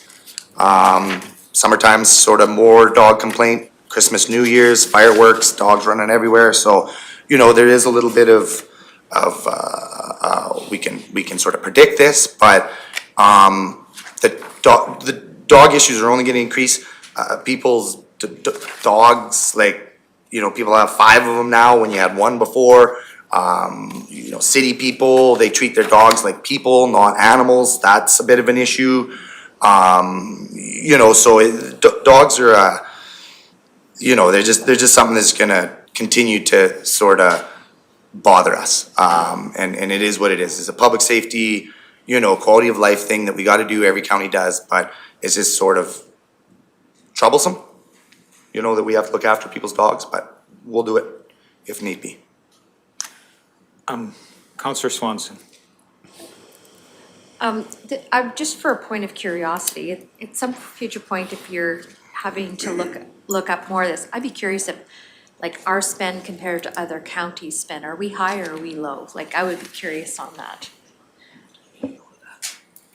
We're gonna make note of that. It's not something we've researched, but it's an interesting thought. So I think we can easily research that, specifically relative to the municipalities directly adjacent to us.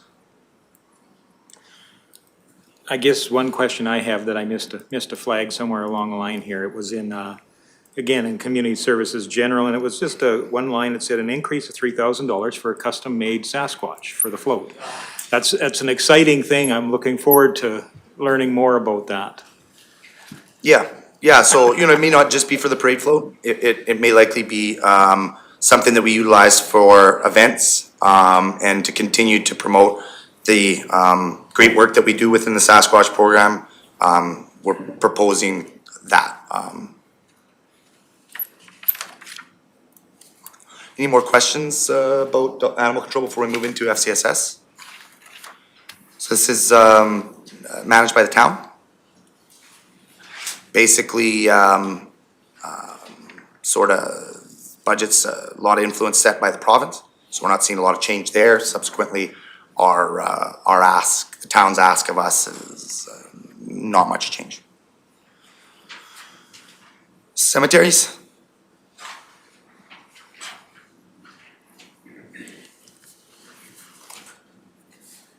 Any questions about cemeteries?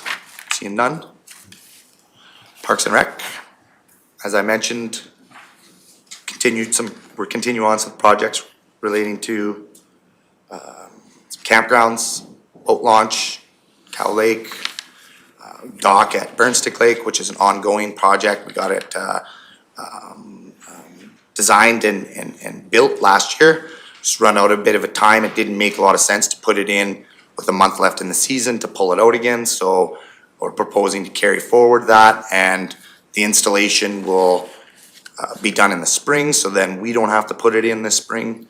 Save us, a little bit of effort there. Questions about Parks and Rec? Counselor Melhoff.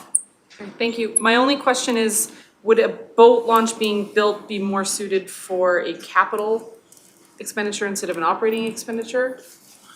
So back to what my esteemed colleagues in finance have mentioned, when it is not our land, it is not capital. Okay, so. And because okay. these campgrounds that we're specifically talking about, Burnstick Lake and Cow Lake, are provincial leases, to be confused with Upper Shundet Nordig, which is private land. So there's a little bit of confusion there. Nordig's owned by us, operated by us on contract, but the Burnstick Lake, Cow Lake, Cowboy Trail are provincial leases. We have long-term leases to operate them, and we choose to also contract that operation. But then the asset of the boat launch itself, though, that asset is transferred to that provincial lease? Or do we now own that asset and that would make it a capital expenditure? Go to Ms. Serhan. Director Hagan alluded to this a little bit before, but we have thresholds for the different classes. So 5,000 is the equipment threshold, but 50,000 is the structures and facilities threshold. Okay. So if the project isn't above 50,000, it would go into operating. And Counselor Swanson. The $20,000 for the ag rec study, I don't remember, can you provide details? That's a carry forward from last year. And it was like a phase two, can you, what was the study to entail again? So we were directed by council to essentially work on a business plan. Right. Identify potential expenditures of operating a specific facility, and then identify revenues and programming. Any more questions about this cost center? Seeing none. Culture? Talked a little bit about increased maintenance for library.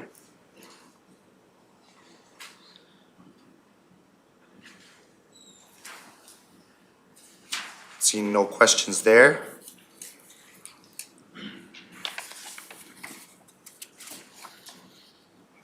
We have the Town of Rocky Mountain House Recreation. As we mentioned, this changed a little bit as of this week with some more information from the town. And Rhonda's gonna get that up in the mix for tomorrow.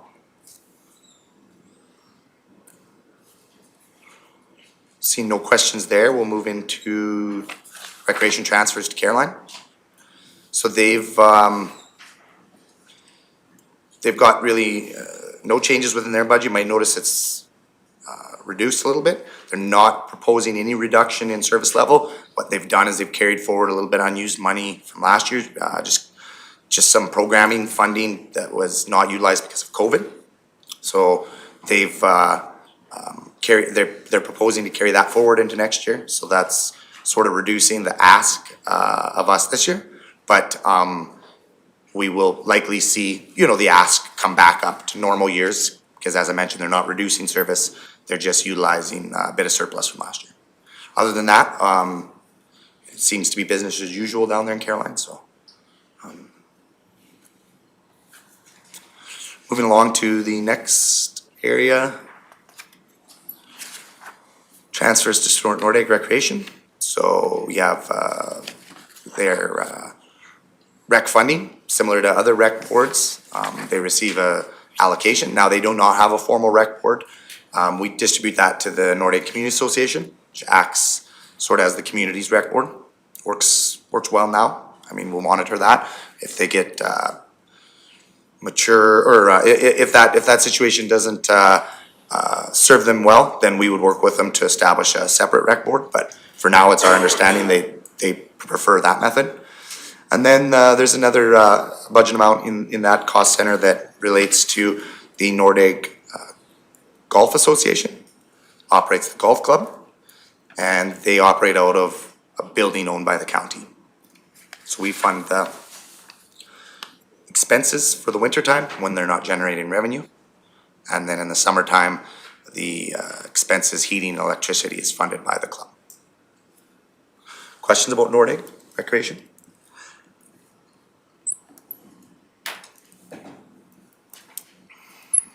We're good. So rec transfers to the other three rec boards. As I mentioned, we're proposing to carry forward some unused funding from the North Saskatchewan board. Other than that, the amounts proposed are similar to last year. We got good uptake in most of the boards. There's some carry forward for David Thompson rec board relating to a council decision made associated with the new construction and moving power pole and meter to support the arena there, outdoor arena. The county helped fund and helped manage an FCSS grant some time ago. So we are basically holding on to that until the construction's at a time when the power pole can be put back in, a new meter can be put on, and then we would be now responsible for paying for the power and meter fee related to the arena. And we'll do that through funding the David Thompson Rec Board. So when I say we, David Thompson Rec Board, through dispersals coming from us here at the county. Questions about those rec boards?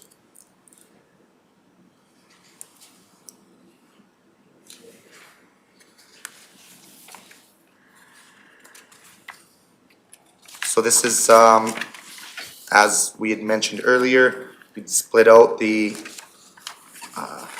Rocky Rec operating capital. So here is the capital. Again, subject to a bit of change based on some recent information we got. So Rhonda will have that available for tomorrow.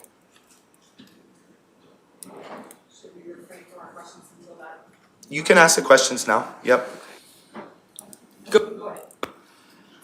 Councillor Swanson. So I see that there's a cost for the new sign, the removal of at the arena, $15,000 for the Christensen. That's been removed, sorry to interrupt, but that's been removed based on the recent information we've got. Okay, No explanation as to why it started or why it's out, but it's our understanding it's out now, so that's some of the latest information. perfect, thank you. Councillor Melhoff. Thank you. It's showing here as a capital contribution for the infield dirt. I thought that the Rocky Rodeo Association got a grant to do that work. So that's a expenditure relating to the North Saskatchewan River Park. It's probably a good time to sort of talk about the historic agreement that we have relating to the Rocky Recreation. That agreement's old, and it doesn't currently include Spray Park operating or North Saskatchewan River Park operating. In the past, we've funded capital on a as discussed basis. But the agreement's pretty straightforward that operating expenditures for amenities have to be listed in the agreement. The agreement does not have the river park or the spray park. So past councils have not funded this operating, but we have funded the capital. So for instance, we funded the roof for the capital. And so once again, the town did submit an ask for those areas of the budget. We are closer, I believe, to looking at an agreement. I believe it's scheduled for ICC.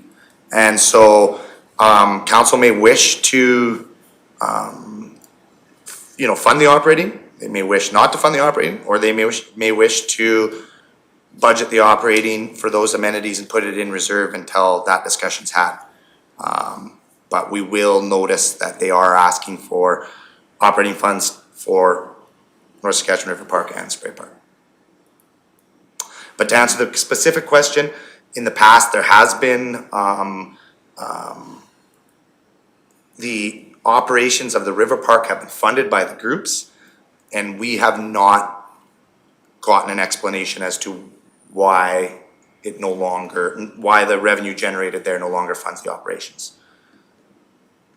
Okay. Thank you.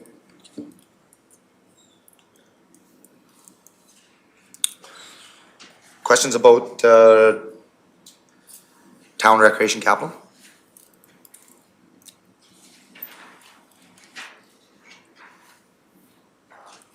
I think we're at the end of your section, I believe, unless there's any further questions for Mr. Martinson. Well, I'd say thank you very much. I think that was quite thorough, and thank you for the questions and for the answers. I think we're in a very appropriate time for a break here. Will 10 minutes work for everybody? We'll meet back then at 2:40.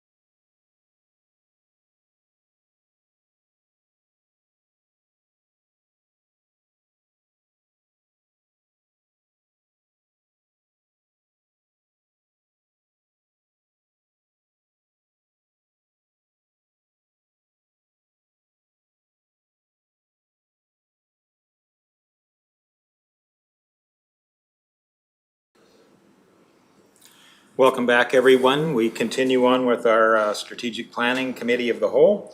And we're moving on to item 10, and that's from Planning and Development. And I'll turn the floor over to you, Mr. Riaz.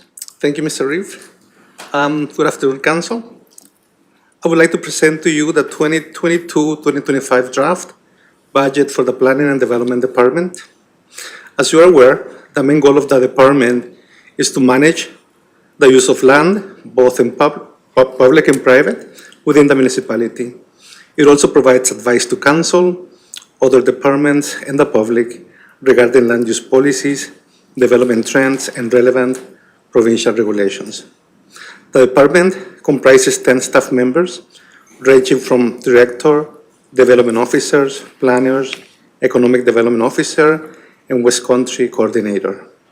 The department's functions are regulated by Part 17 of the Municipal Government Act. The department's areas of service include the processing of planning applications, such as development permits, land use bylaw amendments, subdivisions, real property reports, and land use complaints. It also includes the preparation and upkeep of county's high-level policy documents, such as intermunicipal development plans, the municipal development plan, area structure plans, outline plans, and land use bylaw. Other key areas of involvement include supporting the creation and expansion of local businesses, the sales of municipal lots in Nordic, and the coordination of recreational activities and events in the West Country. Council should note that the department's 2022 draft budget is very similar to the one of 2021, with some minor variations. These changes are mainly due to particular projects and inflation. I would like to start with planning in general. If we move to that, excellent. So this area is where we actually do our work. It's like wages and materials and equipment and legal and contracting services. So this is very similar to 2021, with the exception of 3 key areas. One will be the wages. There is an increase in wages, and as you can see, we have applied for a planning intern through municipal affairs. The province usually pays half of the intern wages. If the internship is approved, the cost to the municipality will be approximately $50,000, and the province will be paying about $60,000, and that's for 18 months. So we're expecting to have a planning intern in addition to the one that we have this year, for next year. Another key change is contracted and general services. As you can see, there is a reduction of $14,000 in this area. And this is mainly due to anticipated legal fees. We're expecting that a couple of enforcement files will be concluding this coming year, hopefully in January. We have some legal date that we are trying to address, and then hopefully that will go away. And the final change will be in the section regarding materials, goods and supplies. An 11,000 increase is anticipated, mainly due to new staffing and inflation, as well as advertising and public engagement for the municipal development plan review, which is anticipated to occur this year. So the next program will be lot sales in Nordic.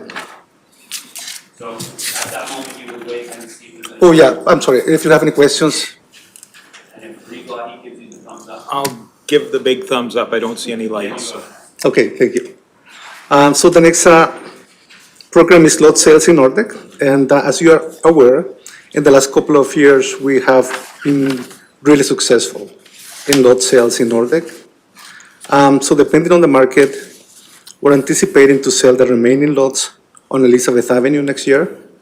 Right now, we have 6 lots, but 3 of them left, but 3 of them already have an offer, which hasn't concluded. It will be concluding next year. So we're hoping to sell the remaining lots, being 6, this coming year. We're also anticipating to sell about 5 lots in our manufactured home subdivision. We already have sold 13 of them, so we're about at 50% right now on lot sales. This is pretty, not a whole lot, like we're anticipating not a whole lot, but you never know how the market is going to react. And so we're not anticipating to have a lot of activity next year regarding lot sales because we don't have a lot of lots available anymore. And we will be discussing this item tomorrow when we talk about operating budget. So the next program, I'm sorry, you have any questions? No, I think we're good. I'm not seeing any lights, so. So the next program is the Municipal Planning Commission budget. And we are not proposing any changes, big changes to this program.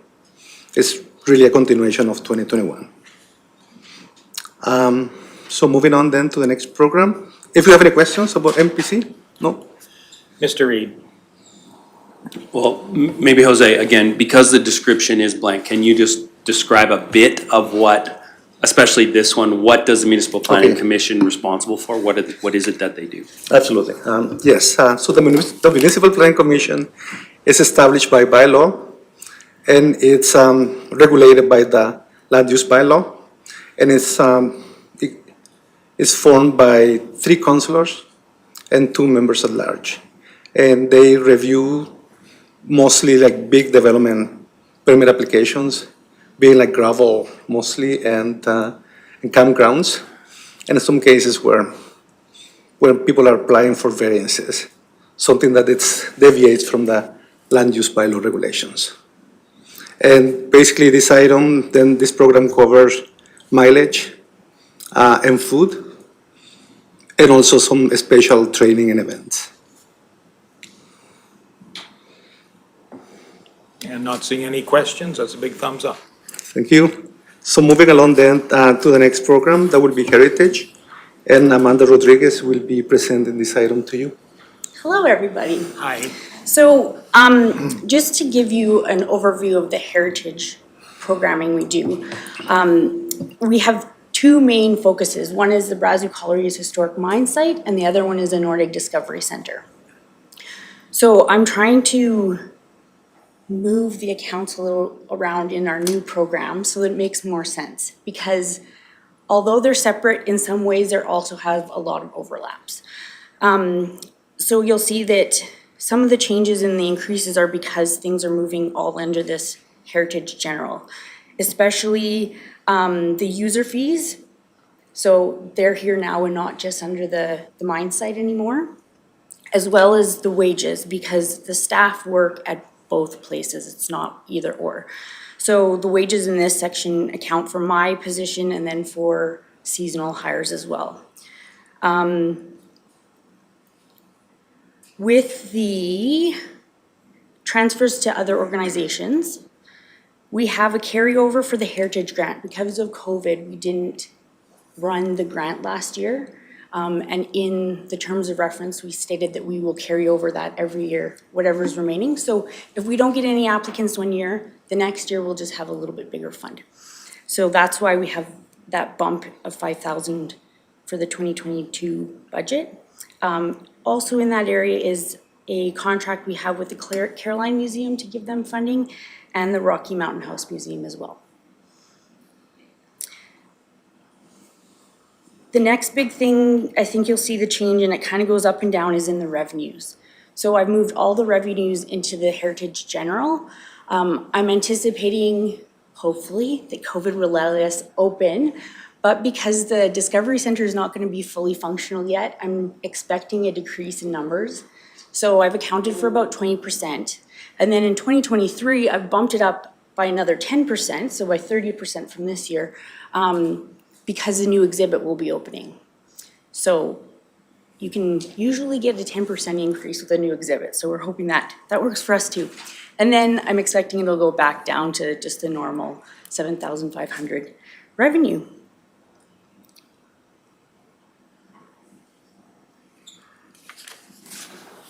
Awesome. And I'm not seeing any questions at all, so that's good. All right, so we'll go on to the next page, which is the Nordic Discovery Center. So I already explained the salaries and wages. We have some carryover for the contracted services and goods and supplies because the plan was to have the new exhibit completed over 2 years. But we had some issues because everybody in the museum world was trying to get new exhibits done with them being closed because of COVID. So it's a 2-year project, but it's spanning 3 years. So there's a little bit of carryover from next year, and we retained some of the budget that was supposed to be for this year. And the same thing's happening with the mine site as well.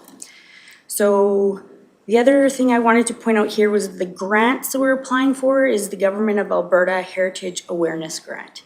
And we have a really good relationship with the Alberta Historic Resources, so I'm pretty sure we will get that grant.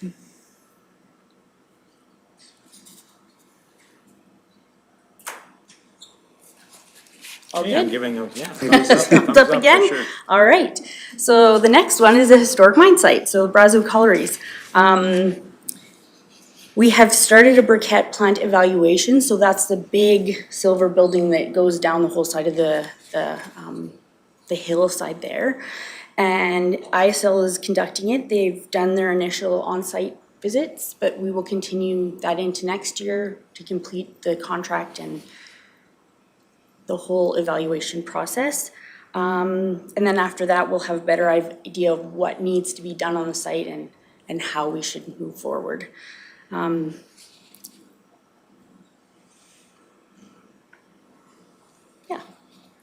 Any questions? No, I think we're good. Oh, Councillor Milhoff. Sorry, I just see a big change in the expenditures between 2021 and 2022. You may have covered it already, I was just Yeah, curious if so you would elaborate. that's the, so part of that increase is because we're still doing that evaluation. The costs are all actually getting billed next year. Okay. And then also because we didn't operate tours last year, I have anticipated, well, I know, there's a whole bunch of graffiti up there. So we're gonna have to do a little bit more restoration work than usual. So I've bumped up the supplies for that. There's a lot of graffiti, yeah. Maybe it should become a graffiti.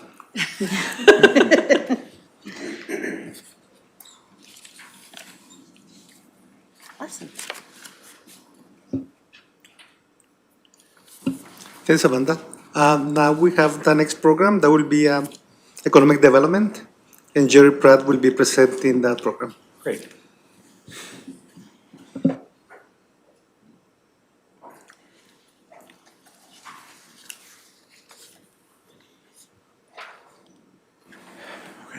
Good afternoon, Council. So my role in economic development is primarily to grow the investment of business in the county and hopefully diversify the type of business, plus grow the number of jobs and the types of jobs that are available. And all the activities that I do fall under the economic development strategy that Council accepted in 2019. And the budget that I have actually has very little variance compared to last year. A little bit of realignment just to get the dollars into the right categories, but that's really the only change in my budget. And I don't see any questions. Oh, Councillor Swanson. Jerry, you're part of the Central Alberta Trails. That was an initiative that was started last year, correct, through Travel Alberta? Or was it through the central region? In regards to that trail system, you were talking like from Red Deer East or West? Well, the Central Alberta Tourism Alliance Yes. did a trails inventory about a year and a half ago. Actually, we started that about 2.5 years ago, and it was pretty nice because their recommendations came out just as the province was saying, hey, we should be doing this trail from Rocky to Nordegg. And so it was nice to see our recommendations working at the same time as what the province was doing. So and you developed a map for the David Thompson country, and I can't remember, you identified a few different tourism operators on that map. Is this something that maybe you'll promote as far as economic development, that trail system coming into our county as well, or is it something that would be totally separate? Mapping of, so Ag Services takes care of the trail relationship, primarily with the province, but I will be mapping that and having a map with the trail, the new trail in particular on there. I'm also in the process of creating a map for trails right at Nordegg itself. Okay. So that we can get that out there. The fun with trails on Crown land is that they're not our responsibility, and the province only wants official trails published by us as another level of government. So I've basically just been sharing their trails traditionally. There's tons and tons of trails out there, but not all of them that the province wants to acknowledge or maintain. Follow up? Absolutely. So you do a lot on the David Thompson country as far as social media. Are you planning to just maintain that as is, or are you going to have anything special for 2022 that you've identified? Well, from a tourism perspective for our tour operators, we've had the pleasant experience of the last 2 years of most of them being at maximum capacity. In addition to our area, probably over capacity for the facilities that exist. So I'm going to continue promoting, similar as we have recently. Also teamed up, Explore Nordegg is a group of about 9 businesses in Nordegg that have teamed up to do, and I'm working with them as well. But currently promoting people to come here isn't so much the problem. It's what can they do, where can they go, and honestly prevent damage to the area as we do it. So I'm promoting the enjoyment of the area, but I think some of you may have seen over the last 2 years an increase in promotion of safety and caring for the area. Working with the Sasquatch is one of the things to make sure that people will enjoy it here 20 years from now too.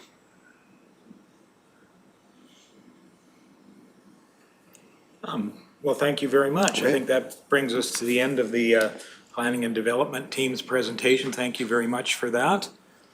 And yeah, we'll probably be seeing you again tomorrow. Thank you. Thank you. Again, now that brings us to section 11, or item 11 on the agenda today, and that's emergency and legislative services.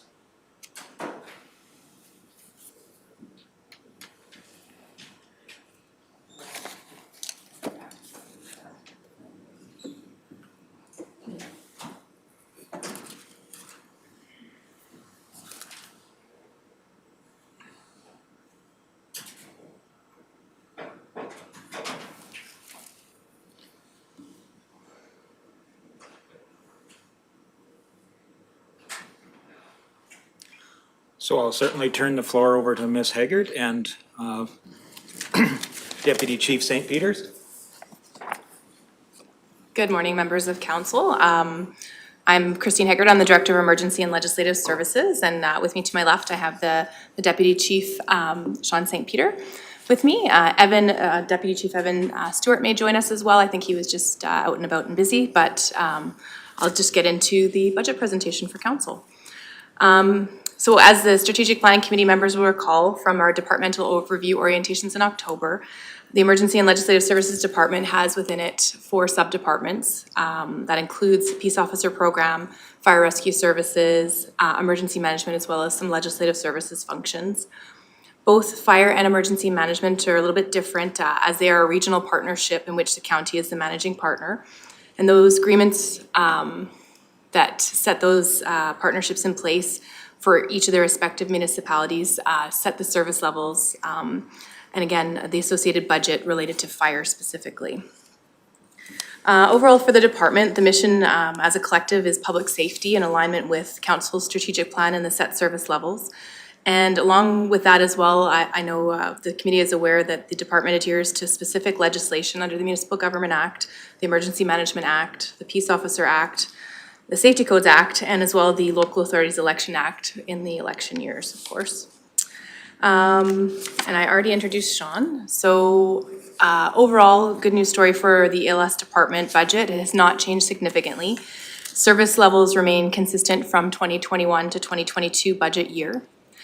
Just on the high-level items of note related to any of the changes. On behalf of Clarita County Emergency and Ledge Services Department, applied for a Municipal Affairs Alberta Community Partnership Grant for a municipal intern in the administrator's stream. Pending budget approval, and of course grant approval, the intern position would be an 18-month term position for 2022-23 years. In this stream, and I'm not sure if Jose mentioned it earlier in his presentation for a planning intern, but in this stream, the position touches on every department within the organization, and it benefits the municipality with an enhanced capacity in other departments, and increases the ability of the organization to take on some special projects here and there.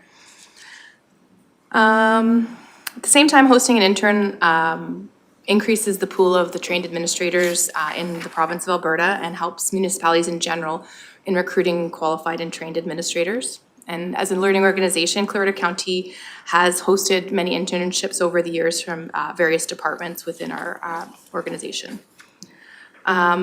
This position would be partially grant funded at $60,000 over the 18-month period. So there would be some cost to the program. You'll see that in revenues and expenditures, but the revenues don't offset the expenditures 100%. The other major item I want to touch for council and the committee before us today is that in 2021 was the first year Clarita County began funding the provincial policing costs for our region, and the police funding model regulation and other piece of legislation that we have to abide within. We're requisitioned for those costs on an annual basis. In 2021, that cost was $425,000. For 2022, we go up to $675,000. So that alone is the most significant increase within the department, and really the major increase in the department, period. So that's over $250,000 increase year over year. And I think we can probably get into the page-by-page descriptions, Alana, if we could. Starting first, I think on my list, I had Ledge Services General, perfect. So just an overview for this sub-department of Emergency and Legislative Services. Legislative Services operating budget before you, the committee will find 3 different programs. We have General, Elections, and Subdivision and Development Appeal Board. This just effectively separates the cost of this area into 3, just so we can track for elections more easily, and as well as subdivision development appeal. So for general category, nominal increases in revenue and expenditures in the legislative general program, for some of the reasons Rhonda mentioned earlier this morning, as well as that intern position that I just mentioned. 30% of the salaries for the intern over the 18 months, as well as 100% of the cost of the intern make up the increase in this budget area. And a few additional notes. There were some changes amongst the cost coding areas, and that's just from our administrative perspective. Makes more sense, or we're putting things where they should be coded. Moving $20,000 from contracted services into a legal, but I guess it's rolled up here, so you don't even see that. Okay, perfect. And then the cost of telecommunications increased slightly in this, moving closer to actuals incurred. That's all I had for general. Any questions? All right, sorry. Next one, Subdivision Development Appeal Board. This area is only expended as needed, and then therefore the revenue is only received as appeals come in as well. You know, there's hard to say what the average is. We average this out at 8 appeals annually. We certainly haven't had that in 2021. We've only had 3, so the cost actuals will be significantly lower. But some years we have upwards of 10 appeals, sometimes 12. It depends on the development year. And the costs for mileage and subsistence were just reduced ever so slightly related to SDB training going virtual in 2021. And some of the contracted services costs were also reduced closer to actuals. And there's a few items we added that kind of balanced off those changes. We required statutory legislation to advertise for appeal hearings. That wasn't being accounted for in the right code, so I've added that back in. And overall, for the SDA budget, sees a net decrease of $2,000 for 2022. Any questions? Training and for clerks and SDAB members are also legislated. So happens every 3 years, but sometimes public members change out or council may appoint different members and they would have to take that legislated training. So we account for budget, but it's not always expended for that as well. So, all right. Thank you, Elena. Up next is elections. So as everybody around the table is aware, the next municipal election doesn't take place for 4 years. So 2025 will be the next time we see these costs. So there's none within the 2022 year to consider. Councillor Milhoff. Thank you. As we've talked several times about flattening these curves out, do we need to show that in these areas that we're putting money into those for later? Like those show in a different line item? Mr. Hagan. Thank you, Reeve. I would suggest based on the dollar values, it's probably It's not just worth not. the tracking effort to do that. Okay. And I think it's pretty transparent that we incur these costs every 4 years. Absolutely. That's why I didn't know if we needed to be putting money away for it for that 4-year spot. No, if we were talking in the millions, absolutely, but this. Not necessary? We can accommodate it, yeah. All right, sounds good. Thank you, Reeve. Elena, he says we can move on to the next page. And so we should be in emergency management, and the first one is general. Again, nominal increases in revenue and expenditures in the program related to the intern position. We, with our Questica system, we can actually split out the percentage of salaries and wages into the program areas where they intend to be working. So this one has 30% of that internship. Some coding corrections, again, for different services, putting them into the right area. And overall, year over year, the budget increases slightly because of that intern position that's partially grant funded. There's a little bit of increase in cost related to telecommunications. We've added things that we didn't have previously in our emergency management cache of things. We've always had sat phones, but we added things like smart hubs and ability to have communications in a remote location if we needed. Any questions before I keep on trucking? All right, next one is Rocky Mountain House Volunteer Search and Rescue. And although this is not an entity of Clearwater County, we do directly fund things like insurance for their buildings and equipment, as well as basic maintenance of fleet and vehicles. There is an agreement in place to lay out the details of that commitment the county has. On top of that, they provide us an annual grant application requesting operating grant dollars for year over year operating. For 2022, Rocky SAR grant application, they requested an additional $10,000. They said that this is for helicopter mission related training. And so last year's amount for that would have been 40. You'll see that increase is $10,000 for 2022. One question I would have, just on that basic vehicle maintenance, can you give us a kind of a scope of what that might be? Absolutely. Yeah, and I think the agreement says something along the lines of oil changes, tire rotation. They have done more significant mechanical stuff within our fleet, but we invoice them for that if that does come. So it's be the annual type maintenance things. Thank you for that. That we cover. If anything larger than that, what you'd expect in an oil change and tire rotation, then it would be invoiced back to search and rescue. And we give them the option at that point and say, hey, this mechanically needs to be fixed. What do you guys wish to take it to a shop or have fleet repair it? And generally they just repair it at our fleet. Thank you. Yeah, no worries. Councillor Swanson. In regards to their insurance, because of the work that they do, has their insurance gone up? Or is that just in general that the insurance is particular for them? I can only speak for the last few years. Year over year, insurance has gone up, but I think that's probably consistent across the board for municipalities and entities. They're insured very similar to what a Clearwater County, our organization would be insured for in terms of liability. And then for their buildings and equipment, the only thing I could speak to that is the increases year over year. Also, as they build up their fleet of apparatus, the last agreement that we had with them dating back, I think 5+ years ago, had 2 or 3 items listed, and now we're up to, you know, over 10 pieces of equipment. So that also adds to the cost as well. You're welcome. All right, moving on from search and rescue, Alana, if we could flip to transfer to other organizations. There we go.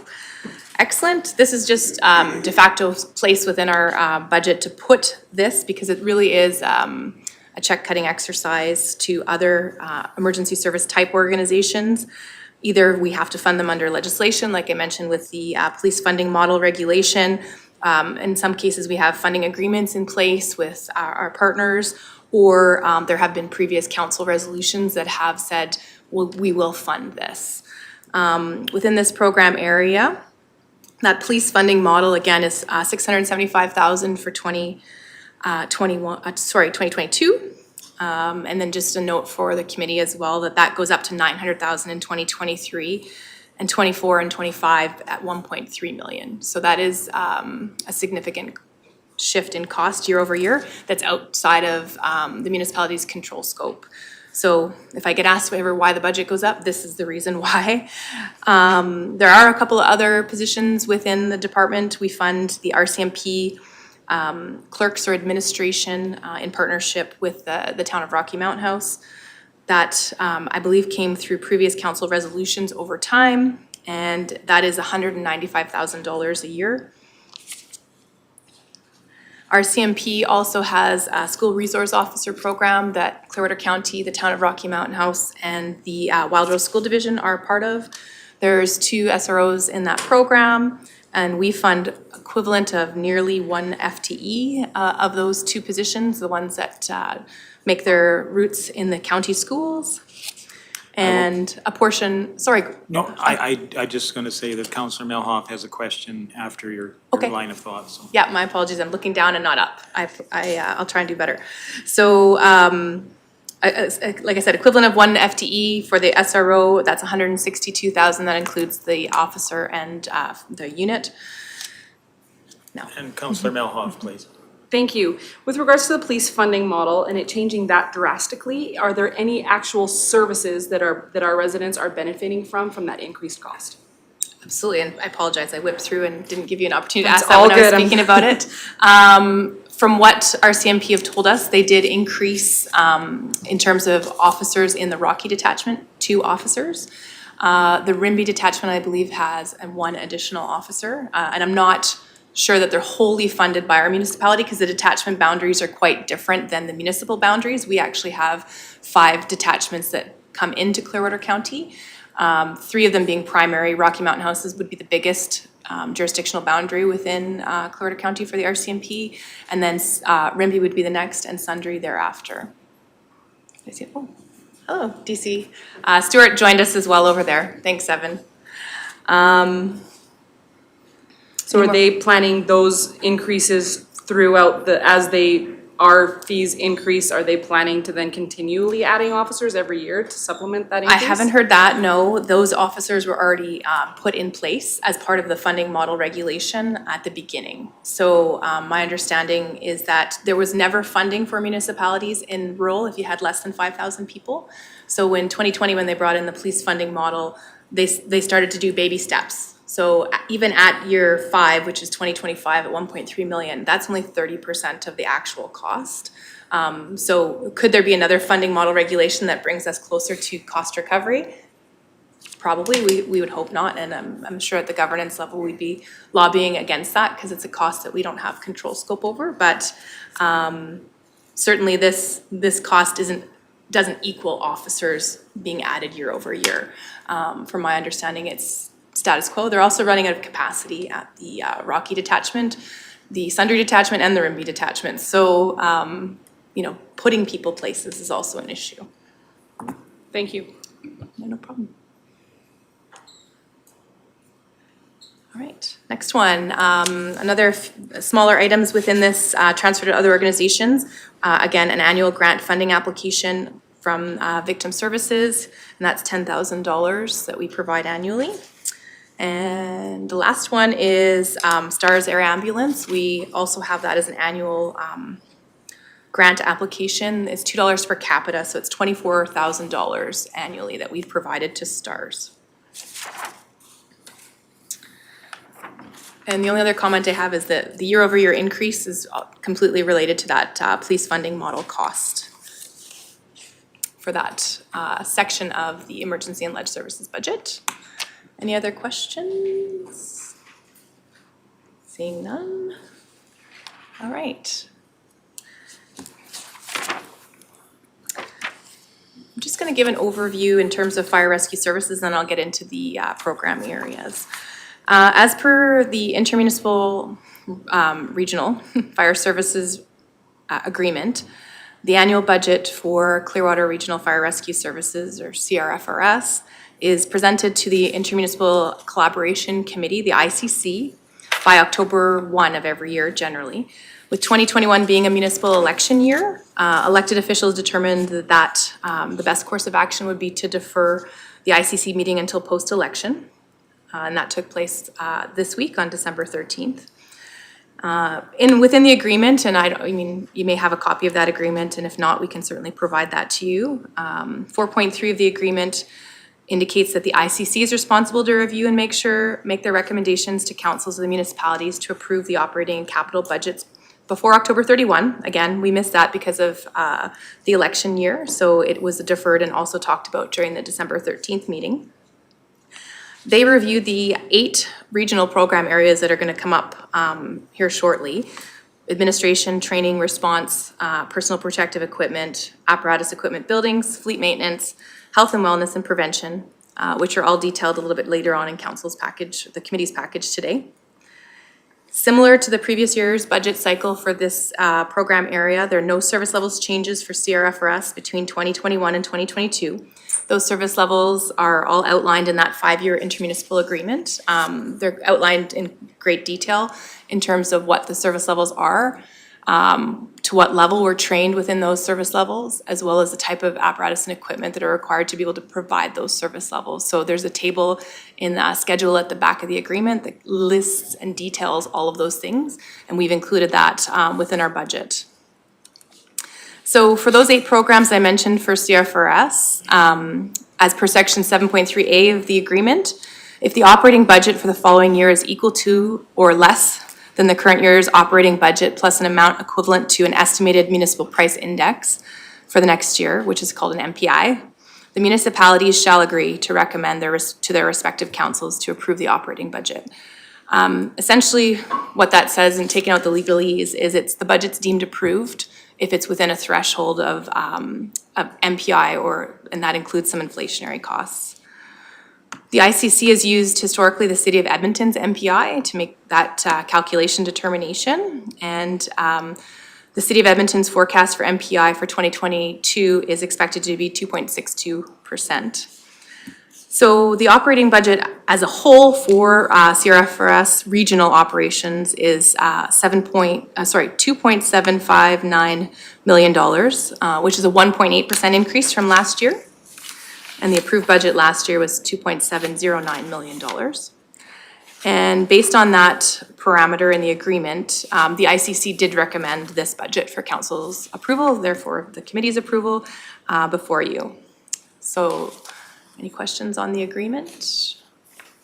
Seeing none, I'm going to move into the first program area that just happens to be in the order finance prepared this is outside of the regional partnership that I just mentioned. So at the time when the Wildland Urban Interface Team was created, it was a temporary program. It was grant funded through the Alberta Fire Chiefs Association. They provided us a $580,000 grant for the program for a period of time. It was supposed to be 18 months. It ended up being extended to 20 months for the pilot project in year 1. And at the time, we weren't able to get letters of support from the regional partners. So Clearwater County proceeded on its own for this program area specifically. So it's outside of the agreement itself. And just to continue to tell that story of that program, the Clearwater County received a second grant following the first 18 months. And that was another $465,000 we received last year. That effectively extended the program one more year, and it ceases on at the end of March of 2022. So the budget you'll see before you is representative of the first three months of the year. And I will point out as well, it might look odd that 2021 shows less than 2022, because I just told you that it was 3 months. That Questica document, the budget adjustments that happened through the year when we received the new grant weren't included in those numbers, it looks like. So certainly we expended and received more revenue than is showing on this 2021 amount for you. So I just wanted to make that clear. We had a full year in 2021 with the WUI program. There has been some word from the province, and Ag and Forestry actually took over the management of the program with the second year of the grant program. And there's some hope that this grant could be renewed in 2022 to a 3 to 5 year program. Certainly Clearwater County would have to reapply, and that would come back to council for a budget adjustment at that time. Endorsement of the grant application as well as a budget adjustment if we see that. But we can't put it into the budget now because we don't know what that's going to look like. So that's our hope for the program, but we shall see. I think that's it. So essentially, all of the dollars within the WUI program are in and out. Grant revenue in and expenditures out, so fully grant-funded program. We have 4 full-time temporary employees in that program. All right. Any questions?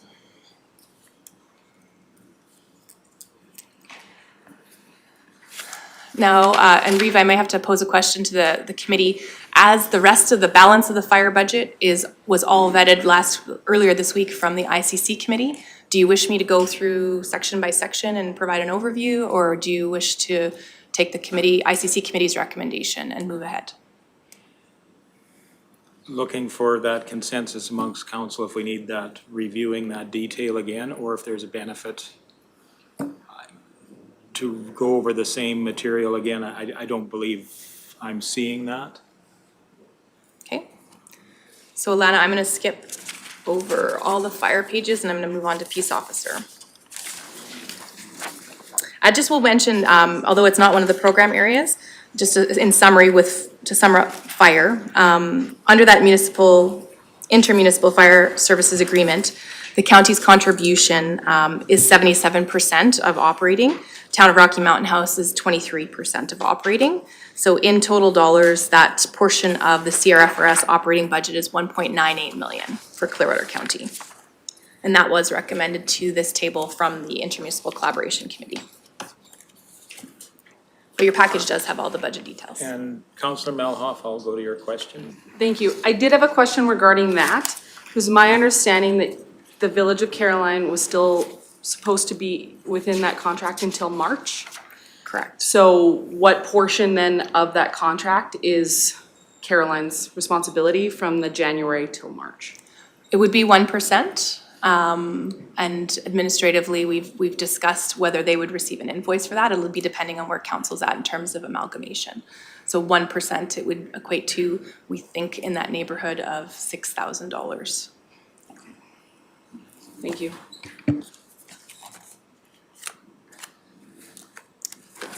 All right, that's it. Oh, no. Bear with me here, I lost my page.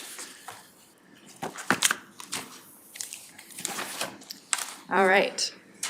Moving on to the last program area within the Emergency and Ledge Services Department is the Community Peace Officer Services. And again, in council and the committee heard this at the service level discussions. The Peace Officer Program follows a strategic plan in alignment with council's plan, as well as overarching objectives of infrastructure protection. So everything Eric's going to talk to you about tomorrow, essentially, and keeping the safety of the traveling public, of course, as well. Peace officers are appointed under the authority of the Justice and Solicitor General in the province of Alberta. They do undergo extensive training in terms of legislative, tactical, and practical training in order to become a peace officer in this province. So there is dollars within this budget, of course, to maintain their certifications and training levels. In terms of service levels itself, absolutely no change year to year from 2021 to 2022. Same complement of officers. We have 4 peace officers and 1 administrative assistant in this area. Additional costs of the programs are some of those inflationary matters that Rhonda mentioned earlier in the morning. And then a few new line items related to costs being put into the appropriate coding area. There's a slight increase in the overall budget operating wise related to some radio communications. We have that interoperability I mentioned with the RCMP requires encryption and more often than we realize, changes to the encryption, as well as in 2022 as of the February, I can't remember if it's the 1st or the 28th of February, but the province has also mandated in-car ticketing systems. So it'll be a digital system where the ticket's uploaded immediately into the provincial system, the APIS system. It's also known as e-ticketing, but it's not really called that because that has another meaning. So e-ticketing, so there'll be some new in-car requirements for software and printing programs. And the cost of telecommunications in general in my department has increased year over year, just related to those costs, getting closer to actuals, and the need for communications for safety purposes, of course. So that's the peace officer summary. There is a portion for the intern in this line item as well, so thank you. That's another reason for an increase. Great, well, I think that brings us to the end of your presentation. Any further questions? Well, thank you very much, team, for that. All right. I do have a question for Mr. Reed, and I know many of the operational costs are affected by fuel. And I think I had mentioned if there was going to be some kind of parameters around how we calculated how much would be allowed for fuel. Or is that, or did I? Well, certainly Mr. Magnus covered it the best. He had the engineering background description. Well, I was but somewhat hesitant to ask for an engineering background. The short answer is ballpark numbers, you know. Yeah, the short answer is we all know, and Mr. Magnus said 41% is the number we're using for fuel increases this year. Okay. And it just is what it is. We can either reduce the kilometers we drive, which reduces service, or we can pay 41% more for gas. Thank you for that. I did promise I would get back to you on that one. And again, thank you, team, for your presentation. We'll be seeing you tomorrow. That brings us to section 12, which is a closed session. I believe we still must have a motion to go in closed session. So just let me bear with me as I dig through my stack of material here and get the appropriate FOIP section for that. I may have to rely on staff to, or somebody else to guide me on which here it is, sorry. We will be using the FOIP section 24, advice from officials, to go in camera, and I'm looking for a motion to go into closed session. Councillor Swanson, any further discussion? Seeing none, I call the question. All those in favor? Thank you very much. That's carried.